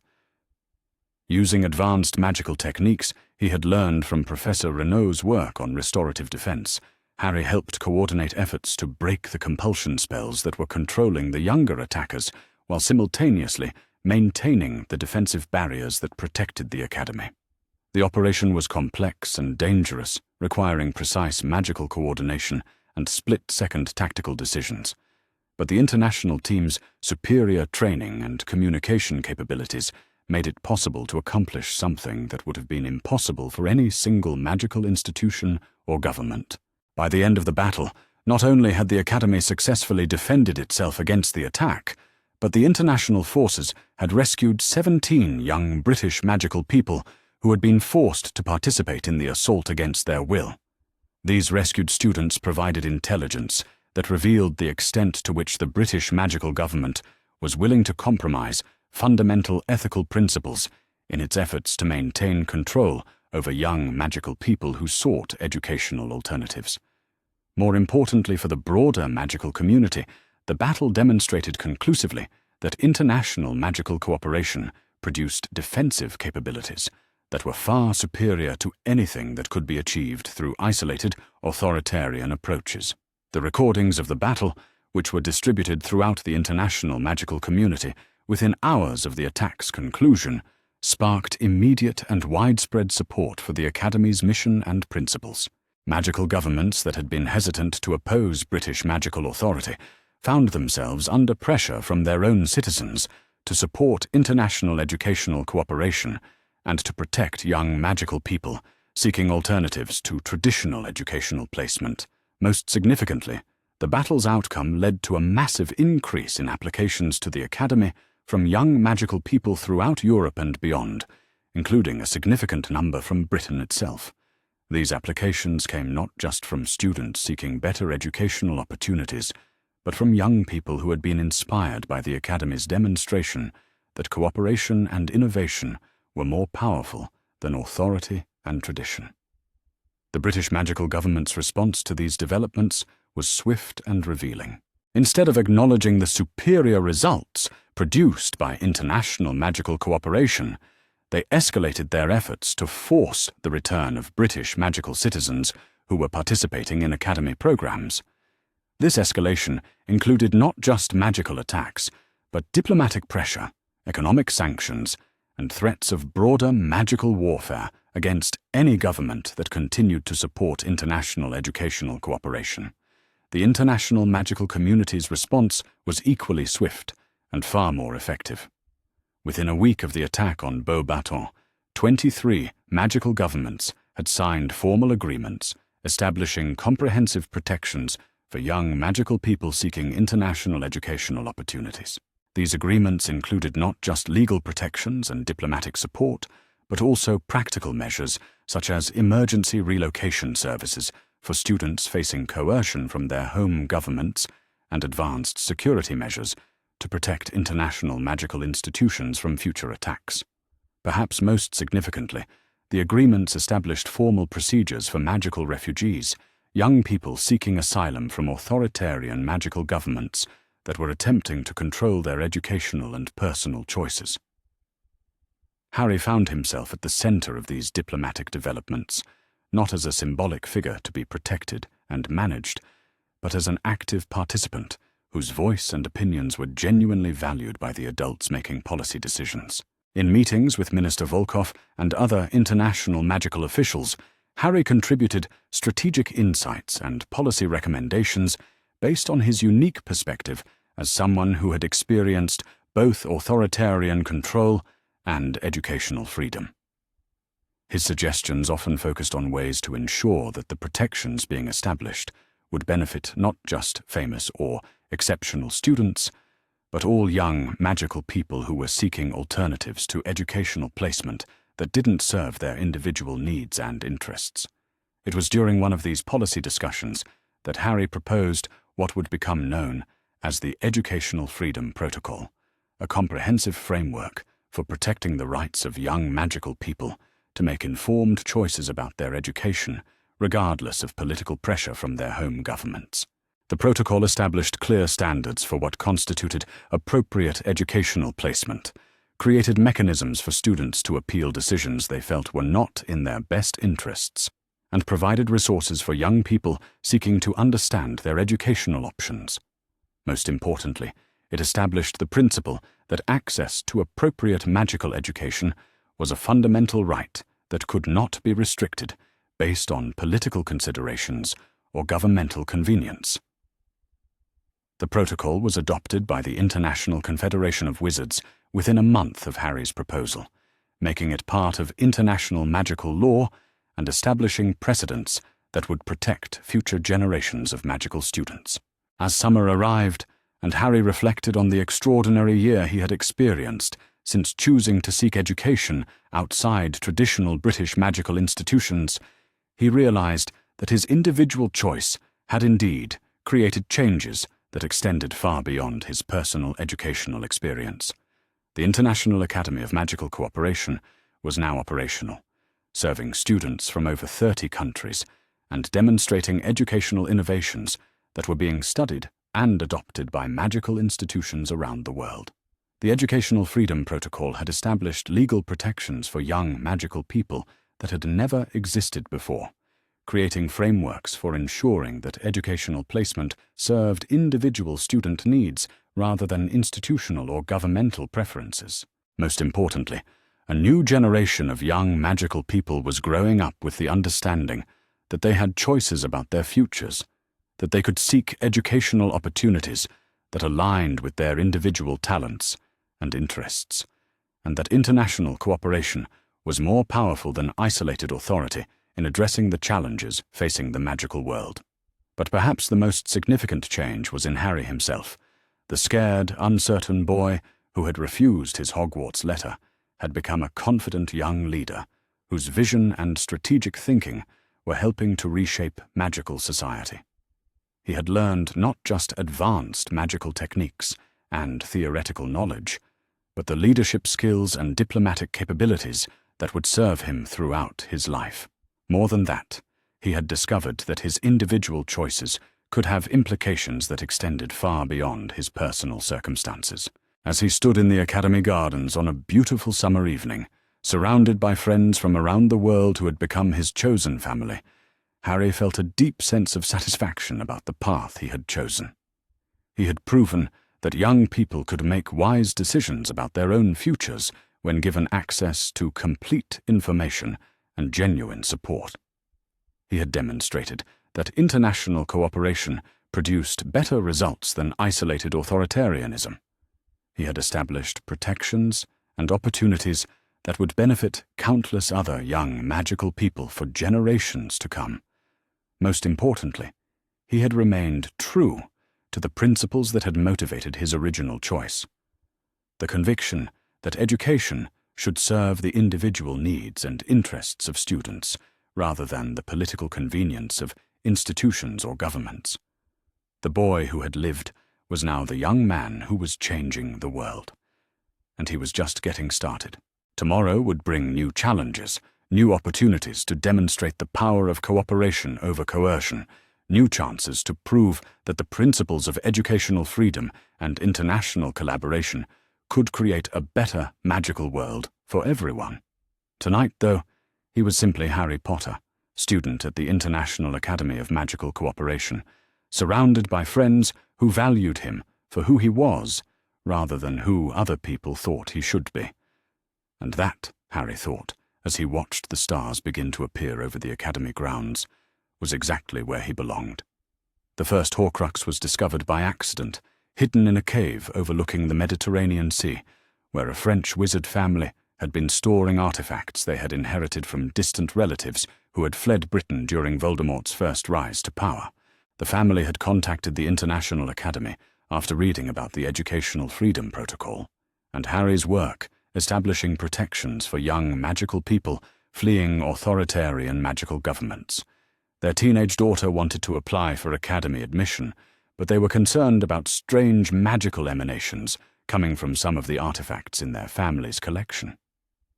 Harry had volunteered to investigate as part of his advanced training in magical threat assessment, working alongside Professor Dubois and a team of international magical security experts who specialized in dark magical artifacts. What they found in the family's storage vault was far more significant than anyone had anticipated. Among the various magical items that had accumulated over generations was an ornate locket that radiated such powerful dark magic that it made Harry's scar burn with recognition. When Professor Dubois attempted to examine the locket using standard magical analysis techniques, the artifact's defenses activated with a violence that suggested it contained something far more dangerous than simple dark magical enchantments. It was Hermione who identified what they were dealing with, drawing on research she had been conducting into the darkest forms of magical artifacts as part of her advanced studies in international magical law and dark arts prevention. "Harry," she said quietly, as they examined the locket from behind protective magical barriers, "I think this might be a Horcrux." The word sent a chill through everyone in the vault. Horcruxes were among the most forbidden magical artifacts in existence, created through murder and used to achieve a twisted form of immortality by splitting one's soul and hiding fragments in objects or living beings. If Hermione was correct, they had discovered evidence that Voldemort had indeed prepared for his own potential destruction by creating multiple vessels to contain pieces of his soul.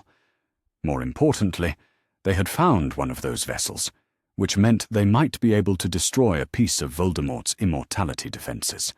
The analysis that followed confirmed Hermione's identification and revealed the full scope of what they were dealing with.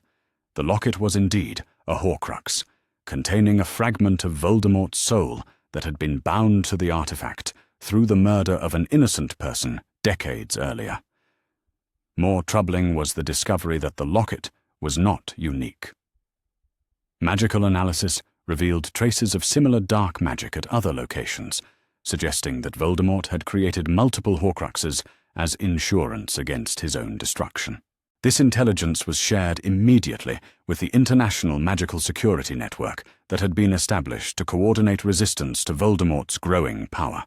Within hours, teams of expert magical investigators were examining sites across Europe for signs of similar artifacts. The search that followed was methodical and comprehensive, drawing on the international cooperation networks that Harry's educational choices had helped to establish. Magical archives in 7 countries were consulted to identify artifacts that might have the magical signatures associated with Horcrux creation. Historical records were examined to trace the movements of items that had been in Voldemort's possession during his previous rise to power. Most importantly, the search benefited from the advanced magical techniques and theoretical knowledge that had been developed through the Academy's research programs and international educational cooperation. Harry found himself at the center of the investigation, not because of his fame or symbolic importance, but because his unique magical connection to Voldemort made him capable of detecting the presence of Horcrux magic in ways that other investigators could not match. This detection ability was both a blessing and a curse. It made Harry invaluable for locating the hidden artifacts, but it also subjected him to the corrupting influence of the soul fragments contained within them. Each Horcrux they discovered caused his scar to burn with increasing intensity, and exposure to multiple artifacts left him feeling drained and emotionally unstable. The solution came from an unexpected source. Fleur Delacour, who had become one of Harry's closest friends during his time at Beauxbatons, and who was now pursuing advanced studies in magical creature healing, proposed using protective techniques derived from Veela magic to shield Harry from the worst effects of Horcrux exposure. Veela magic, she explained to the research team, included natural defenses against soul magic and emotional manipulation that could be adapted to protect someone who needed to interact with dark artifacts without being corrupted by their influence. The protective techniques that Fleur developed, working with Academy researchers who specialized in cross-cultural magical applications, proved to be remarkably effective. Not only did they shield Harry from the corrupting influence of the Horcruxes, they also enhanced his ability to detect and analyze the magical signatures associated with soul magic. With these protections in place, the hunt for Horcruxes accelerated dramatically. Working with international teams of magical investigators, Harry helped locate and analyze artifacts hidden across Europe, each discovery revealing more about Voldemort's methods and the scope of his immortality preparations. The second Horcrux was found in a vault beneath Gringotts Wizarding Bank in London, hidden among the treasures of an ancient pure-blood family that had supported Voldemort during his first rise to power. This discovery required delicate diplomatic negotiations, as the British magical government was still attempting to force Harry's return and was suspicious of any international magical activities on British soil. The solution came through the Academy's legal framework and the Educational Freedom Protocol that Harry had helped to establish.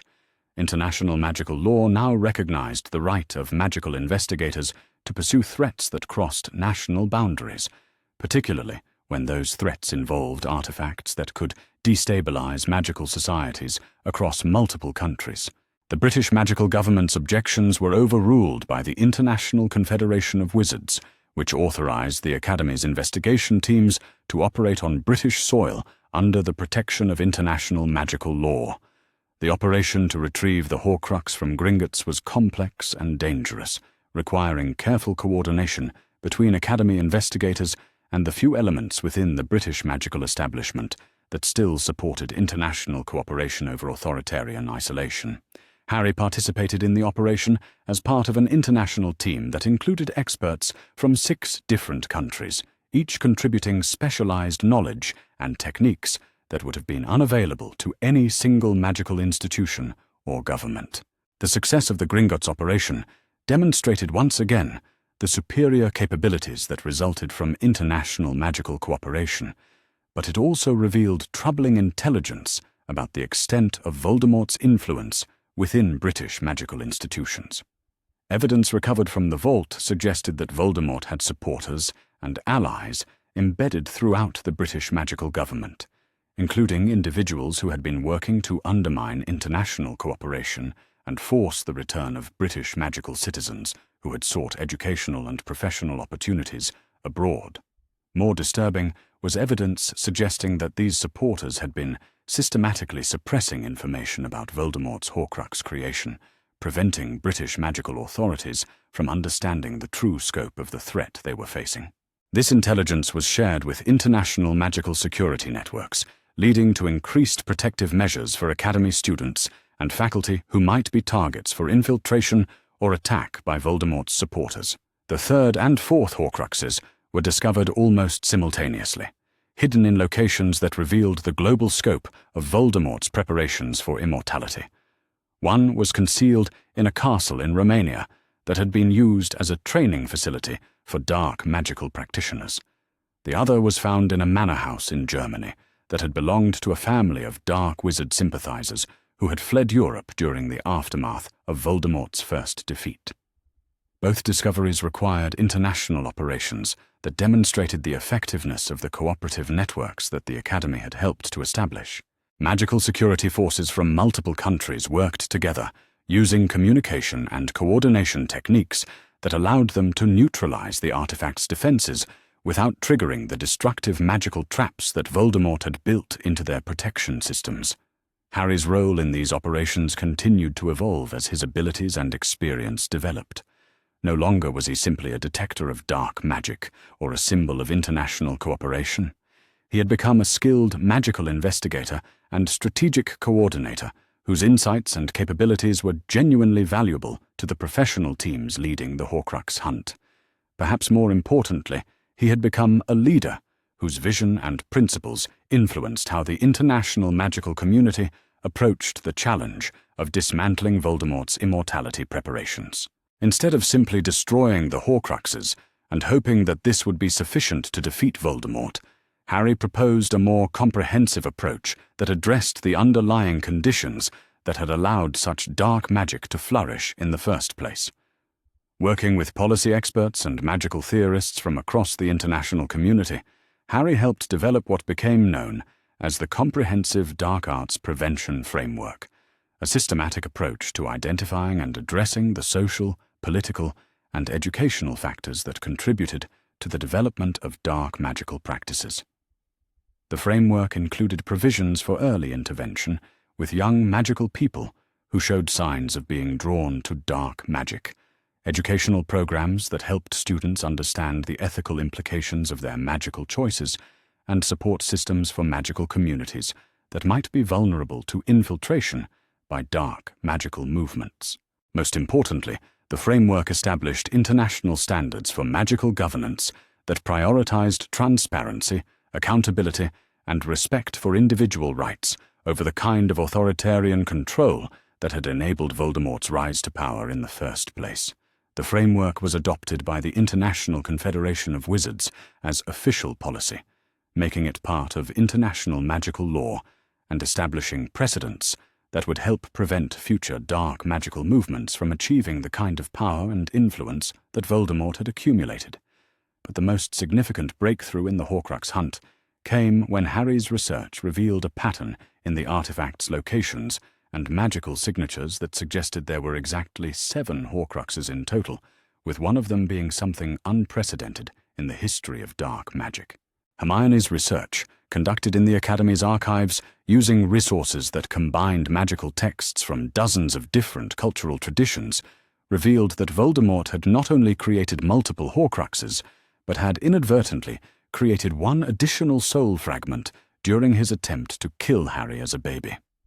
This discovery explained the magical connection that Harry had always felt to Voldemort, the ability to sense the dark wizard's emotions and intentions that had both helped and hindered him throughout his life.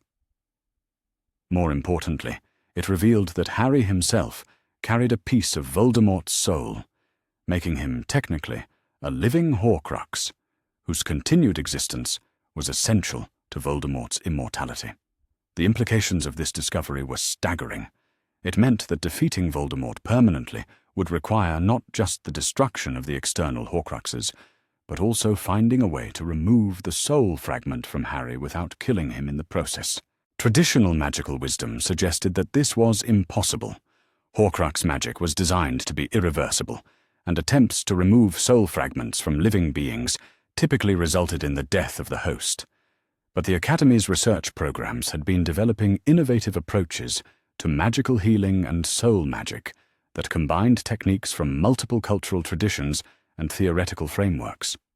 Working with experts from across the international magical community, Hermione and Fleur began researching possible solutions to what seemed like an impossible problem.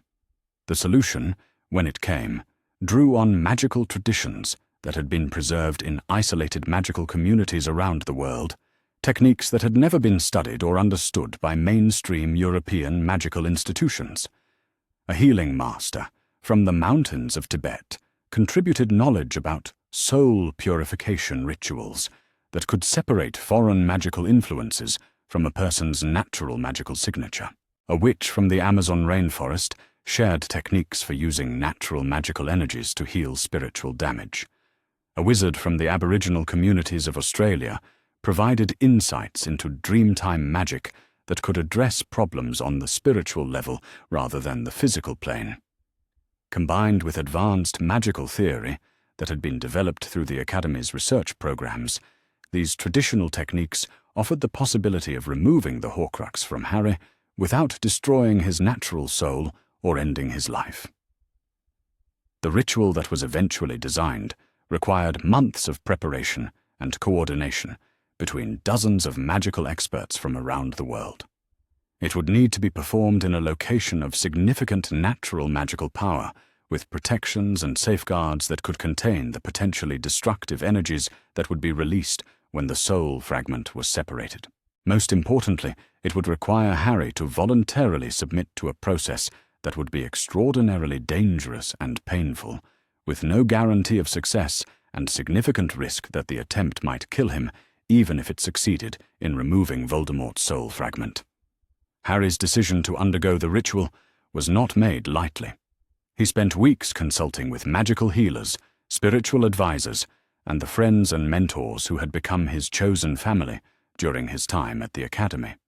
The consensus was that the risk was justified by the potential benefits, not just for Harry himself, but for the entire magical world. As long as the soul fragment remained within him, Voldemort would retain a form of immortality that made his permanent defeat impossible. More than that, the corrupting influence of the soul fragment posed an ongoing threat to Harry's own spiritual and magical development, The longer it remained within him, the more likely it became that he would be negatively affected by its dark, magical influence. The ritual was scheduled to take place during the summer solstice, when natural magical energies would be at their peak and the chances of success would be maximized. The location chosen was a stone circle in the Highlands of Scotland that had been used for magical healing rituals for thousands of years, and that was protected by natural magical barriers that would contain any destructive energies released during the process. International magical authorities provided security and logistical support, ensuring that the ritual could proceed without interference from Voldemort's supporters or the increasingly authoritarian British magical government. As the date of the ritual approached, Harry found himself reflecting on the extraordinary journey that had brought him to this point. Less than 2 years earlier, he had been a powerless child whose suffering was maintained to serve other people's magical agendas. Now he was a young leader whose choices had transformed international magical education, whose vision had created new frameworks for protecting the rights of young magical people, and whose courage was about to free himself and the magical world from one of the darkest threats they had ever faced. The boy who had refused his Hogwarts letter had become someone whose individual choices had reshaped magical society, and whose personal growth had created opportunities and protections that would benefit countless other young magical people for generations to come. Tomorrow would bring the ritual that would either free him from Voldemort's influence or end his life in the attempt. But tonight, as Harry stood in the Academy gardens surrounded by friends from around the world who had become his chosen family, he felt profound satisfaction about the path he had chosen and the principles he had maintained. He had proven that young people deserved the right to make informed choices about their own futures. He had demonstrated that international cooperation was more powerful than isolated authoritarianism in addressing global challenges. He had created systematic protections for educational freedom that would benefit students for generations to come. Most importantly, he had remained true to the values that had motivated his original refusal to simply accept the path that others had laid out for him. The conviction that every person deserved to be treated with respect and dignity, the belief that education should serve individual development rather than institutional convenience, and the understanding that true strength came from cooperation and mutual support rather than dominance and control. Whatever tomorrow brought, Harry knew that he had used his time well, and that the changes he had helped to create would continue to benefit the magical world long after his individual story had ended. The boy who had lived was ready to become the young man who would be free. The morning of the summer solstice dawned clear and bright over the Scottish Highlands, the ancient stones of the ritual circle casting long shadows across the heather-covered landscape. Harry Potter stood at the center of that circle, surrounded by magical practitioners from 17 different countries who had come together to attempt something that had never been tried before in the history of magical healing. The ritual to remove Voldemort's soul fragment from Harry without killing him in the process represented the culmination of months of research and preparation, drawing on magical traditions that spanned continents and cultures. But more than that, it represented the ultimate test of the international magical cooperation that Harry's educational choices had helped to create. Hermione stood at the eastern point of the circle, her role as magical theorist and research coordinator making her essential to the complex calculations and timing that would be required for the ritual's success. Fleur occupied the southern point, her expertise in Velar healing magic providing crucial protections against the corrupting influence of dark magic. Victor Krum held the western position, his knowledge of Northern European magical traditions contributing defensive techniques that would help contain the potentially destructive energies that would be released. At the northern point stood Madame Maxime herself, her presence serving both as a symbol of the Academy's commitment to Harry's welfare and as a source of the powerful magical stability that would anchor the entire ritual against the chaotic forces they were about to unleash. The international team of magical healers, soul magic experts, and protective ward specialists who filled the spaces between the primary positions, represented a gathering of magical knowledge and capability that would have been impossible under traditional, isolated approaches to magical education and cooperation. Harry felt remarkably calm as the preparations neared completion, despite the knowledge that the next few hours would either free him from Voldemort's influence forever or end his life in the attempt. The months of training and preparation had given him confidence in the ritual's design and in the abilities of the people who would be guiding him through the process.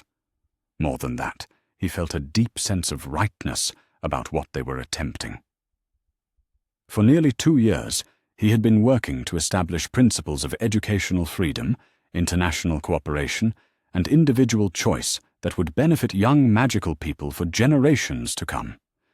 Today's ritual represented the ultimate expression of those principles, demonstrating that even the most seemingly impossible challenges could be overcome when people worked together across cultural and national boundaries. Professor Dubois approached the center of the circle, carrying the special wand that had been crafted specifically for the ritual, using techniques that combined French wand lore with magical practices from around the world. The wand itself was a work of art and magical engineering that represented everything the Academy stood for: innovation, cooperation, and the integration of diverse magical traditions to achieve results that no single approach could accomplish alone. "Harry," he said quietly, "are you ready to begin?" Harry nodded, feeling the weight of the moment, but also the strength that came from being surrounded by people who genuinely cared about his welfare, and who had invested enormous time and effort in making this day possible. "I'm ready, Professor Dubois." "Let's finish what we started when I refused my Hogwarts letter." The ritual began at precisely noon, when the sun reached its highest point and the natural magical energies of the solstice were at their peak. The first phase involved establishing the protective barriers that would contain the dark magical energies released when the soul fragment was separated from Harry's natural soul. This required coordination between ward specialists from 6 different countries, each contributing techniques from their respective magical traditions to create a protective matrix that was far more sophisticated and powerful than anything that could have been achieved by any single magical institution. Harry felt the barriers settling around him, like layers of warm, protective light, each one attuned to different aspects of the magical energies they would be dealing with. The wards would protect not just Harry himself, but also the other participants in the ritual and the surrounding landscape from the potentially devastating effects of uncontrolled soul magic. The second phase involved the careful mapping and analysis of the soul fragment's integration with Harry's natural magical signature. This required techniques that combined traditional divination with advanced magical theory, allowing the healers to understand exactly how Voldemort's soul piece had attached itself to Harry's spiritual essence. Hermione led this phase, using the theoretical framework she had developed during her advanced studies to guide the diagnostic process. Her analysis revealed that the soul fragment had indeed integrated deeply with Harry's magical core, but that it remained distinct enough to be separated without destroying Harry's natural magical abilities. Most importantly, she confirmed that the protective techniques Fleur had developed would be sufficient to shield Harry from the worst effects of the separation process, ensuring that he could survive the removal of the soul fragment if the ritual was performed correctly. The third phase was the most dangerous, requiring Harry to consciously cooperate with the magical processes that would tear apart aspects of his spiritual essence. This meant remaining aware and actively participating even as his soul was subjected to forces that would normally cause unconsciousness or death. The pain, when it began, was unlike anything Harry had ever experienced. It felt as though something fundamental to his being was being ripped away, leaving raw wounds in places he hadn't known could be injured. But the protective magic that surrounded him made the pain bearable, and his training in advanced magical techniques gave him the mental discipline necessary to maintain consciousness and cooperation throughout the process. More importantly, he could feel the support of the friends and mentors who surrounded the ritual circle, their magical energies combining to sustain and strengthen him during the most difficult moments of the separation. As the soul fragment began to separate from his natural essence, Harry felt something that he had carried his entire life without realizing it, finally loosening its grip.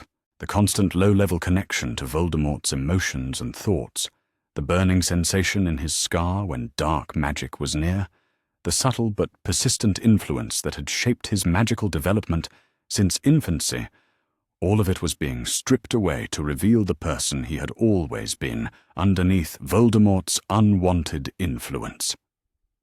The moment of final separation was marked by an explosion of light that seemed to come from within Harry himself, a burst of pure magical energy that represented the liberation of his natural soul from the dark fragment that had been parasitically attached to it.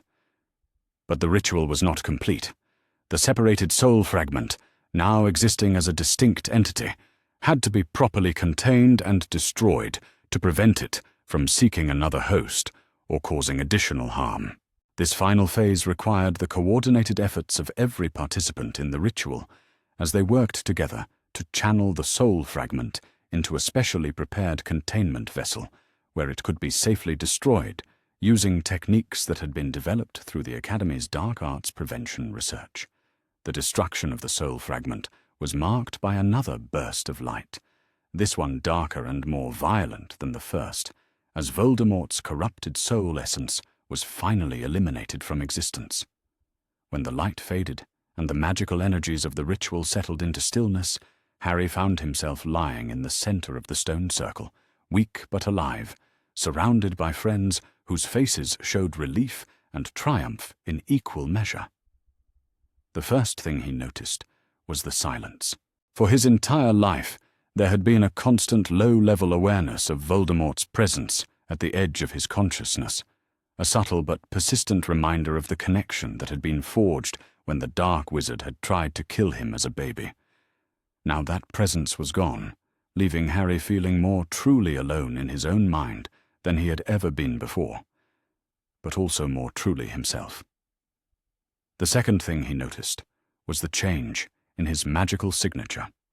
Without Voldemort's influence, his natural magical abilities felt cleaner and more focused, as though filters had been removed from his perceptions and capabilities. But perhaps most importantly, Harry felt a deep sense of completeness that he had never experienced before. For the first time in his life, he was entirely his own person, free from both the corrupting influence of Voldemort's soul fragment and the manipulative control of adults who had claimed to know what was best for him. The celebration that followed the ritual's success was subdued but deeply meaningful, as the international magical community recognized that they had achieved something unprecedented in the history of magical healing and dark arts prevention. More than just removing a Horcrux from a living person, they had demonstrated that international magical cooperation could overcome challenges that had previously been considered impossible to solve. The precedents established by the ritual's success would benefit future generations of magical people who might face similar dark magical influences, providing them with hope and resources that had never existed before. But the immediate consequence of the ritual's success was that Voldemort's immortality defenses were now completely destroyed. With all of his Horcruxes eliminated, including the one that had been accidentally created in Harry, the Dark Wizard was now vulnerable to permanent death in ways that he hadn't been since his original defeat. This vulnerability did not go unnoticed by Voldemort himself. 3 days after the ritual, while Harry was still recovering from the spiritual and physical trauma of the soul fragment's removal, Voldemort launched his most desperate and dangerous attack yet. Instead of targeting Harry directly or attempting to force his return to Britain, Voldemort attacked the very heart of the international magical cooperation that had made his defeat possible.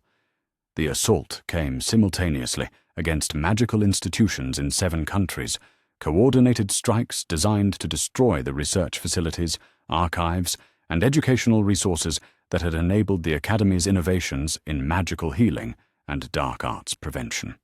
But the attack also revealed the full extent of Voldemort's desperation and the ways in which his traditional authoritarian approach to magical power was inadequate to deal with the new realities of international magical cooperation. The coordinated defense that met Voldemort's assault was unlike anything that had ever been attempted in the history of magical conflict.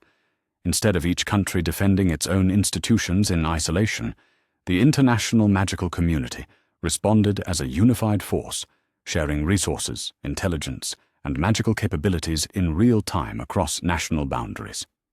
Harry participated in the defense, despite his recent ordeal, not as the primary combatant, but as a strategic coordinator, whose understanding of both Voldemort's methods and international magical cooperation made him uniquely valuable for directing the collaborative response.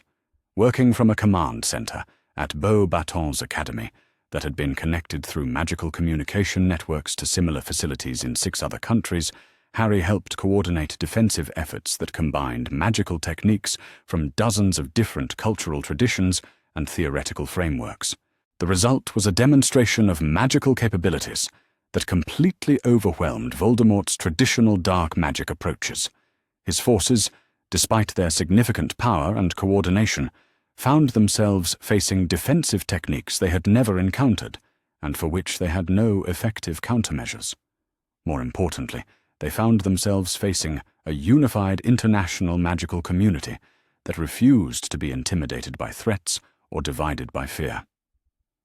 The turning point in the battle came when Harry realized that Voldemort himself was present at one of the attack sites, leading the assault on the research facility in Germany, where some of the Academy's most important dark arts prevention work was being conducted.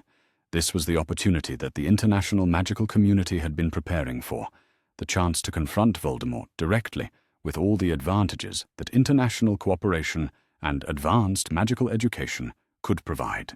Harry made the decision to travel to Germany and participate directly in the confrontation, not because he sought revenge or personal glory, but because his unique understanding of Voldemort's methods and his symbolic importance to the international magical community made his presence essential for achieving permanent victory.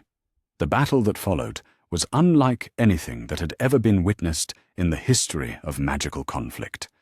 Voldemort, despite his considerable power and decades of experience, found himself facing not just Harry Potter, but an entire international magical community that had been transformed by the principles of cooperation and innovation that Harry's educational choices had helped to establish.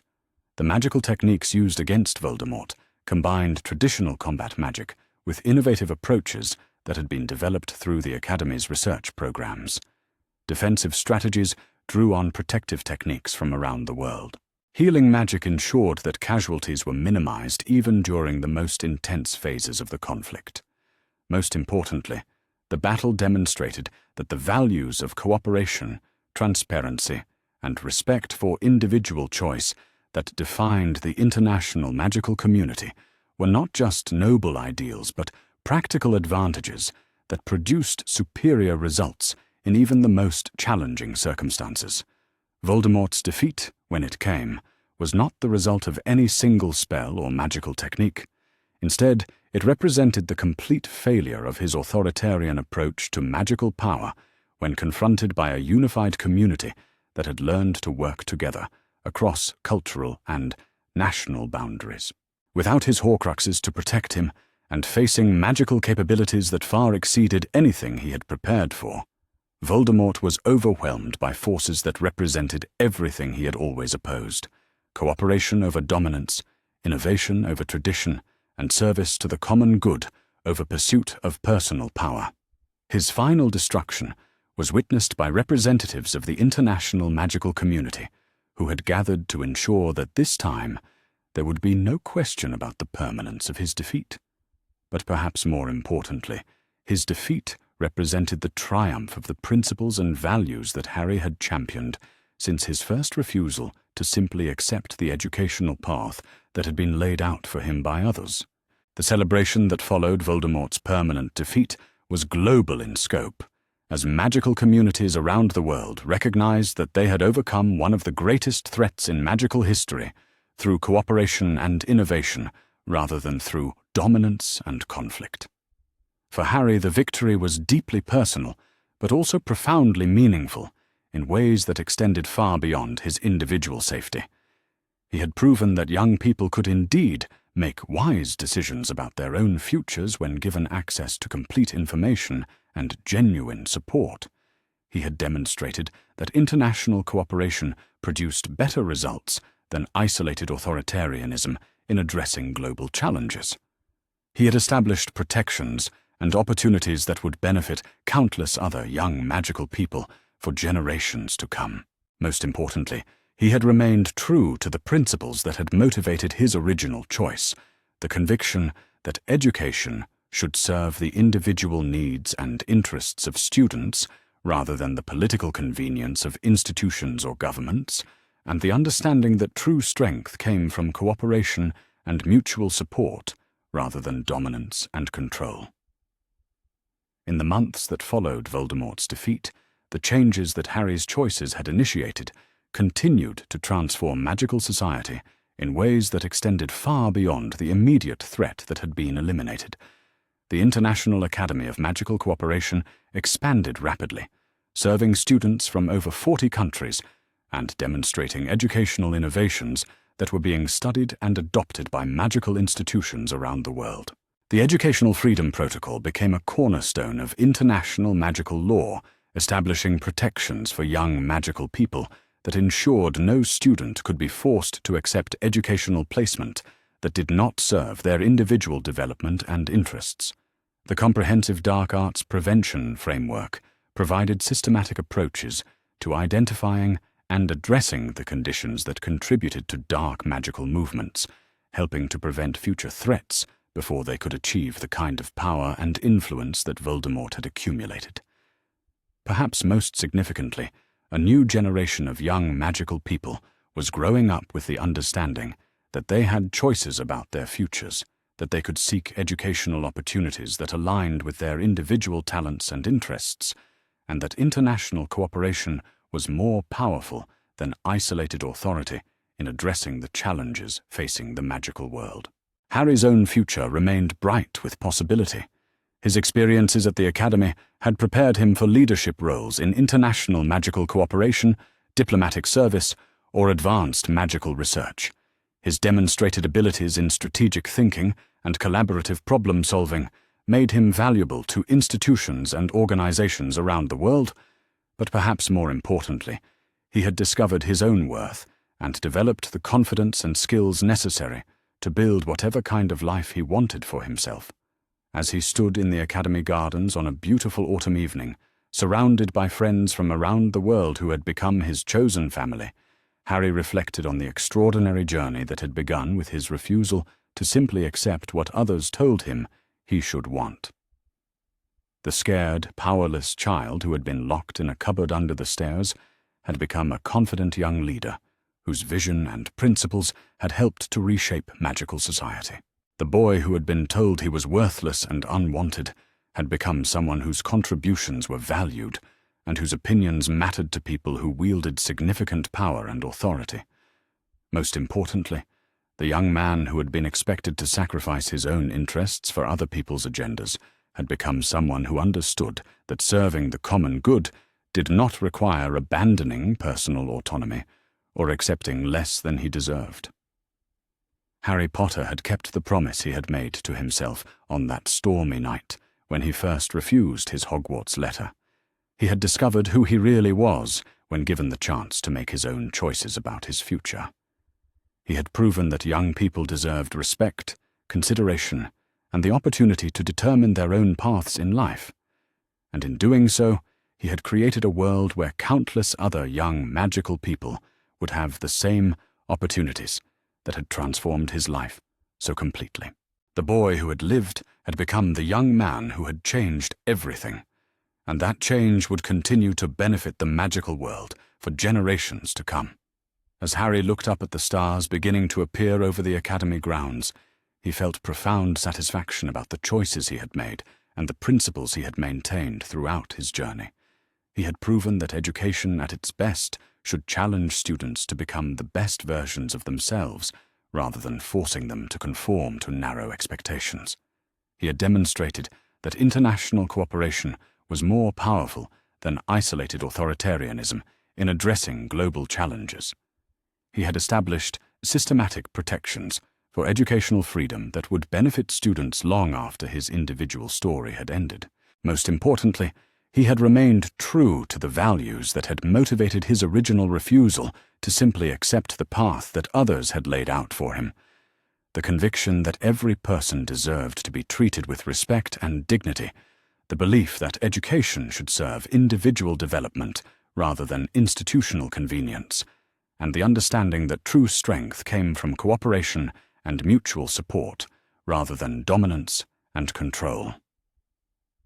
The revolution that had begun with a single boy's refusal to accept what he was told he should want had transformed magical education, international magical relations, and the fundamental principles that governed magical society itself. Harry Potter had indeed refused his Hogwarts letter and applied to Beauxbaton behind Dumbledore's back, but more than that, he had created a better world for everyone who would come after him. And that, Harry thought, as he stood surrounded by the life he had chosen and the friends who had chosen him, was exactly what he had always hoped to accomplish. The future was bright with possibility, and for the first time in his life, Harry Potter knew that he was exactly where he belonged. The journey back to Privet Drive felt longer than the journey out, though Harry supposed that had more to do with the thick silence that had settled over the small car like a suffocating blanket. Uncle Vernon gripped the steering wheel with white knuckles, his jaw working soundlessly as if he were chewing words too dangerous to speak aloud. Aunt Petunia sat rigid in the passenger seat, her horse-like face turned toward the window, while Dudley sprawled across the back seat next to Harry, occasionally shooting him looks that mixed confusion with something that might have been grudging respect. Harry stared out at the passing countryside and felt something he had never experienced before. Freedom, not the physical kind. Not yet. But something far more precious. For the first time in his life, he had made a choice that was entirely his own, and the world hadn't ended. The sky hadn't fallen. He was still alive, still breathing, still thinking, still planning. The silence stretched until they reached the outskirts of Little Whinging, when Uncle Vernon finally spoke, in a voice hoarse with suppressed rage. "Not a word of this to anyone, boy. Not to the neighbors, not to your teachers, not to that freak friend of yours across the street. What happened tonight stays in this family." Harry turned to look at his uncle with genuine curiosity. "What exactly do you think happened tonight, Uncle Vernon?" Vernon's face began its familiar progression from pink to purple. "You defied that giant freak, just like you've been defying us your whole life. But don't think this changes anything. You're still a burden in our house, still a reminder of your freakish parents and their freakish world. And, actually," Harry said mildly, "I think tonight changes everything." There was something in his voice that made all three Dursleys turn to look at him, something calm and settled and utterly unafraid that they had never heard before. "You see," Harry continued conversationally, "up until tonight I thought I was trapped. I thought this was just how my life was going to be, forever. But now I know there are options. There are choices. There are people out there who might actually want me for who I am, instead of resenting me for existing." The car swerved slightly as Vernon's grip tightened on the wheel. "You'll do as you're told, boy.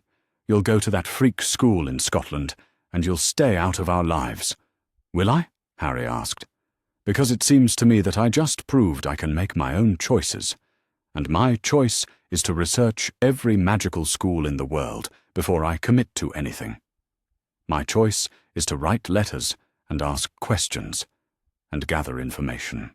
My choice is to make sure I never again accept someone else's version of what's best for me without doing my own investigation first." The silence that followed was different from the one that had begun their journey. This one crackled with tension and unspoken threats and the growing realization that something fundamental had shifted in the dynamic of Number 4, Privet Drive. When they pulled into the driveway, Uncle Vernon turned around in his seat to face Harry directly. His face was purple now, veins standing out on his forehead like cords. "Listen to me very carefully, you little freak. You live under my roof. You eat my food. You follow my rules. And my rules say no funny business, no freakish nonsense, and absolutely no contact with any more of your kind. You'll go to your room, and you'll stay there until I decide what to do with you." Harry nodded thoughtfully. "I understand. You want to punish me for making a choice you don't like by locking me in my room, just like you've been doing my whole life whenever I showed any sign of independent thought." He paused, letting that sink in. "The only difference is that now I know it's not normal. Now I know that other children don't get locked up for asking questions, or showing curiosity, or wanting to learn about the world. Now I know that what you've been doing to me has a name." Uncle Vernon's face went very still. "What name is that, boy?" "Abuse," Harry said quietly. "Child abuse. And now that I know what to call it, I know what to do about it." The threat hung in the air between them like a sword. Uncle Vernon's mouth opened and closed several times, but no sound came out. Behind him, Aunt Petunia had gone pale as parchment, and Dudley was staring at Harry as if seeing him for the first time. Finally, Uncle Vernon found his voice. "You wouldn't dare, wouldn't I?" Harry's smile was small and sharp, and utterly without humor. "I've spent 11 years being afraid of you, Uncle Vernon. Afraid of your shouting, afraid of your punishments, afraid of your disapproval. But you know what I realized tonight?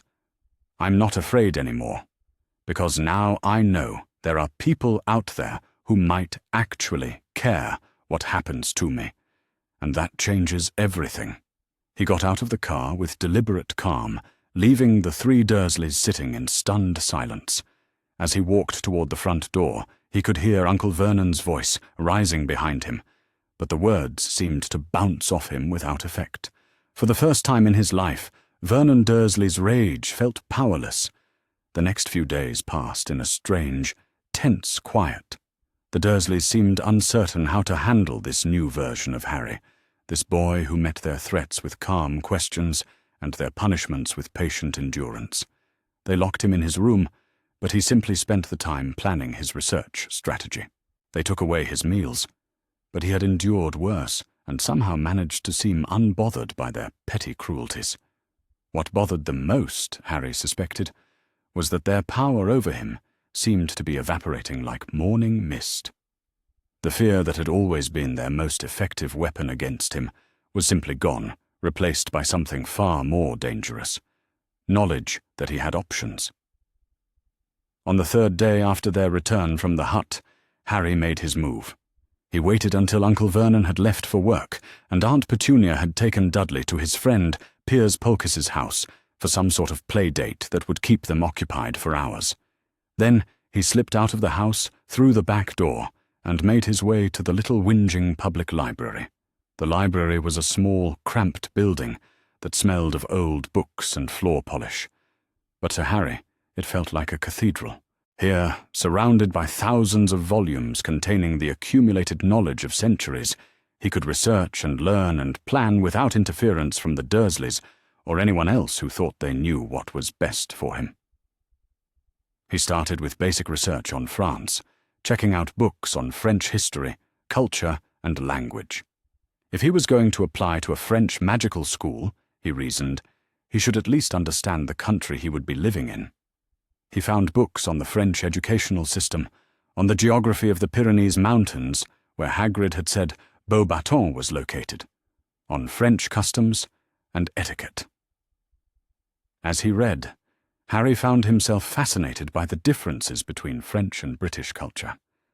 The French seemed to place enormous value on intellectual achievement and cultural sophistication.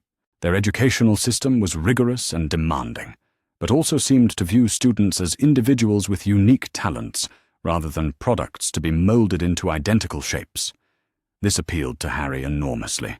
He also researched what he could find about other magical schools around the world. Information was frustratingly scarce in Muggle books, but he managed to find references to strange schools in remote locations, to traditions of learning that seemed to combine academic study with practical magic in ways that sounded far more appealing than the rather hidebound approach Hagrid had described at Hogwarts. It was while he was deep in a book about medieval French architecture that he became aware of someone watching him. Harry looked up to find a small, neat woman with greying hair and intelligent brown eyes standing next to his table. She was perhaps 60 years old, with the kind of face that suggested she spent a lot of time listening to other people's problems and offering sensible advice. "Excuse me," she said quietly. "You're Harry Potter, aren't you? From Privet Drive?" Harry tensed instinctively. The last thing he needed was some nosy neighbour reporting back to the Dursleys about his library visits. "Yes," he said cautiously. "Do I know you?" The woman smiled, and something about it put Harry immediately at ease. "We haven't been formally introduced, but I'm Arabella Figg. I live on Wisteria Walk, just around the corner from your aunt and uncle's house. I believe you've spent some time at my house over the years when the Dursleys needed somewhere to leave you. Mrs. Figg." Harry remembered her now, though vaguely. A batty old woman with too many cats who had occasionally been pressed into service as his babysitter when the Dursleys had social obligations and couldn't bring themselves to take Harry along. He had always assumed she was just another neighbourhood eccentric, but something about the way she was looking at him now suggested there was more to Arabella Figg than met the eye. "May I sit down?" she asked, gesturing to the empty chair across from him. Harry nodded, curious despite himself. Mrs. Figg settled herself with the careful movements of someone whose joints weren't quite as flexible as they used to be. Then she leaned forward and spoke in a voice so quiet Harry had to strain to hear her. "I know about Hagrid's visit," she said. "I know what happened at the hut, and I know about your decision regarding Hogwarts." Harry's blood ran cold. "How could you possibly know that?" Mrs. Figg smiled again, and this time there was something almost mischievous about it. "Because I was told to keep an eye on you, Harry. I've been keeping an eye on you for 11 years. The words hit Harry like a physical blow. Another watcher. Another spy reporting back to Dumbledore about his every move. How many people in Little Whinging were secretly monitoring him? How many friendly faces were actually masks worn by people whose loyalty belonged to someone else? "I can see what you're thinking," Mrs. Figg said gently. "You're wondering if everyone you've ever met is actually working for someone else. If anyone in your life has ever been real." The accuracy of her observation was unsettling. Harry found himself nodding despite his desire to remain guarded. Mrs. Figg reached into her handbag and pulled out what looked like an ordinary compact mirror, but when she opened it, instead of showing her reflection, it displayed an image of a magnificent silver cat with tufted ears and intelligent blue eyes. "I'm what's called a squib, Harry," she explained. "Someone born into a magical family, but without magical powers of my own. I can see magic, I can interact with magical creatures, but I can't perform magic myself."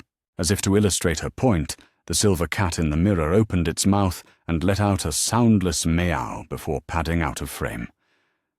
"Those are my cats," Mrs. Figg continued. "Well, some of them. The magical ones. They helped me keep watch over the neighbourhood and report anything unusual."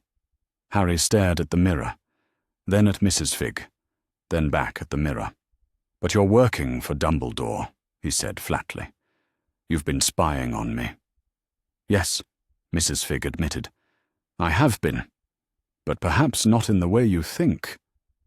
She closed the compact and leaned back in her chair, studying Harry with those intelligent brown eyes.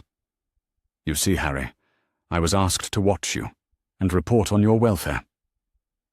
But what I reported and what was actually happening in that house were not always the same thing." Harry felt his world tilt slightly. "What do you mean?"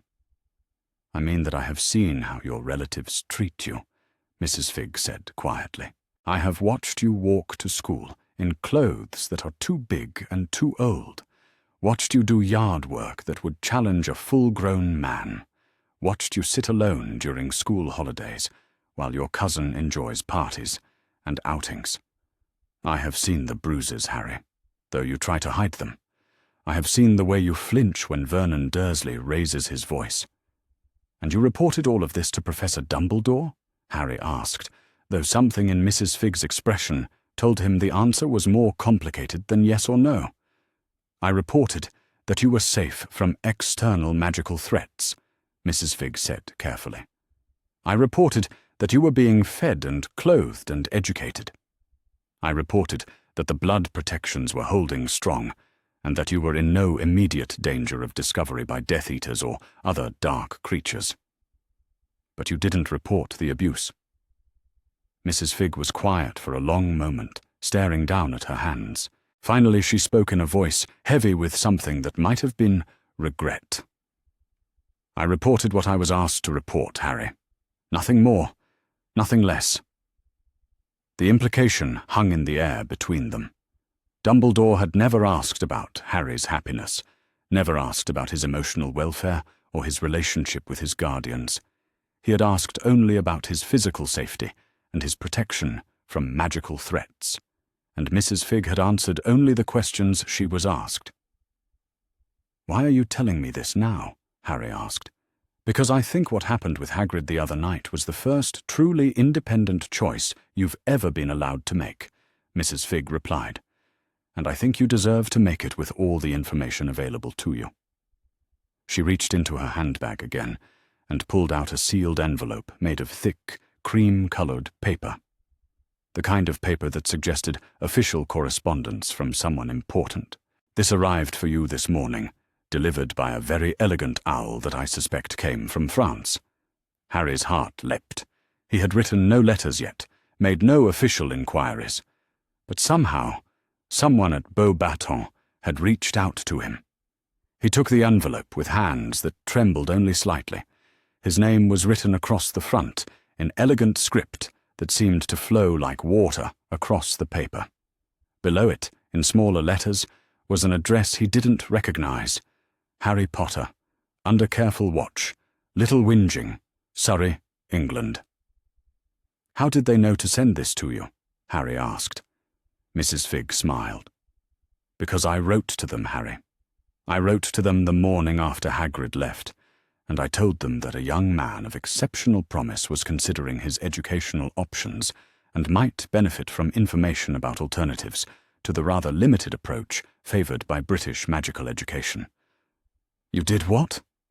Harry stared at her in amazement. "I did what I thought was right, Mrs. Figg said simply. "You see, Harry, I may have been assigned to watch you, but that doesn't mean I don't care what happens to you. And I've spent 11 years watching a bright, curious, resilient child be systematically discouraged from asking questions or showing initiative. I thought it was time someone encouraged you to do both." Harry looked down at the envelope in his hands, feeling something warm and bright unfurling in his chest. Someone had helped him. Someone had acted on his behalf without being asked, without expecting anything in return, simply because they thought he deserved better than what he was getting. It was a revelation. "Thank you," he said quietly. "Mrs. Figg, I don't know what to say." "Say you'll read the letter with an open mind," she replied. "Say you'll consider all your options before you make your final decision. And say you'll remember that there are people in this world who want to see you succeed simply because you deserve to succeed." Harry nodded, not trusting his voice. Mrs. Figg stood to leave, then paused and looked back at him. "One more thing, Harry. If you decide to pursue this French option, you'll need help with the application process. International magical education involves paperwork that can be quite complex, especially for someone in your unique situation." "My unique situation?" Mrs. Figg's expression grew serious. "You're not just any 11-year-old wizard, Harry. You're the boy who lived, the one who survived the killing curse, the child who defeated the darkest wizard in a century. That makes you famous, certainly, but it also makes you a political figure, whether you want to be or not. Any school that accepts you will be making a statement about their relationship with the British magical establishment. Harry felt something cold settle in his stomach. So even my choice of school becomes about other people's politics? Not necessarily, Mrs. Figg said gently. But it does mean you need to understand the implications of your choices, and it means you need allies who understand the political landscape and can help you navigate it. Like you, like me, Mrs. Figg confirmed, and like others who believe that even famous children deserve the right to make their own decisions about their futures. After Mrs. Figg left, Harry sat alone in the library for a long time, staring at the envelope in his hands. Part of him was afraid to open it, afraid that it would contain a polite rejection or conditions that would make attending Beauxbatons impossible. But a larger part of him was excited in a way he had never been before. This was his first real step into the magical world, taken on his own terms with the help of people who supported his right to choose. Finally, he broke the elegant wax seal and unfolded the letter inside. The paper was thick and creamy, with a watermark that seemed to shimmer between a pair of crossed wands and a mountain peak. The writing was in the same elegant script as the envelope, but there was something warm and personal about it that made Harry feel as though the writer was speaking directly to him. "Dear Mr. Potter," the letter began, "please allow me to introduce myself. I am Olympe Maxime, headmistress of Beauxbatons Academy of Magic, and it is my very great pleasure to write to you regarding your potential interest in our institution. I must confess that news of your recent decision to explore alternatives to the traditional British magical education has caused quite a stir in our community. Not because we disapprove, you understand, but because we are so pleased to hear of a young person taking such an active role in determining their own educational future. Too often, we in the magical education establishment assume that children will simply accept whatever path is laid out for them without regard for their individual interests, talents, or circumstances. Your decision to research your options and make an informed choice speaks to a maturity and independence of spirit that we greatly admire. I would very much like to invite you to consider Beauxbatons Academy as one of those options. Founded in the 13th century in the heart of the French Pyrenees, Beauxbatons has long been recognized as one of the finest magical institutions in the world. Our curriculum emphasizes not only magical proficiency, but also intellectual rigor, cultural sophistication, and the development of each student's unique magical signature. Unlike some institutions which favor a rather rigid, traditional approach to magical education, Beauxbatons prides itself on adapting our teaching methods to suit the individual needs and strengths of our students. We believe that magic is an art as much as a science, and like any art, it flourishes best when practitioners are encouraged to explore, experiment, and express themselves freely. Our student body is international by design, drawing talented young witches and wizards from across Europe and beyond. This diversity enriches our community immeasurably, as students learn not only from our faculty, but from each other's varied magical traditions and cultural perspectives. I understand that you may have concerns about attending school in a foreign country, particularly one where French is the primary language of instruction. Please be assured that Beauxbatons has extensive experience helping international students adapt to our environment. We offer intensive language instruction for those who need it, as well as cultural orientation programs designed to ease the transition. More importantly, we offer something that I suspect may be quite precious to you: the opportunity to be seen as Harry Potter the student, rather than Harry Potter the celebrity. While we are certainly aware of your remarkable history, our community is more interested in who you are becoming than in who you have been. We judge our students on their character, their effort, and their potential, not on their fame or the expectations of others. If you are interested in learning more about Beauxbatons, I would be delighted to arrange for you to visit our campus. Such visits are traditionally conducted during the summer months, allowing prospective students to experience our community while classes are in session.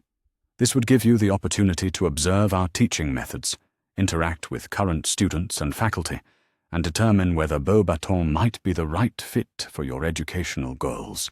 I should mention that such a visit would, of necessity, require the cooperation of your current guardians and the approval of the British Ministry of Magic, as you are still a minor under British magical law. However, I have some experience in navigating international educational bureaucracy, and I would be happy to assist with any paperwork or permissions that might be required. Please know that this invitation comes without any pressure or expectation of commitment. You are under no obligation to attend Beauxbatons simply because you choose to visit us. The decision of where to pursue your magical education should be yours alone, made with full knowledge of all available options. I have taken the liberty of enclosing some informational materials about our academy, including a brief history of our institution, an overview of our curriculum and teaching philosophy, and testimonials from some of our international students. I hope you will find them helpful as you consider your options. Should you wish to correspond further, please feel free to write to me directly. I am always available to answer questions from prospective students, and I would be particularly honored to assist someone who has shown such admirable independence of spirit. Whatever you decide about your magical education, Mr. Potter, please know that Beauxbatons Academy stands ready to support your growth as both a wizard and a young man. We believe that the magical world is stronger when it includes voices from all backgrounds and perspectives, and we would be privileged to help you find yours. With warmest regards and highest hopes for your future, Olympe Maxime, Headmistress, Beauxbatons Academy of Magic. Harry read the letter twice, then a third time, each reading revealing new layers of warmth and respect that made his chest tight with emotion. Here was someone who spoke to him as an individual, not as a symbol or a weapon or a child to be managed. Here was someone who treated his desire to make his own choices as admirable rather than inconvenient. Here, perhaps, was the beginning of the future he was going to build for himself. He carefully folded the letter and tucked it into his jacket pocket, along with the informational materials Madame Maxime had enclosed. Then he gathered up his research books and prepared to head home to Privet Drive. But as he walked through the evening air toward his relative's house, Harry found that he wasn't dreading the return quite as much as usual, because now he had something the Dursleys couldn't take away from him: hope. Real, concrete, actionable hope in the form of alternatives to the life that had been planned for him by others. He had choices, real choices. And for the first time in his 11 years of life, Harry Potter felt like he might actually have a chance at happiness. The war for his future had begun, but this time Harry intended to fight it on his own terms, with his own allies, and with his own weapons, knowledge, determination, and the unshakable conviction that he deserved better than what he had been given. The boy who lived was about to become something far more dangerous. He was about to become a young man who knew his own worth and refused to accept anything less than what he deserved. And that, Harry thought, as he turned onto Privet Drive, was going to change everything. The owl arrived at dawn, its silhouette cutting through the pale morning light like a silver blade against the salmon-pink sky. Harry had been awake for hours, sitting by his bedroom window and watching the street below for any sign of movement. Sleep had become elusive since his decision to refuse Hogwarts, his mind too busy with plans and possibilities to allow for proper rest. But this owl was different from the one that had delivered Madame Maxime's letter. Where that bird had been elegant and discreet, this one was magnificent, pure white with touches of gold on its wing tips and intelligent amber eyes that seemed to hold secrets older than the ancient stones of Beauxbatons Academy itself. It landed on Harry's windowsill with the grace of a creature that had never known doubt or hesitation, and offered him a letter sealed with wax the color of deep sapphires. Harry opened the window carefully, mindful of the early hour and the sleeping Dursleys below. The owl extended its leg with regal patience, allowing Harry to untie the letter before fixing him with a stare that seemed to see straight through to his soul. "Thank you," Harry whispered, and could have sworn the owl nodded in acknowledgement before spreading its magnificent wings and disappearing into the brightening sky. The letter was heavier than Madame Maxime's first correspondence, written on paper that felt like silk beneath Harry's fingers. The seal bore an intricate coat of arms that seemed to shift and change as he looked at it, sometimes showing crossed wands beneath a crown, sometimes revealing a phoenix rising from flames, sometimes displaying symbols he didn't recognize, but that filled him with an inexplicable sense of anticipation. Harry broke the seal and unfolded what proved to be several pages of elegant script, along with additional documents that made his heart race with possibility. "My dear Mr. Potter," the letter began in Madame Maxime's familiar hand. "I hope this letter finds you well, and that you have had time to consider the materials I sent with my previous correspondence. I confess that I have been quite anxious to hear your thoughts on our academy, though I certainly understand that such an important decision requires careful consideration. I write today with news that I believe will interest you greatly. As I mentioned in my first letter, your situation as an international student of particular prominence requires certain diplomatic considerations. I am pleased to report that I have spent the past week in correspondence with both the French Ministry of Magic and the International Confederation of Wizards regarding your potential enrollment at Beauxbatons. The response has been overwhelmingly positive.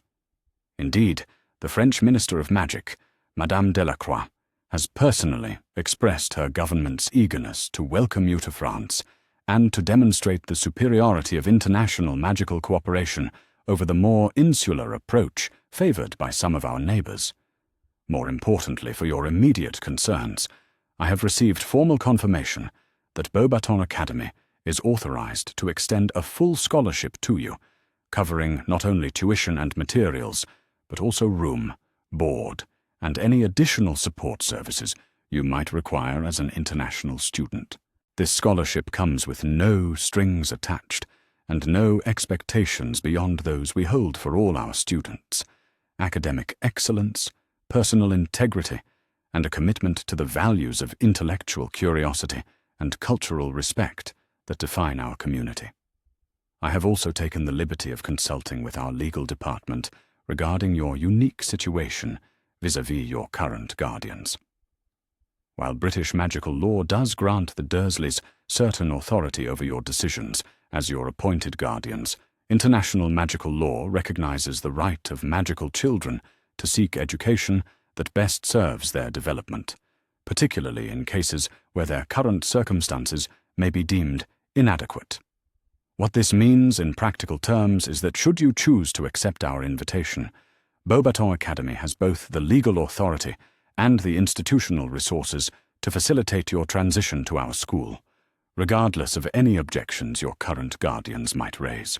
We have successfully managed similar situations in the past, always with the student's best interests as our primary concern.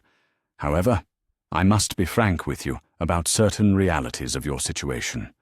Your fame in the magical world means that your choice of educational institution will inevitably be seen as a political statement.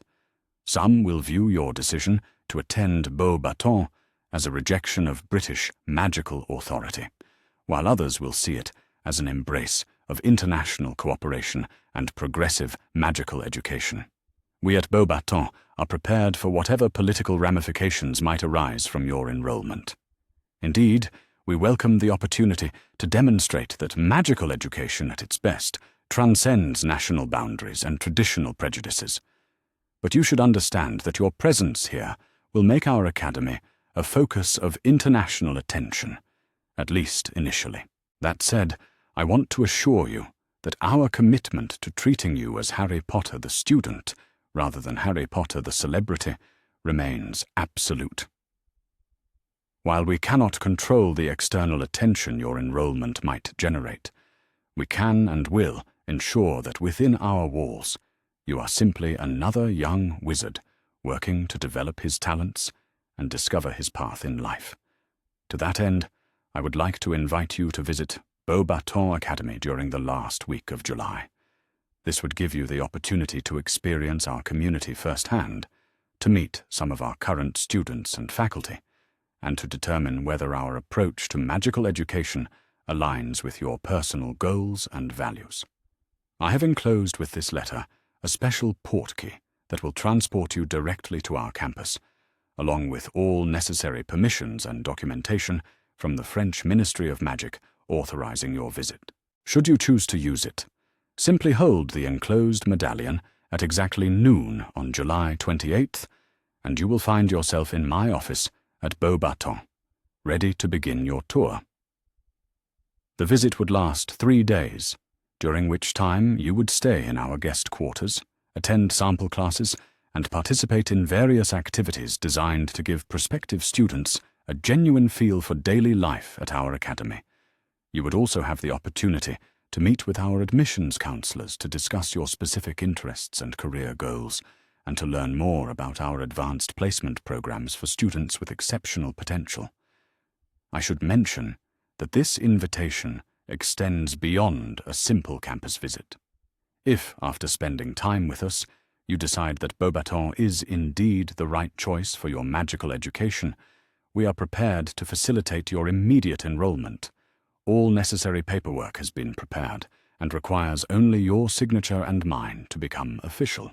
This would mean that you could begin classes with our other first-year students when term commences on September 1st, fully integrated into our community from the very beginning, rather than joining partway through the year as a transfer student. I realize this represents a significant decision, and I do not expect you to make it lightly. However, I want you to know that every member of our community, from our most senior professors to our newest students, is eager to welcome you should you choose to join us. There is one additional matter I feel I must address directly. It has come to my attention through certain channels that your current living situation may be less than ideal for a young person of your remarkable potential. While I certainly do not wish to overstep my bounds or interfere in family matters, I want you to know that Beauxbatons Academy has considerable experience in providing not just educational support, but comprehensive care for students whose home environments may not be conducive to their healthy development. Should you choose to join our community, you would be welcomed not merely as a student, but as a young man deserving of respect, encouragement, and the kind of nurturing environment that allows exceptional individuals to flourish. We pride ourselves on creating a home away from home for all our students, but particularly for those who may never have experienced what a truly supportive family environment feels like. I hope this letter finds you in good spirits and good health, and I very much look forward to your response.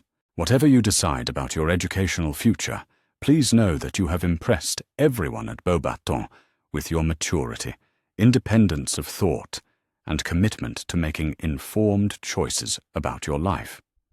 These are qualities that will serve you well, regardless of which path you ultimately choose. With warmest regards and highest expectations for your continued success, Olympe Maxime Headmistress, Beauxbatons, Academy of Magic Postscriptum. I have also taken the liberty of including a brief note from one of our current students, a young lady from England who found herself in circumstances not entirely dissimilar to your own. I thought her perspective might provide some insight into the realities of international magical education from a student's point of view. Harry set down Madame Maxime's letter, with hands that trembled slightly, overwhelmed by the sheer scope of what was being offered. Not just an alternative to Hogwarts, but a complete escape from his current life, backed by international magical law and the resources of one of Europe's most prestigious magical institutions. He picked up the second letter, written on lighter paper in a younger, more casual hand. Dear Harry, it began. My name is Catherine Morrison, and I'm a third-year student at Beauxbatons Academy. Madame Maxime asked me to write to you, because my own path here started with circumstances she thought might be similar to yours. Like you, I grew up in England, the daughter of magical parents who attended Hogwarts. Unlike you, I was not famous or particularly notable in any way. I was simply a young witch whose magical development was being stifled by an educational system that seemed more interested in maintaining tradition than in helping students reach their full potential. When I was 13, I convinced my parents to let me transfer to Beauxbatons, despite considerable pressure from family and friends who felt I was betraying my heritage by seeking education outside of Britain. It was one of the best decisions I have ever made. At Hogwarts, I had been a mediocre student, struggling to master spells that seemed to come easily to my classmates, and growing increasingly frustrated with teaching methods that emphasized memorization and repetition over understanding and creativity. My professors seemed to view me as simply another student to be processed through the system, rather than as an individual with unique talents and interests. At Beauxbatons, everything changed. Here, professors take the time to understand how each student learns best and adapt their teaching methods accordingly. Here, magic is taught as both an art and a science, with equal emphasis on technical proficiency and creative expression. Here, students are encouraged to ask questions, to experiment, to push the boundaries of what they thought was possible. In my 3 years at Beauxbatons, I have not only mastered spells that I never would have managed at Hogwarts, but I have discovered entirely new areas of magic that I never knew existed. I am currently specializing in magical linguistics, studying the ways that different languages shape magical expression and cultural approaches to spellcasting. This is a field of study that simply doesn't exist at Hogwarts, where ancient subjects are preserved in amber rather than allowed to evolve and grow. More importantly than academic achievement, however, has been my personal growth. At Hogwarts, I was quiet, insecure, always worried about making mistakes or drawing unwanted attention. At Beauxbatons, I have learned to speak up for myself, to contribute my ideas to classroom discussions, to take intellectual risks and learn from both my successes and my failures. The international nature of our student body has been particularly enriching. My dormitory mates include a Spanish witch who specializes in magical botanicals, a German wizard with an extraordinary talent for protective enchantments, and an Italian student who approaches transfiguration with an artistry that takes my breath away. Learning alongside students from so many different magical traditions has expanded my understanding of what magic can be and do in ways that would never have been possible in the more homogeneous environment of a purely British magical school. I won't lie to you and say that the transition was entirely smooth. Learning to navigate a new culture and a new language while keeping up with rigorous academic demands required considerable effort and adjustment. But the support systems at Beauxbatons are extraordinary. Every international student is assigned both an academic advisor and a cultural mentor, and the entire community is committed to helping newcomers succeed. More than that, though, is the sense of being truly valued for who I am, rather than judged against some predetermined expectation of who I should be. At Hogwarts, I always felt as though I was failing to live up to some standard I never quite understood. At Beauxbatons, I feel as though I am being challenged to become the best possible version of myself. I understand that your decision carries implications far beyond my own experience. Your fame means that your choice will be scrutinized and analyzed in ways that mine never was. But I hope my perspective might give you some sense of what life is actually like for international students at Beauxbatons, beyond all the political considerations and media attention. If you do decide to visit our campus, I would be honored to show you around and answer any questions you might have about student life here. And if you choose to join our community, I promise you will find yourself surrounded by people who are genuinely excited to help you discover what you're capable of achieving. Whatever you decide, I wish you the very best of luck. The fact that you are taking such an active role in choosing your own educational path speaks to a strength of character that I greatly admire. With warm regards and hopes for your happiness, Catherine Morrison. 3rd year, Beaubaton Academy of Magic. Harry read both letters twice, then carefully examined the additional documents Madame Maxime had included. There were official forms from the French Ministry of Magic, authorizations for international student transfer, and a small silver medallion that hummed with barely contained magical energy. The portkey.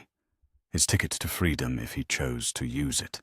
But as Harry sat in his small bedroom, surrounded by evidence of a life that could be completely different from the one he had always known, he found his attention drawn to the sounds of the house waking up below him.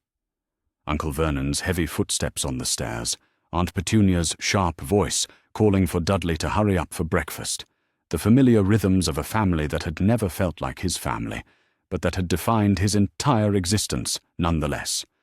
For 11 years, this had been his world. Narrow, cruel, limiting, but familiar. And now he was being offered the chance to step into something completely unknown, something that promised everything he had ever dreamed of, but that would require him to leave behind everything he had ever known. Even the bad parts, even the Dursleys. The thought should have filled him with nothing but relief. After all, what did he owe the people who had spent his entire life making it clear that he was unwanted, unloved, and barely tolerated? What did he owe relatives who had locked him in cupboards and starved him and told him he was worthless? Nothing. He owed them absolutely nothing. So why did the thought of leaving feel so complicated? Harry was still pondering this question when he heard the shouting start downstairs. Uncle Vernon's voice, raised in the particular combination of outrage and panic that Harry had learned to recognize as a sign that something magical had happened in the aggressively non-magical world of number 4, Privet Drive. Harry crept to his bedroom door and opened it, just wide enough to listen. "What do you mean they're asking questions about the boy?" Uncle Vernon was bellowing. "What kind of questions? Who's asking?" Aunt Petunia's voice was higher and more strained than usual. "I don't know, Vernon. Mrs. Henderson from number 7 stopped me at the post-box this morning. She said there have been people around the neighborhood, official-looking people, asking about Harry's well-being, about whether he seems happy, whether we treat him well, whether he appears to be properly cared for." Harry felt something cold settle in his stomach. People asking questions about his well-being could only mean one thing. Someone was investigating his living situation. But who? And why now? The answer came with Uncle Vernon's next bellow. "This is that freak boy's doing. Ever since that giant came to the house, ever since he started getting ideas about making his own choices, things have been going wrong. Mark my words, Petunia. This is his revenge for all those years of proper discipline." "But what if they're from social services?" Aunt Petunia's voice was tight with barely controlled panic. "What if someone has made a complaint? What if they take him away and people find out why?" "Then we're finished," Uncle Vernon said grimly. "The neighbors will talk. The scandal will follow us everywhere. My job, our reputation, Dudley's future. All of it ruined because of that ungrateful little freak." Harry listened to his relatives discuss the potential consequences of his situation being investigated, and felt a strange mixture of satisfaction and concern. Satisfaction, because, for the first time in his life, the Dursleys were afraid of the consequences of their actions. Concern, because their fear was making them dangerous in a way they had never been before.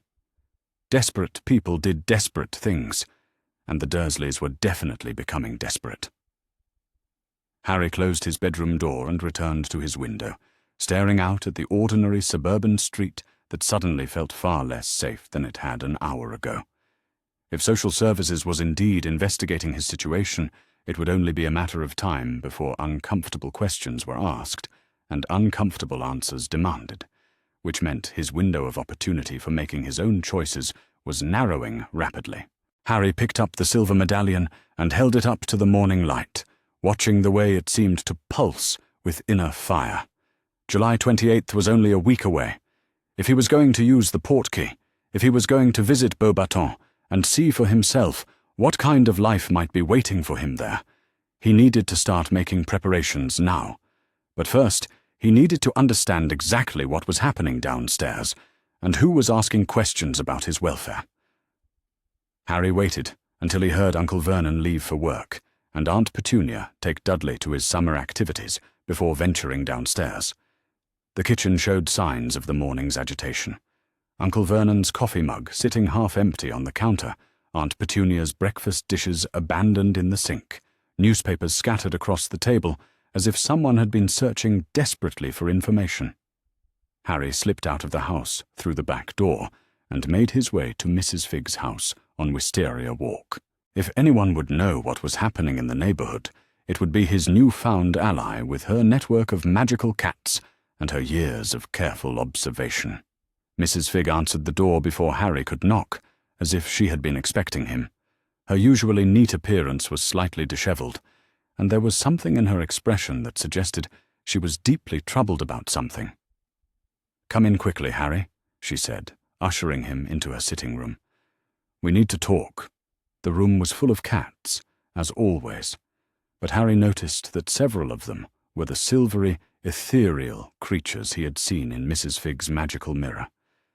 They watched him with intelligent eyes as he took a seat on the chintz sofa. "Someone's been asking questions about me," Harry said without preamble. "The Dursleys are panicking about official-looking people investigating whether I'm being properly cared for." Mrs. Figg nodded grimly. "Yes, I know. Because I'm the one who reported your situation to the authorities." Harry stared at her. "You did what?" "I contacted the Department for the Welfare of Magical Children yesterday morning," Mrs. Figg explained. "After our conversation at the library, after seeing how excited you were about the possibility of alternatives to your current situation, I realized that I couldn't continue to stand by and watch you suffer just because it was convenient for certain powerful people. But Mrs. Figg," Harry protested, "this could cause enormous problems. If social services gets involved, if there's an investigation, it could interfere with my plans to visit Beauxbatons. It could make everything more complicated." Mrs. Figg leaned forward, her intelligent brown eyes fixed on Harry's face. "Harry, I need you to understand something. The people who have been watching you, the people who placed you with the Dursleys and have been monitoring your situation for 11 years. They didn't do it because they cared about your happiness or your well-being. They did it because it was convenient for them." "Convenient how?" Mrs. Figg was quiet for a moment, clearly weighing her words.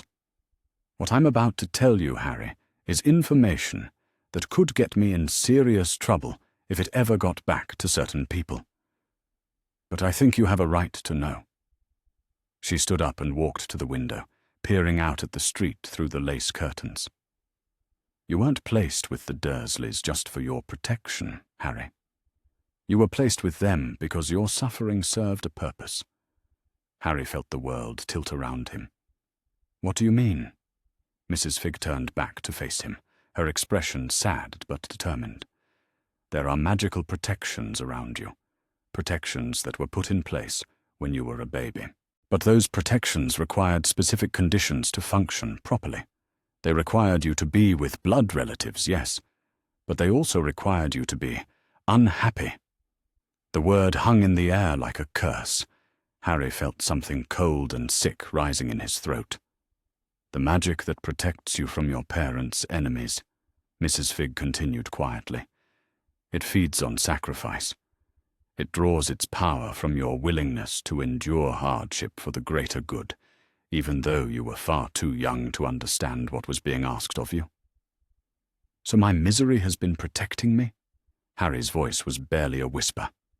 "Your misery has been protecting you," Mrs. Figg confirmed, "and certain people have been very careful to ensure that you remained miserable enough for the protections to stay strong." Harry thought about Hagrid's shocked reaction when he had described his treatment at the Dursleys. He thought about Dumbledore's supposed ignorance of his living conditions, his failure to check on Harry's welfare in 11 years of careful watching. It hadn't been ignorance. It had been policy. "How long have you known?" Harry asked. "I've suspected for years," Mrs. Figg replied. "But I only confirmed it recently, when I started asking questions about your situation in preparation for helping you with your Beauxbatons inquiry.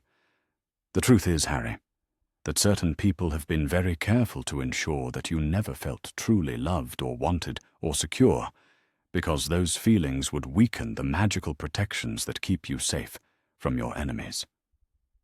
And now?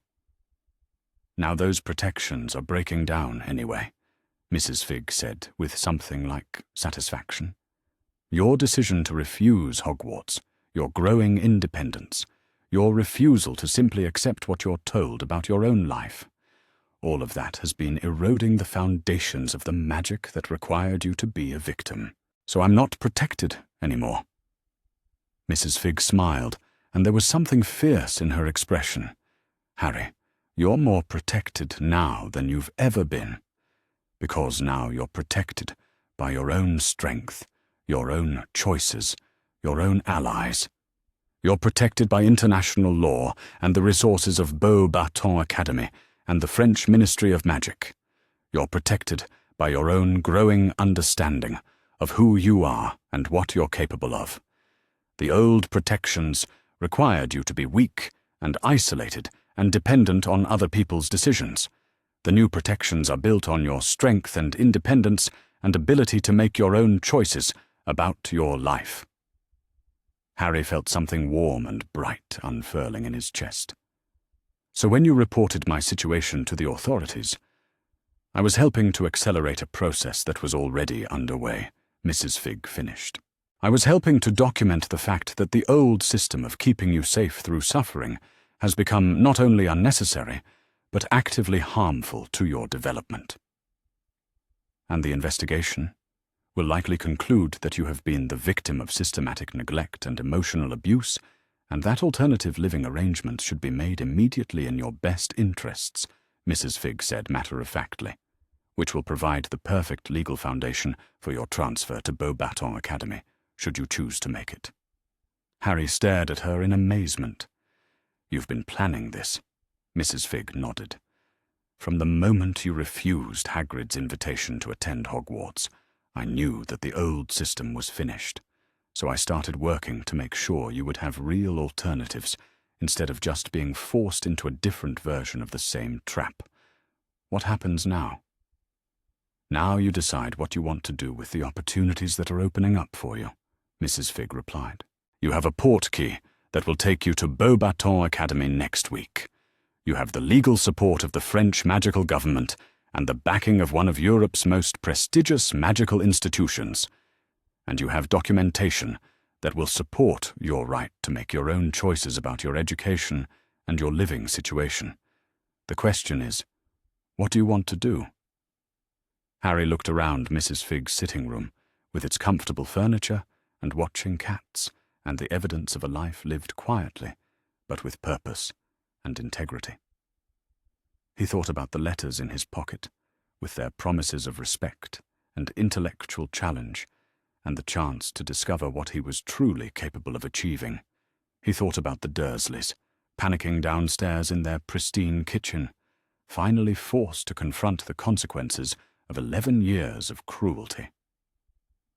He thought about Dumbledore in his castle in Scotland, receiving news that his carefully planned future was slipping out of his control. And he thought about himself, standing at the crossroads between a past that had been chosen for him and a future that he was finally free to choose for himself. "I want to use the portkey," Harry said quietly. "I want to visit Beauxbatons and see what they're offering. I want to make my own decision about my education based on complete information rather than just accepting what other people think is best for me." Mrs. Figg smiled. "I think that's a very wise choice, Harry. But first, I want to understand exactly what's going to happen with this investigation. I want to know what rights I have and what options are available to me. I want to make sure that when I make my choice, it's really my choice and not just another version of someone else's plan." Mrs. Figg nodded approvingly. "Also very wise. And I can help you with that, Harry. I may be a squib, but I have connections in both the magical and non-magical worlds. I can make sure you have access to proper legal advice and advocacy before you make any major decisions." "Thank you," Harry said simply. "Mrs. Fig, I don't know how to repay you for everything you've done for me." Mrs. Fig reached over and patted his hand gently. "You don't need to repay me, Harry. You just need to build the best possible life for yourself, and never let anyone convince you that you deserve less than complete respect and consideration." She paused, then smiled mischievously. "Besides, I have a feeling that watching you succeed in spite of everything that's been done to hold you back is going to be reward enough for me." Harry left Mrs. Fig's house feeling lighter than he had in days. The investigation that had terrified the Dursleys was actually working in his favor, creating the legal foundation for his independence. The portkey in his pocket represented not just an escape, but a genuine opportunity to find the kind of life he had never dared to dream about. For the first time since Hagrid's visit, Harry felt truly optimistic about his future. But as he walked back toward Privet Drive, Harry noticed something that made him pause. There was a sleek black car parked at the end of the street, and two people in official-looking clothing were standing on Mrs. Henderson's front step, taking notes as she spoke to them. The investigation had begun, and that meant Harry's old life was about to end, whether he was ready for it or not. Harry quickened his pace, suddenly eager to get back to his room and begin preparing for whatever came next. He had letters to write, plans to make, and a future to build. July 28th was only a week away, and Harry Potter was finally ready to step into the life he was going to create for himself. The investigation moved faster than anyone had anticipated. By Tuesday morning, 3 days after Harry's conversation with Mrs. Fig, there were social workers stationed outside number 4 Privet Drive, official documents being served, and the kind of commotion that made every curtain in the neighborhood twitch with curiosity. Harry watched from his bedroom window as a stern-faced woman in a grey suit knocked on the front door with the kind of authority that suggested she would not be easily dismissed or intimidated. Uncle Vernon answered the door in his dressing gown, his face cycling through its usual palette of purples as he realized that his worst fears were materializing on his own doorstep. The conversation that followed was brief, one-sided, and ended with Vernon reluctantly stepping aside to allow the social worker and her companion, a man with a clipboard and the unmistakable bearing of someone accustomed to documenting unpleasant truths, into the house. Harry had perhaps 30 seconds before they would request to speak with him. 30 seconds to decide whether he wanted to face this moment as the scared, uncertain boy he had been a week ago, or as the young man he was becoming. Someone who understood his own worth and refused to accept less than he deserved. The choice, it turned out, was surprisingly easy.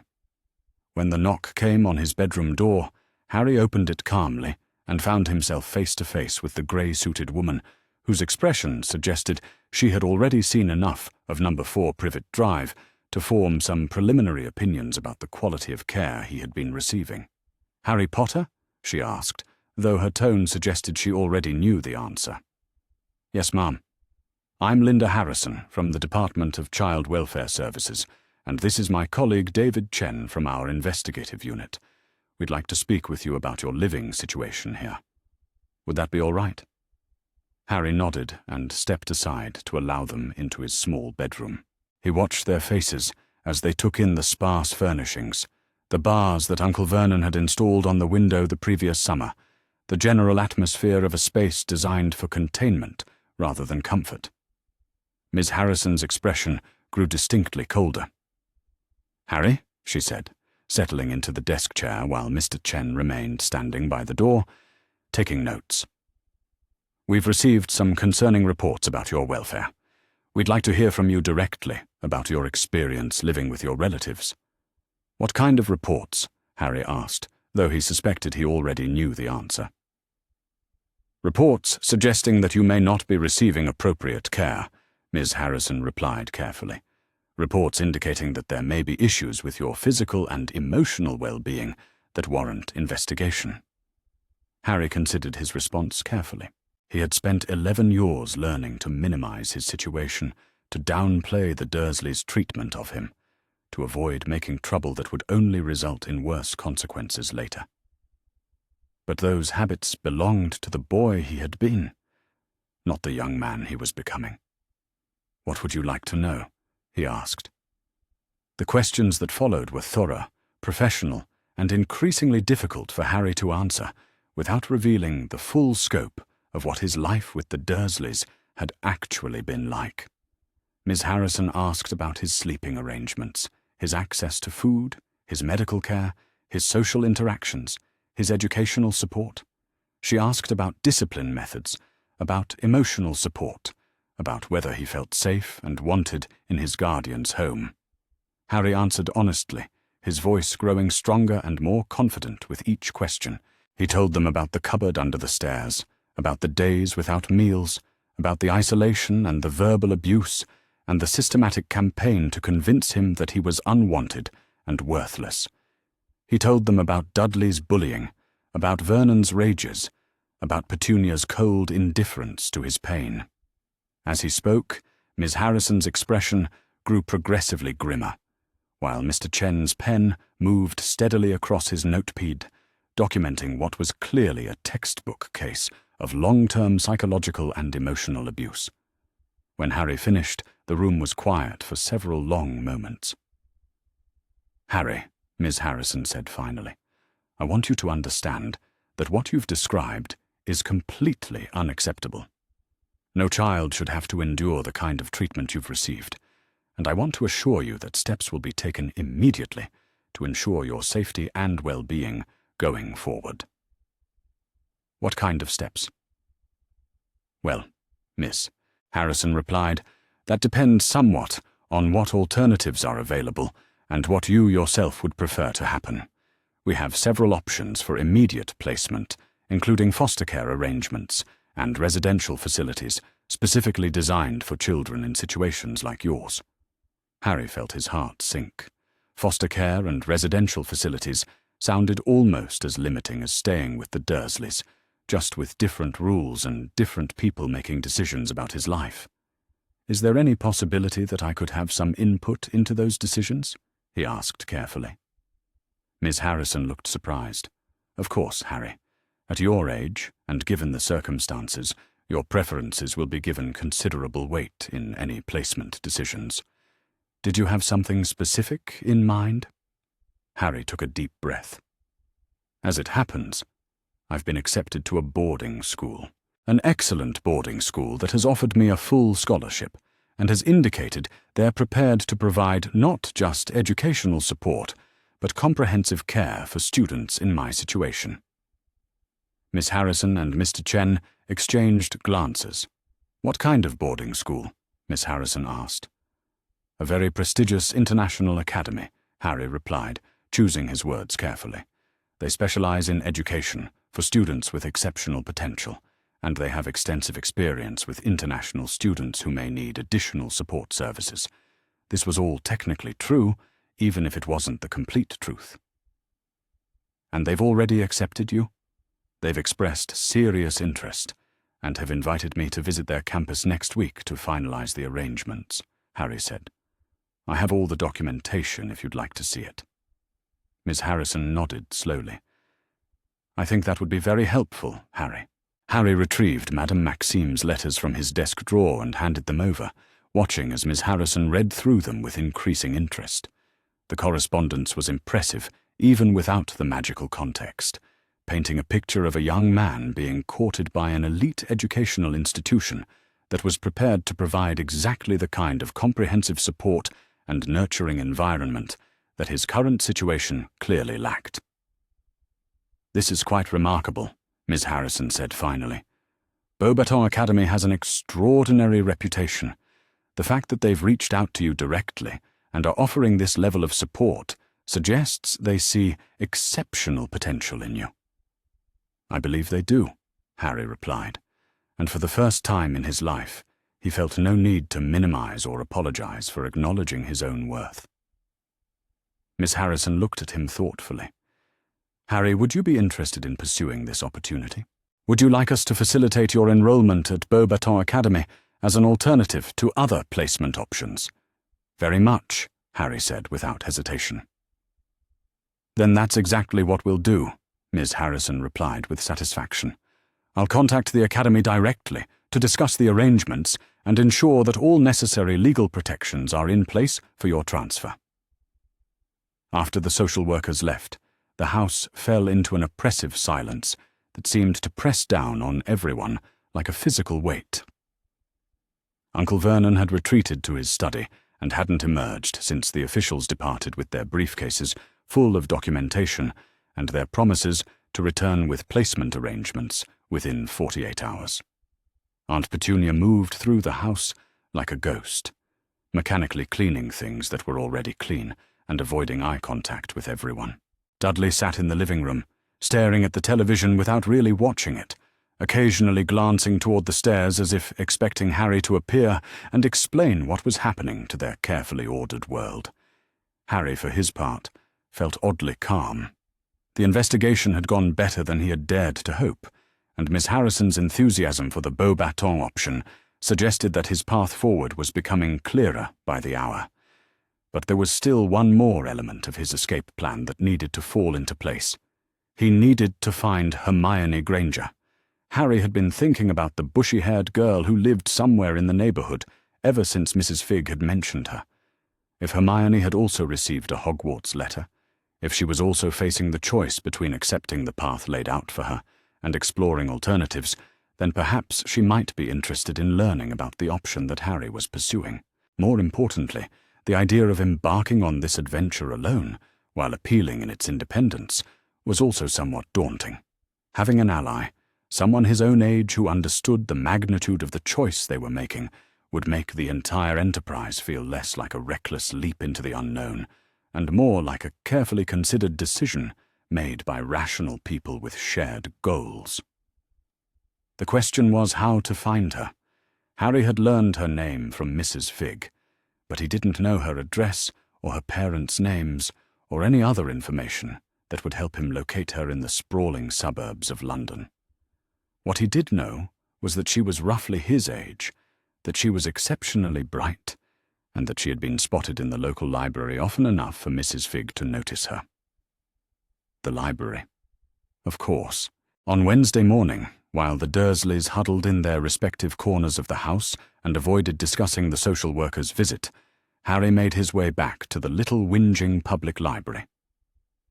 If Hermione Granger was the kind of person he suspected she was, someone who turned to books when she needed information or comfort, then the library was the most logical place to look for her. He found her in the reference section, surrounded by stacks of books on topics ranging from European history to language acquisition to boarding school regulations. Her wild brown hair was even more unruly than usual, as if she had been running her hands through it while she read, and there was something in her posture that suggested she was wrestling with a decision of considerable magnitude. Harry approached her table carefully, not wanting to startle someone who was obviously deep in concentration. "Excuse me," he said quietly. "You're Hermione Granger, aren't you?" She looked up, and Harry found himself looking into the most intelligent brown eyes he had ever seen. There was something almost analytical in the way she studied his face, as if she were cataloguing details and cross-referencing them against information stored in her obviously formidable memory. "Yes," she said slowly. "And you're Harry Potter." It wasn't a question, which surprised Harry until he realized that his scar was clearly visible beneath his untidy black hair. Anyone who had read about the boy who lived would recognize him instantly. "I am," Harry confirmed. "I was wondering if I could talk to you about something. Something related to magical education and the choices we might have about our futures."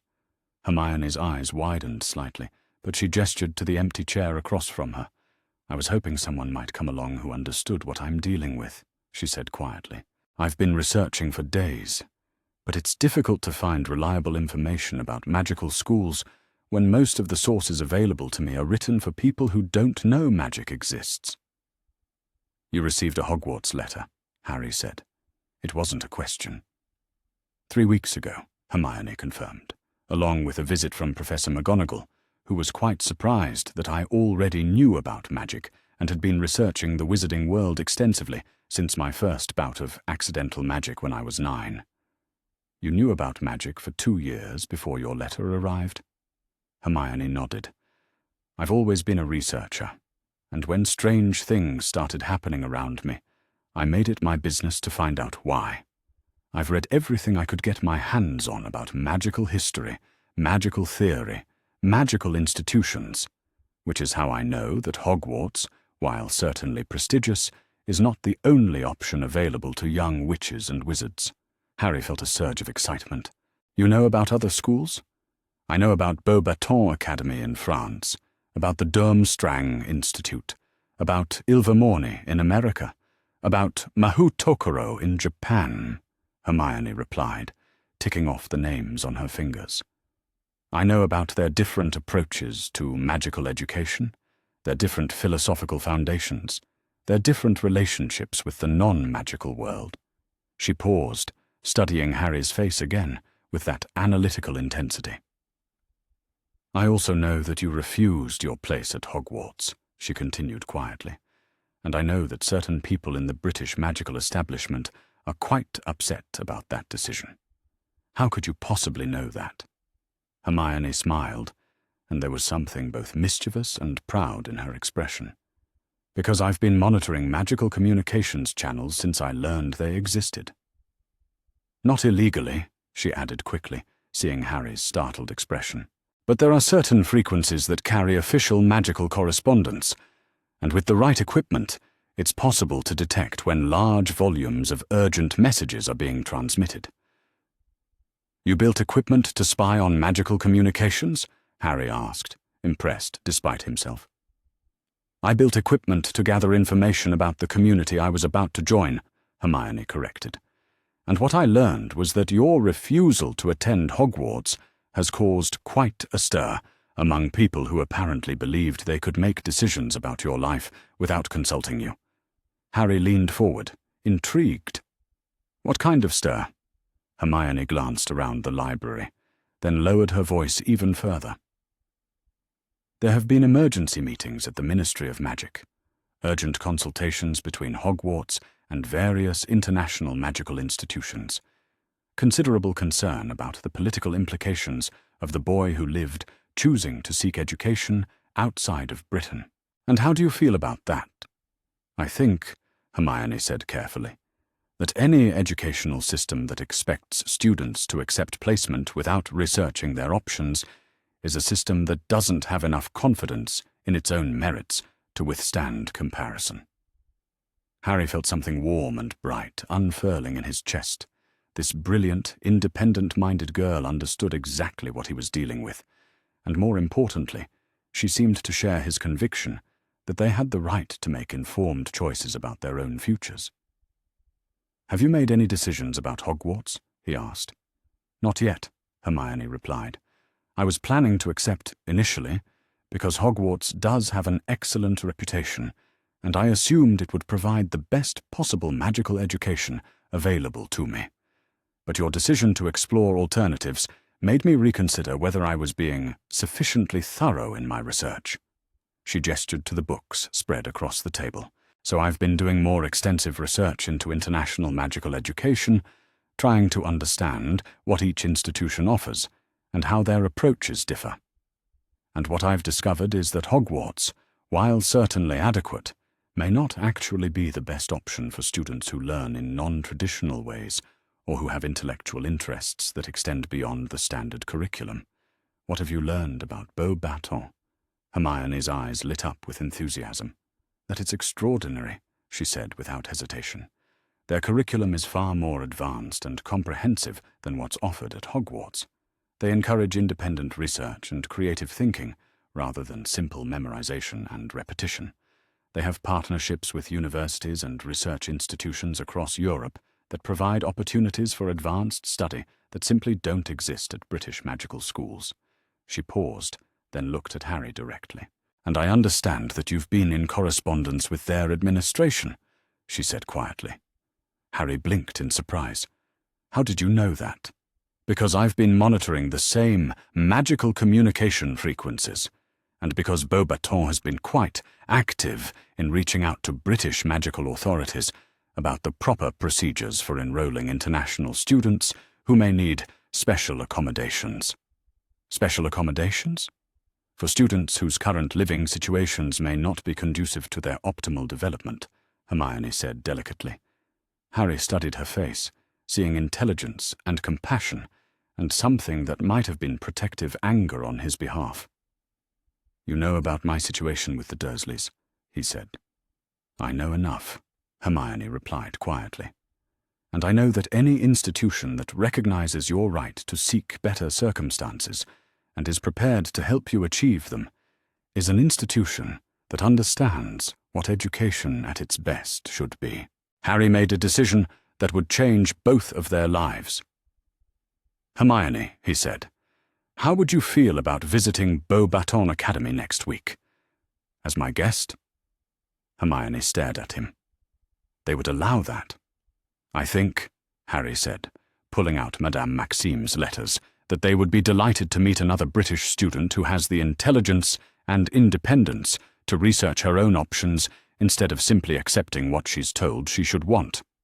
Hermione read through the correspondence with growing excitement, occasionally making small sounds of amazement at the scope of what was being offered. "This is incredible, Harry," she said when she finished reading. "They're not just offering you an education, they're offering you a complete transformation of your circumstances. The legal protections alone would represent a level of security and independence that most adults don't have, let alone children our age." "I know," Harry replied, "which is why I think it's important that I not make this decision alone. This is too big, too important, too life-changing to approach without someone who can help me think through all the implications and possibilities." He looked at her directly. "I think that person might be you, Hermione. If you're interested." Hermione was quiet for a long moment, clearly weighing the magnitude of what Harry was proposing. Finally, she spoke in a voice that was steady despite the obvious emotion behind it.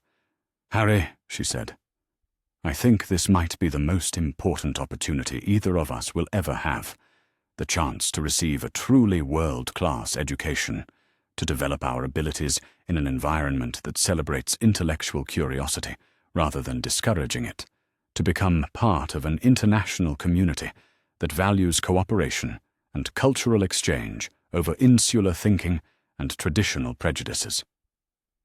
She paused, then smiled with an expression that was pure determination. "Yes," she said. "Yes, I would very much like to visit Beauxbaton Academy as your guest. And I think we should both be prepared for the possibility that this visit might change our lives in ways we can't even imagine yet." Harry felt something settle into place inside his chest, something that might have been confidence or excitement or simple recognition that he was no longer facing this monumental choice alone. The next 3 days passed in a blur of preparation and anticipation. Ms. Harrison returned with paperwork authorizing Harry's educational placement at Beauxbaton Academy, along with temporary custody arrangements that would allow the school to act as his legal guardian during his enrollment. The documents were impressive in their thoroughness and suggested that someone at Beauxbaton had considerable experience with the legal complexities of international student transfers. Hermione, meanwhile, had approached her parents with her research and her arguments for considering alternatives to Hogwarts. The conversation had apparently been lengthy and intense, but had ultimately ended with the Grangers agreeing that their brilliant daughter deserved the opportunity to explore all available options before committing to a 7-year educational program. On the morning of July 28th, Harry stood in his small bedroom at No. 4 Privet Drive for what he suspected might be the last time. His few possessions were packed in a small bag, his official documents were secured in a folder that Miss Harrison had provided, and the silver portkey that would transport him to France hummed with barely contained magical energy in his hand. Hermione had arrived an hour earlier, her own bag packed, and her parents' written permission for the visit carefully folded in her pocket. She had been introduced to the Dursleys as Harry's friend, who would be accompanying him on his school visit, and the stilted pleasantries that followed had been as awkward as anything Harry could remember. The Dursleys themselves seemed caught between relief at his departure and uncertainty about what his absence might mean for their own situation. The investigation was ongoing, and while Harry's removal to an elite boarding school would solve their immediate problem, there were still questions to be answered about their treatment of him over the past 11 years. Uncle Vernon had attempted one last assertion of authority, demanding to know exactly where Harry was going and when he would return, and what arrangements had been made for his supervision. But his bluster had lacked its usual conviction, and Harry had simply handed him Miss Harrison's contact information and suggested that all future communication go through official channels. As the clock approached noon, Harry and Hermione stood in the back garden of No. 4 Privet Drive, hands clasped around the silver medallion that would transport them to the next phase of their lives. "Are you ready?" Harry asked. Hermione looked around at the neat suburban landscape that had defined Harry's entire existence until this moment, then looked at him with an expression of absolute determination. "I'm ready," she said. Harry activated the portkey. The world dissolved around them in a swirl of colour and sensation, and when it reformed, they were standing in an elegant office that looked out over gardens and fountains and mountains that seemed to stretch away into infinity. Behind a massive desk carved from what appeared to be a single piece of dark wood sat a woman who could only be Madame Olympe Maxime, her impressive height and elegant bearing making her office seem both grand and welcoming. "Welcome to Beauxbatons Academy, Mr. Potter," she said, in a voice like warm honey. "And you must be Miss Granger. Welcome to you both." She stood, revealing her full imposing height, and smiled with an expression of genuine warmth and pleasure. "Welcome to your future," she added. "I think you're going to be very pleased with what we have to show you." And as Harry looked around the office that represented everything he had never dared to dream about, as he saw Hermione's face light up with wonder and possibility, he realized that for the first time in his 11 years of life, he was exactly where he belonged. The escape was complete. The real adventure was about to begin. The first thing Harry noticed about Beauxbatons Academy was that it didn't feel like a school at all. Standing in Madame Maxime's office, looking out through tall windows that opened onto gardens that seemed to stretch away into infinity, Harry felt as though he had stepped into a palace, or perhaps a dream. Everything was elegant without being ostentatious, beautiful without being intimidating, impressive without being overwhelming. The office itself was a study in refined sophistication. The walls were lined with books in what Harry assumed was French, their leather bindings worn smooth by centuries of handling. Portraits of distinguished-looking witches and wizards hung between the bookshelves, and unlike the paintings at Hogwarts that Hagrid had described, these subjects seemed content to remain quietly in their frames, occasionally nodding politely to visitors, but never interrupting or demanding attention. Madame Maxime herself was exactly what Harry had expected from her correspondence, and somehow completely different at the same time. She was indeed extraordinarily tall, her elegant frame suggesting strength and grace in equal measure. Her silver hair was arranged in an elaborate style that somehow managed to be both formal and approachable, and her dark eyes held an intelligence that seemed to take in everything while judging nothing harshly. But what struck Harry most was the way she looked at him and Hermione. Not with the mixture of awe, calculation, and expectation that he had grown accustomed to seeing in adults who knew who he was, but with simple interest and welcome, as if they were exactly what she had been hoping to see walk through her office door. "Please sit down," she said, gesturing to 2 chairs that had been positioned in front of her desk. "I imagine the portkey journey was rather disorienting, if this was your first experience with magical transportation." "It was," Hermione replied, settling into a chair with the careful posture of someone who wanted to make a good impression. "But it was also quite fascinating from a theoretical perspective. I've read about portkey magic, but experiencing the actual sensation of dimensional transition was far more complex than the literature suggested it would be." Madame Maxime smiled, and Harry could see genuine pleasure in her expression. "Ah, you are a student of magical theory already, Miss Granger. Excellent. We do so love students who come to us with intellectual curiosity already engaged." She turned to Harry with the same welcoming expression. "And you, Mr. Potter? How are you feeling about this adventure you've embarked upon?" "Nervous," Harry admitted honestly. "Excited, but nervous. Everything about this feels bigger than anything I've ever done before." "As it should," Madame Maxime replied approvingly. "Making independent choices about your future is perhaps the most important skill you can develop as a young person. The fact that you are both nervous and excited suggests you understand the significance of what you're considering." She stood and moved to the window, gesturing for them to join her. "Come," she said. "Let me show you what we've built here." The view from Madame Maxime's office was breathtaking. The academy sprawled across a broad valley, nestled between snow-capped peaks, its elegant buildings arranged around courtyards and gardens that seemed to flow seamlessly into the natural landscape.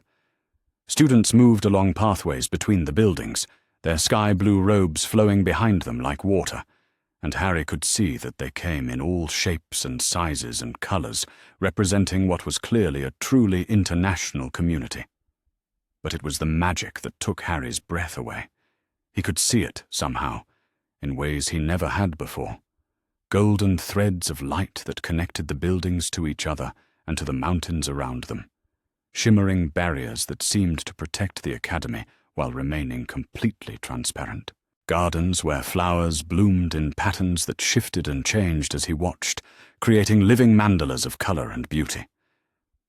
"It's beautiful," Hermione breathed, and Harry could hear wonder in her voice that matched what he was feeling. "It is," Madame Maxime agreed. "But more than that, it is purposeful.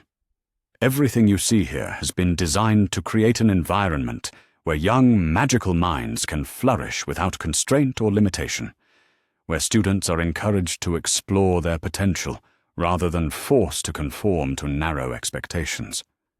She turned to face them directly. "Which brings me to why you are both here. Not just to visit, though you are certainly welcome to spend as much time with us as you like, but to help me understand what kind of educational experience would best serve your individual needs and goals." "What do you mean?" Harry asked. "I mean," Madame Maxime replied, "that Beauxbatons Academy does not believe in a one-size-fits-all approach to magical education. We have students here from dozens of different countries, dozens of different magical traditions, dozens of different learning styles and intellectual interests. Our curriculum is designed to adapt to our students, not the other way around." She gestured toward a door that Harry hadn't noticed before, carved with symbols that seemed to shift and change as he looked at them. "Shall we begin your tour?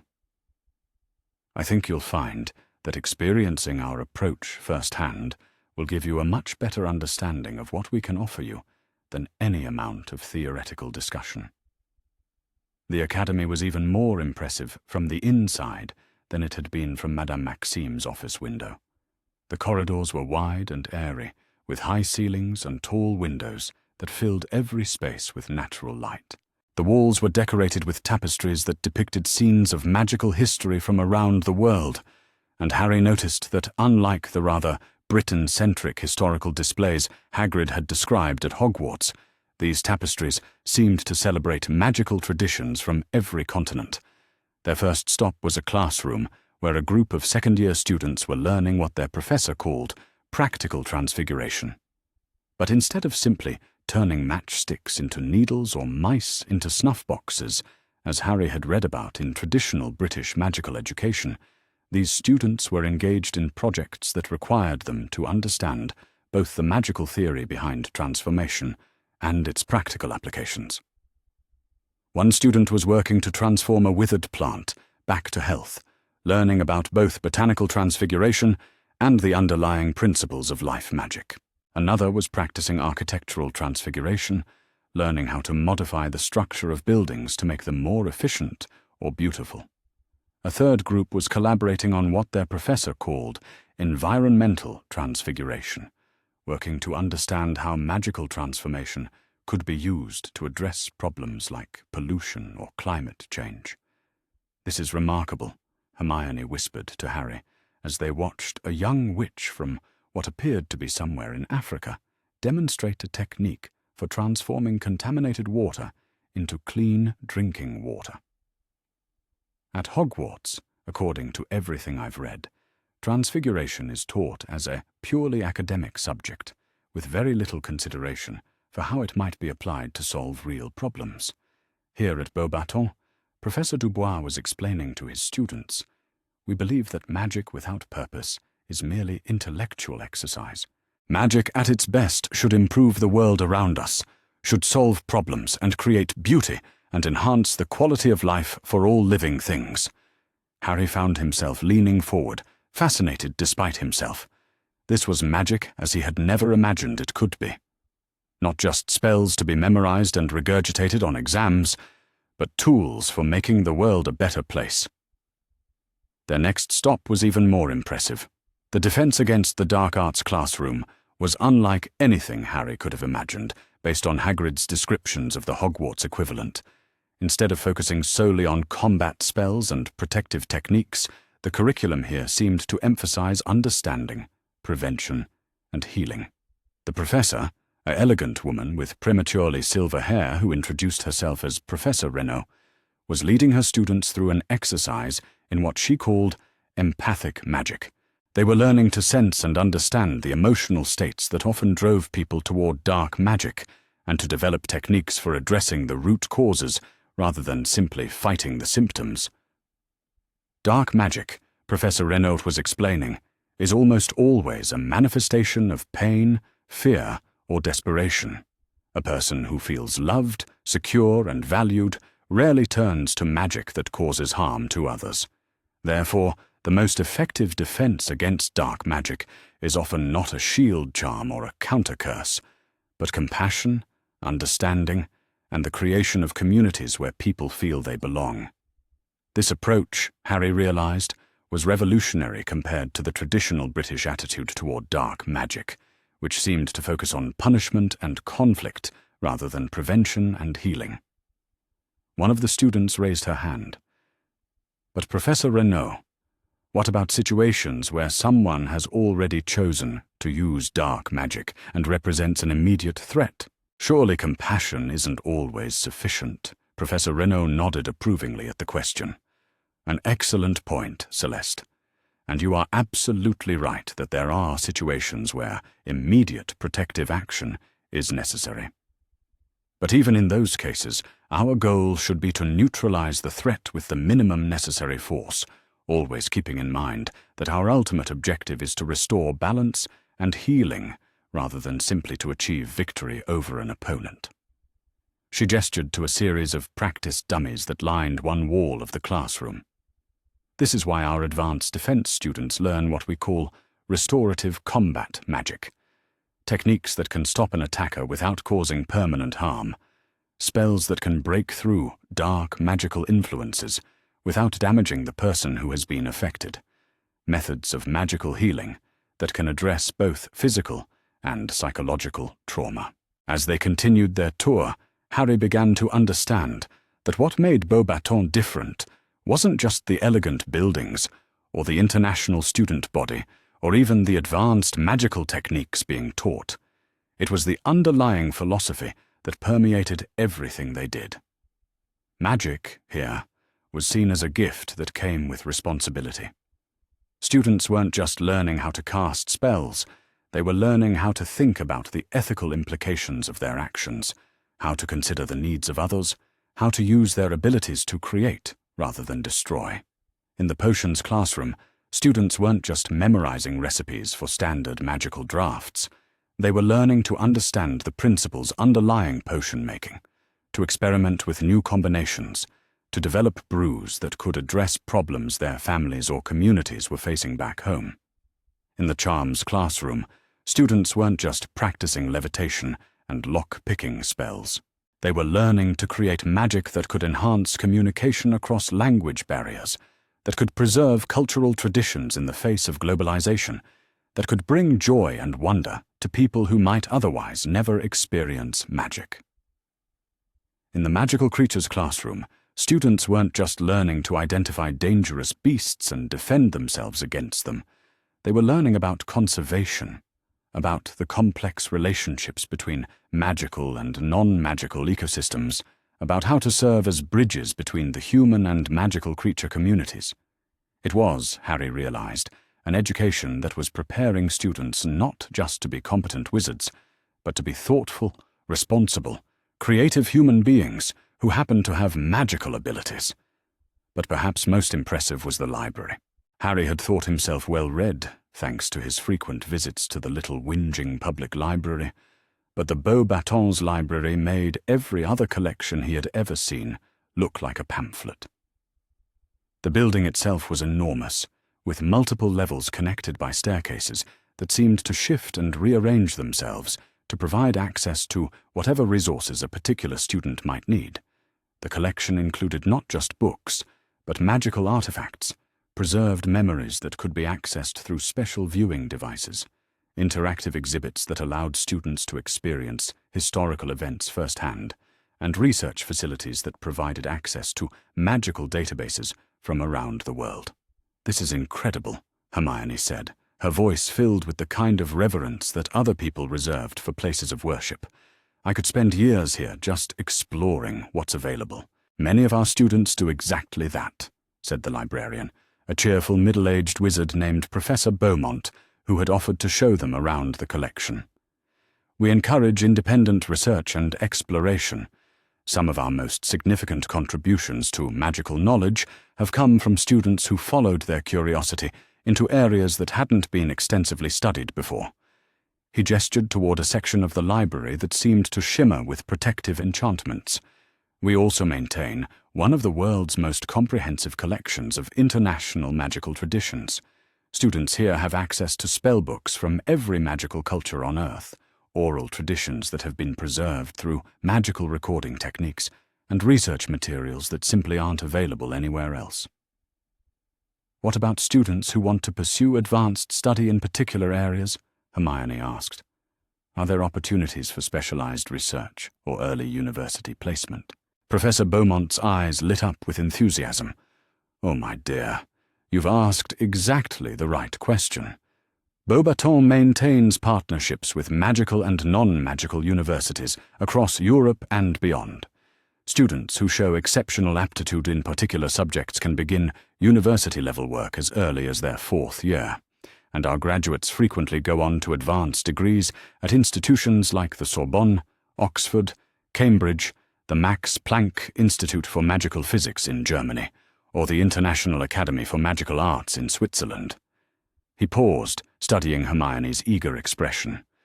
"From what Madame Maxime has told me about your academic background, Miss Granger, I suspect you might be particularly interested in our accelerated research track.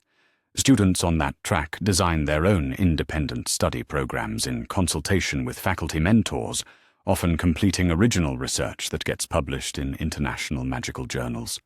Hermione's eyes went wide. "Students can publish original research while they're still in school?" "Not just can," Professor Beaumont replied with a smile, "are encouraged to. We believe that the best way to learn about magical theory is to contribute to it."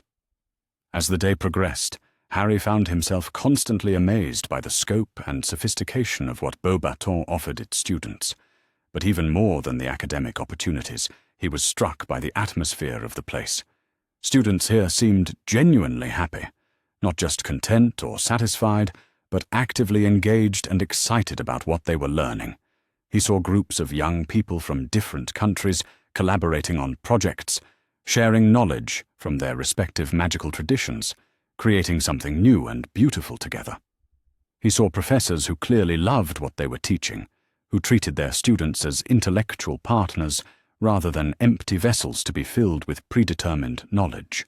He saw an institution that valued questions as much as answers, that celebrated creativity and innovation alongside traditional scholarship, that treated magic as a living, growing, evolving field of study rather than a static collection of spells and potions to be memorized.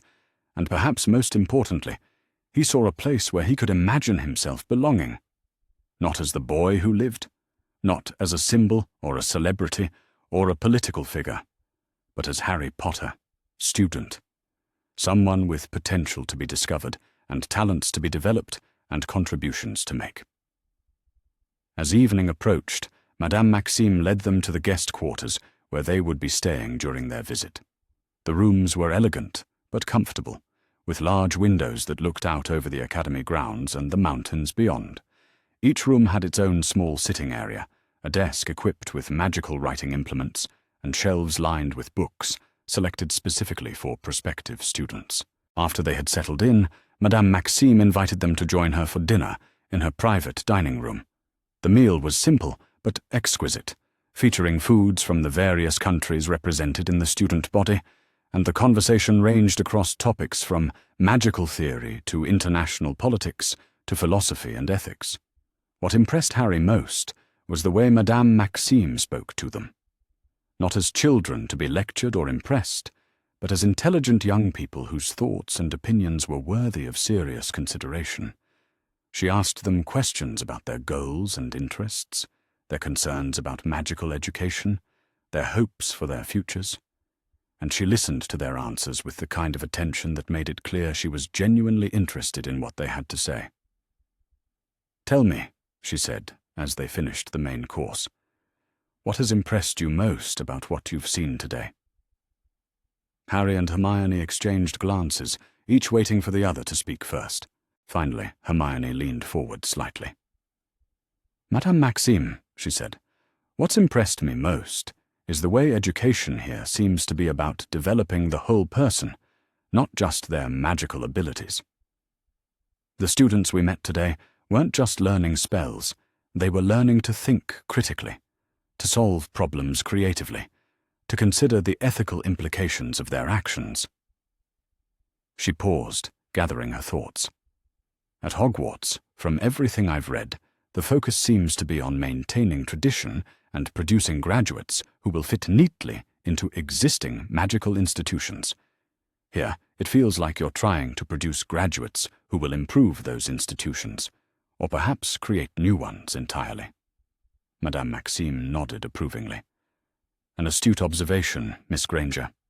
We do indeed believe that education should be transformative rather than merely informative. Our goal is not to produce students who can recite what previous generations have discovered, but students who can build upon that foundation to create something new and better." She turned to Harry. "And you, Mr. Potter? What has made the strongest impression on you?" Harry was quiet for a moment, trying to put his feelings into words. "I think what's impressed me most," he said finally, "is how happy everyone seems. Students, professors, staff. Everyone I've met today seems genuinely excited to be here, genuinely passionate about what they're doing. It feels like a place where people are becoming the best versions of themselves, rather than being forced to fit into someone else's idea of who they should be." He looked directly at Madame Maxime. "I've never been in an environment like that before, where what I want and what I'm capable of seem to matter as much as what other people think I should want or be capable of." Madame Maxime's expression grew serious. "Harry," she said gently, "one of the things that drew our attention to your situation was our understanding that you have spent much of your young life in circumstances where your individual needs and preferences were not given appropriate consideration." Harry nodded, not trusting his voice. "We want you to know," Madame Maxime continued, "that if you choose to become part of our community, we will make it our priority to ensure that you have the support, encouragement, and opportunities you need to discover who you really are and what you're truly capable of achieving." She paused, looking at both of them. "But I also want to be honest with you about what accepting our invitation would mean. You would be committing to a fundamentally different approach to magical education than what is available to you in Britain. You would be joining an international community that values cooperation and cultural exchange over national tradition and institutional loyalty. Her expression grew even more serious. And you, Mr. Potter, would be making a choice that certain people in the British magical establishment will view as a rejection of their authority and their plans for your future. There may be consequences to that choice that we cannot entirely protect you from. What kind of consequences? Harry asked. Political pressure, certainly, Madame Maxime replied. Attempts to convince you that you are making a mistake, that you owe some sort of loyalty to the country of your birth rather than to your own best interests.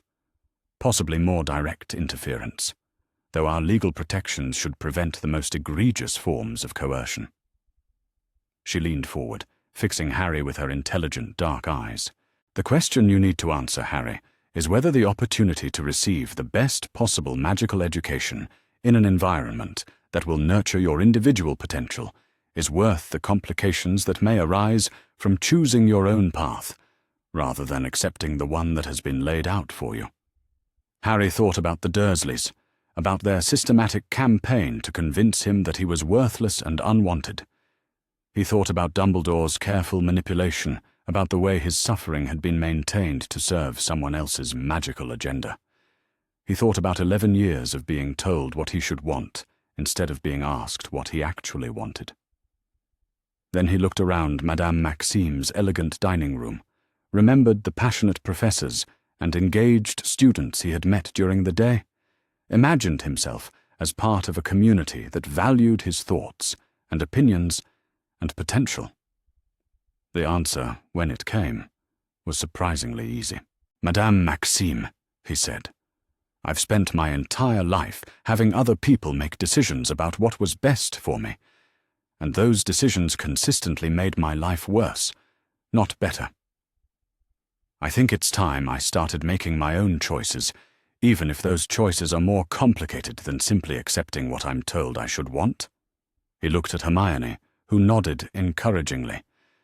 If Beauxbaton's Academy is willing to have me, Harry continued, then I would very much like to become a student here. Madame Maxime smiled, and there was something both proud and relieved in her expression. Mr. Potter, she said, it would be our honor and privilege to welcome you to our community. She turned to Hermione. And you, Miss Granger? Have you given thought to your own educational future? Hermione took a deep breath. Madame Maxime, she said, I've been researching magical education for months, trying to understand all my options before making such an important decision. But I have to say that everything I've seen today has exceeded even my highest expectations. She paused, then continued with growing confidence. I believe that Beauxbaton Academy offers opportunities for intellectual growth and personal development that simply aren't available anywhere else. The chance to be part of an international community, to learn from students and professors representing dozens of different magical traditions, to have access to resources and research opportunities that would allow me to make genuine contributions to magical knowledge while I'm still a student, rather than waiting years for the privilege. She looked directly at Madame Maxime. If you would have me, I would very much like to join Harry here as a student at Beauxbaton Academy. Madame Maxime's smile grew even warmer. Miss Granger, she said, any institution would be fortunate to have a student of your intellectual caliber and independence of mind. We would be delighted to welcome you as well. As they finished dinner and prepared to return to their rooms, Harry felt something he had never experienced before, settling over him like a warm blanket. It took him a moment to identify the feeling, and when he did, it brought tears to his eyes. For the first time in his 11 years of life, Harry Potter felt like he was home. Not the house where he happened to live, not the place where he was barely tolerated, but home in the deepest sense. A place where he was wanted for who he was, where his potential was recognized and valued, where he could grow and learn and become whoever he was meant to be. Tomorrow they would begin the paperwork that would officially transfer them from the British magical education system to Beauxbaton's Academy. Tomorrow they would start the process of becoming the people they were capable of becoming.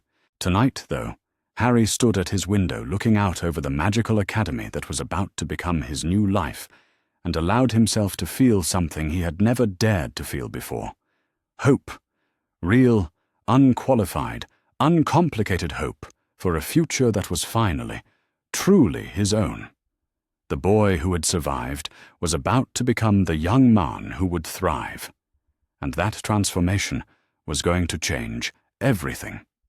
The first morning at Beauxbatons Academy began before dawn, not because they were required to wake early, but because Harry found himself unable to sleep past the moment when the first pale light began to filter through the tall windows of his guest room.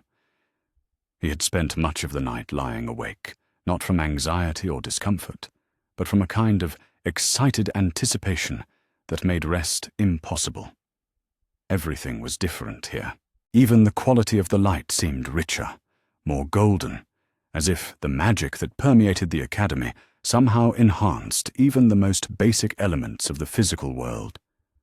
The air itself felt different, cleaner and somehow more alive, carrying with it the sense of mountain flowers and ancient stone, and something indefinable that Harry was beginning to recognize as the signature of powerful but benevolent magic.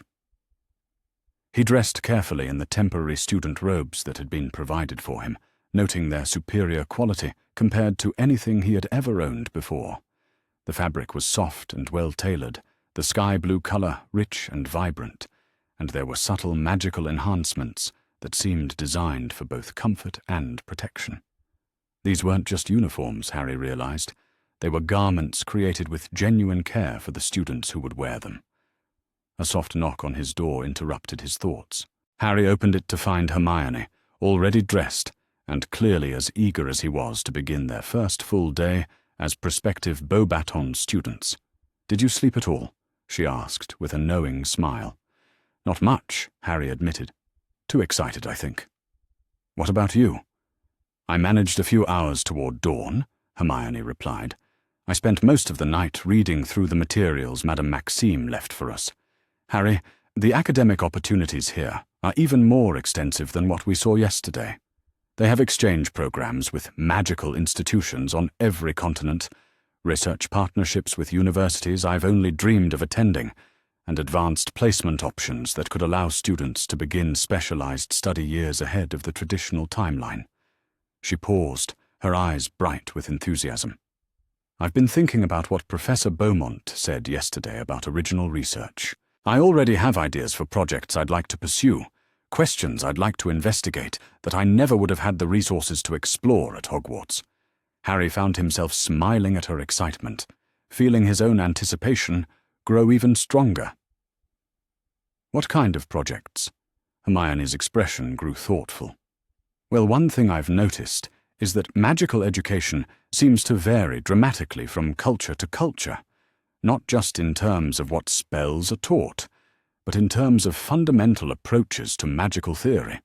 I'd like to research whether there are universal principles underlying all magical practices, or whether magic itself might actually function differently depending on cultural context and expectations."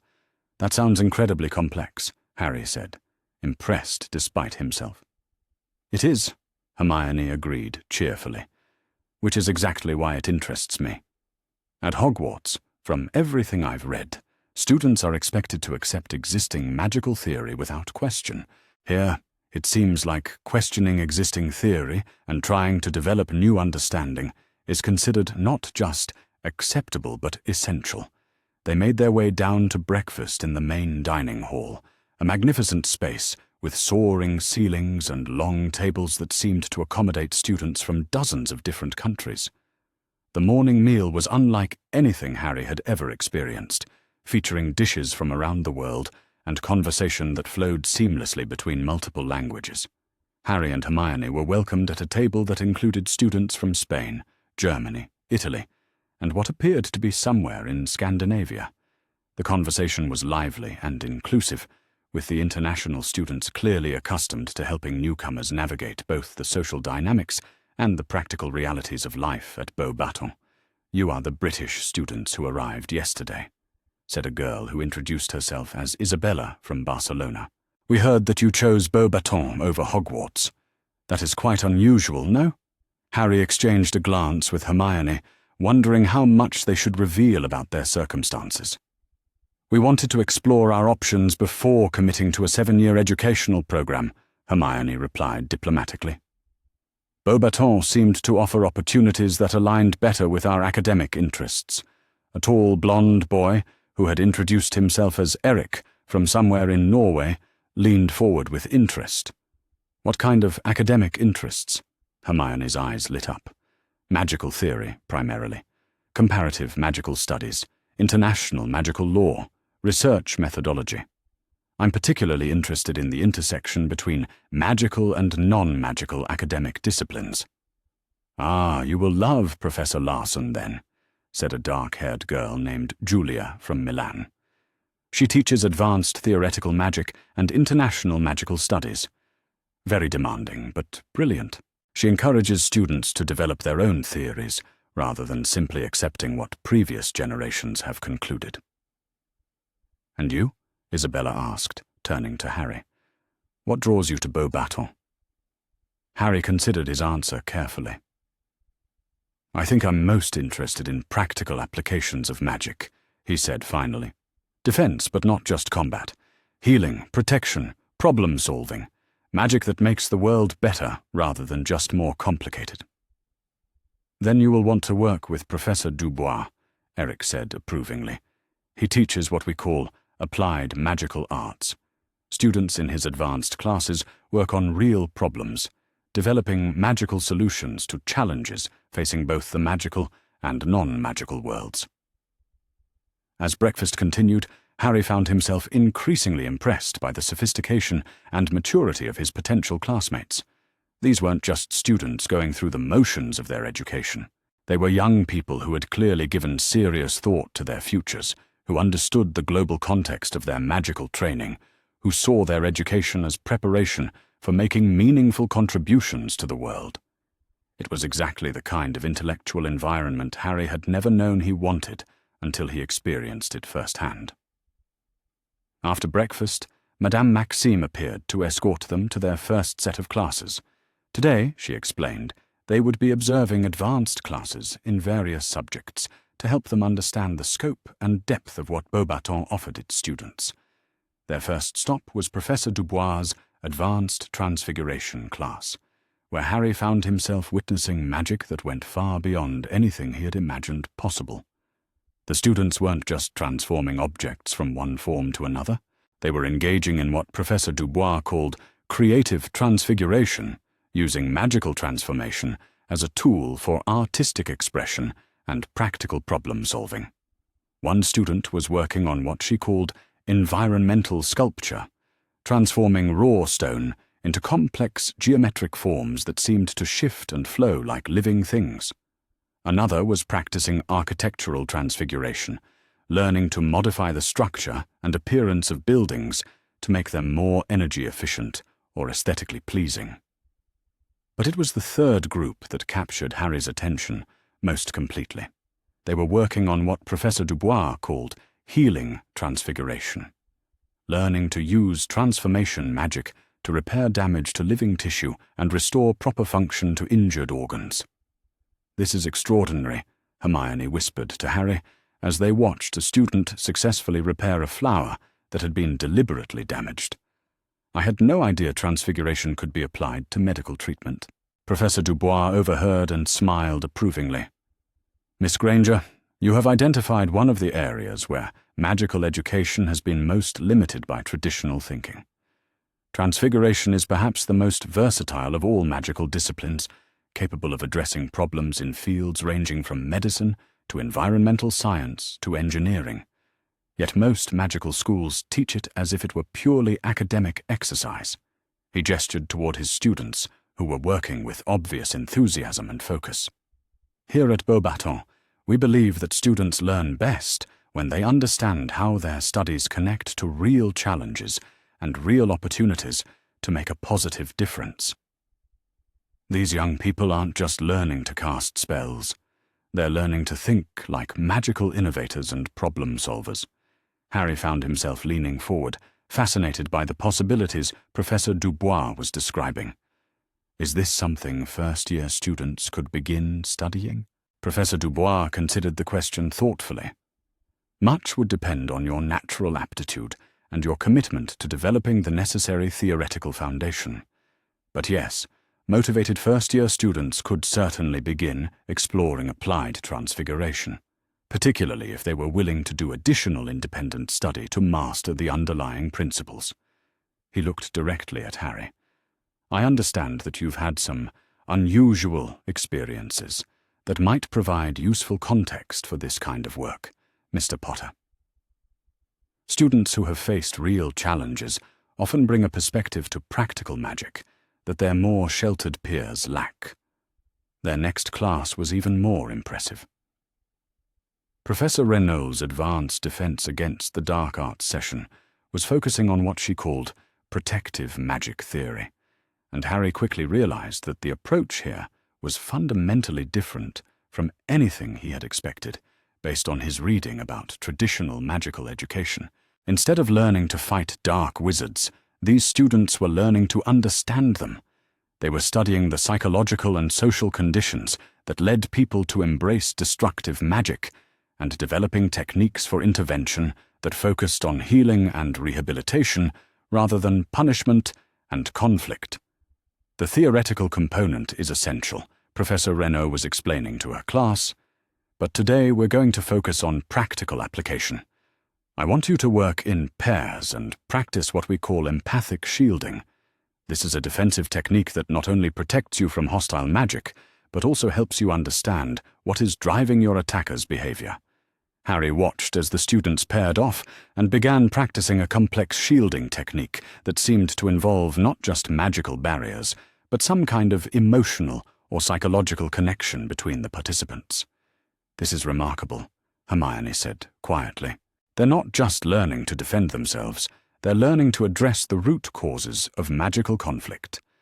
Exactly, Professor Renault said, having overheard. We believe that the most effective defense against dark magic is often prevention. When people feel secure, valued, and connected to their communities, they rarely turn to magic that causes harm to others. She looked directly at Harry and Hermione. This approach requires a level of emotional maturity and ethical development that many magical schools neglect in favor of pure technical training. We believe that magical ability without wisdom and compassion is not just useless, but actively dangerous. The afternoon brought them to what turned out to be Harry's favorite class of the day. Professor Larson's International Magical Studies session was examining the ways different magical cultures approached the same fundamental challenges, and Harry found himself fascinated by the diversity of solutions that had been developed around the world. Today we are studying communication magic, Professor Larson announced to her class, which included students from at least a dozen different countries. Each magical culture has developed techniques for overcoming language barriers and facilitating understanding between people who don't share common languages or cultural references. What followed was a demonstration of magical communication techniques that left Harry amazed at the sophistication and creativity of magical problem-solving when it wasn't constrained by narrow traditional thinking. Students demonstrated spells that could provide real-time translation, not just of words, but of cultural concepts and emotional undertones. They showed techniques for magical empathy that allowed people to understand each other's perspectives, even when those perspectives were shaped by completely different cultural experiences. Most impressive of all, they demonstrated what Professor Larson called collaborative magic, spells that could only be cast by multiple people working together, requiring them to coordinate not just their magical techniques, but their intentions and understanding. This is what magic at its best can accomplish, Professor Larson told her students. Not just individual power or personal advantage, but genuine connection and understanding between people who might otherwise have no way to bridge their differences. She looked around the classroom, her gaze taking in the obvious diversity of her students. Each of you brings magical traditions and cultural perspectives from your home countries. One of our goals here at Bow Battle is to help you learn from each other, to develop new magical techniques that combine the best elements from multiple traditions.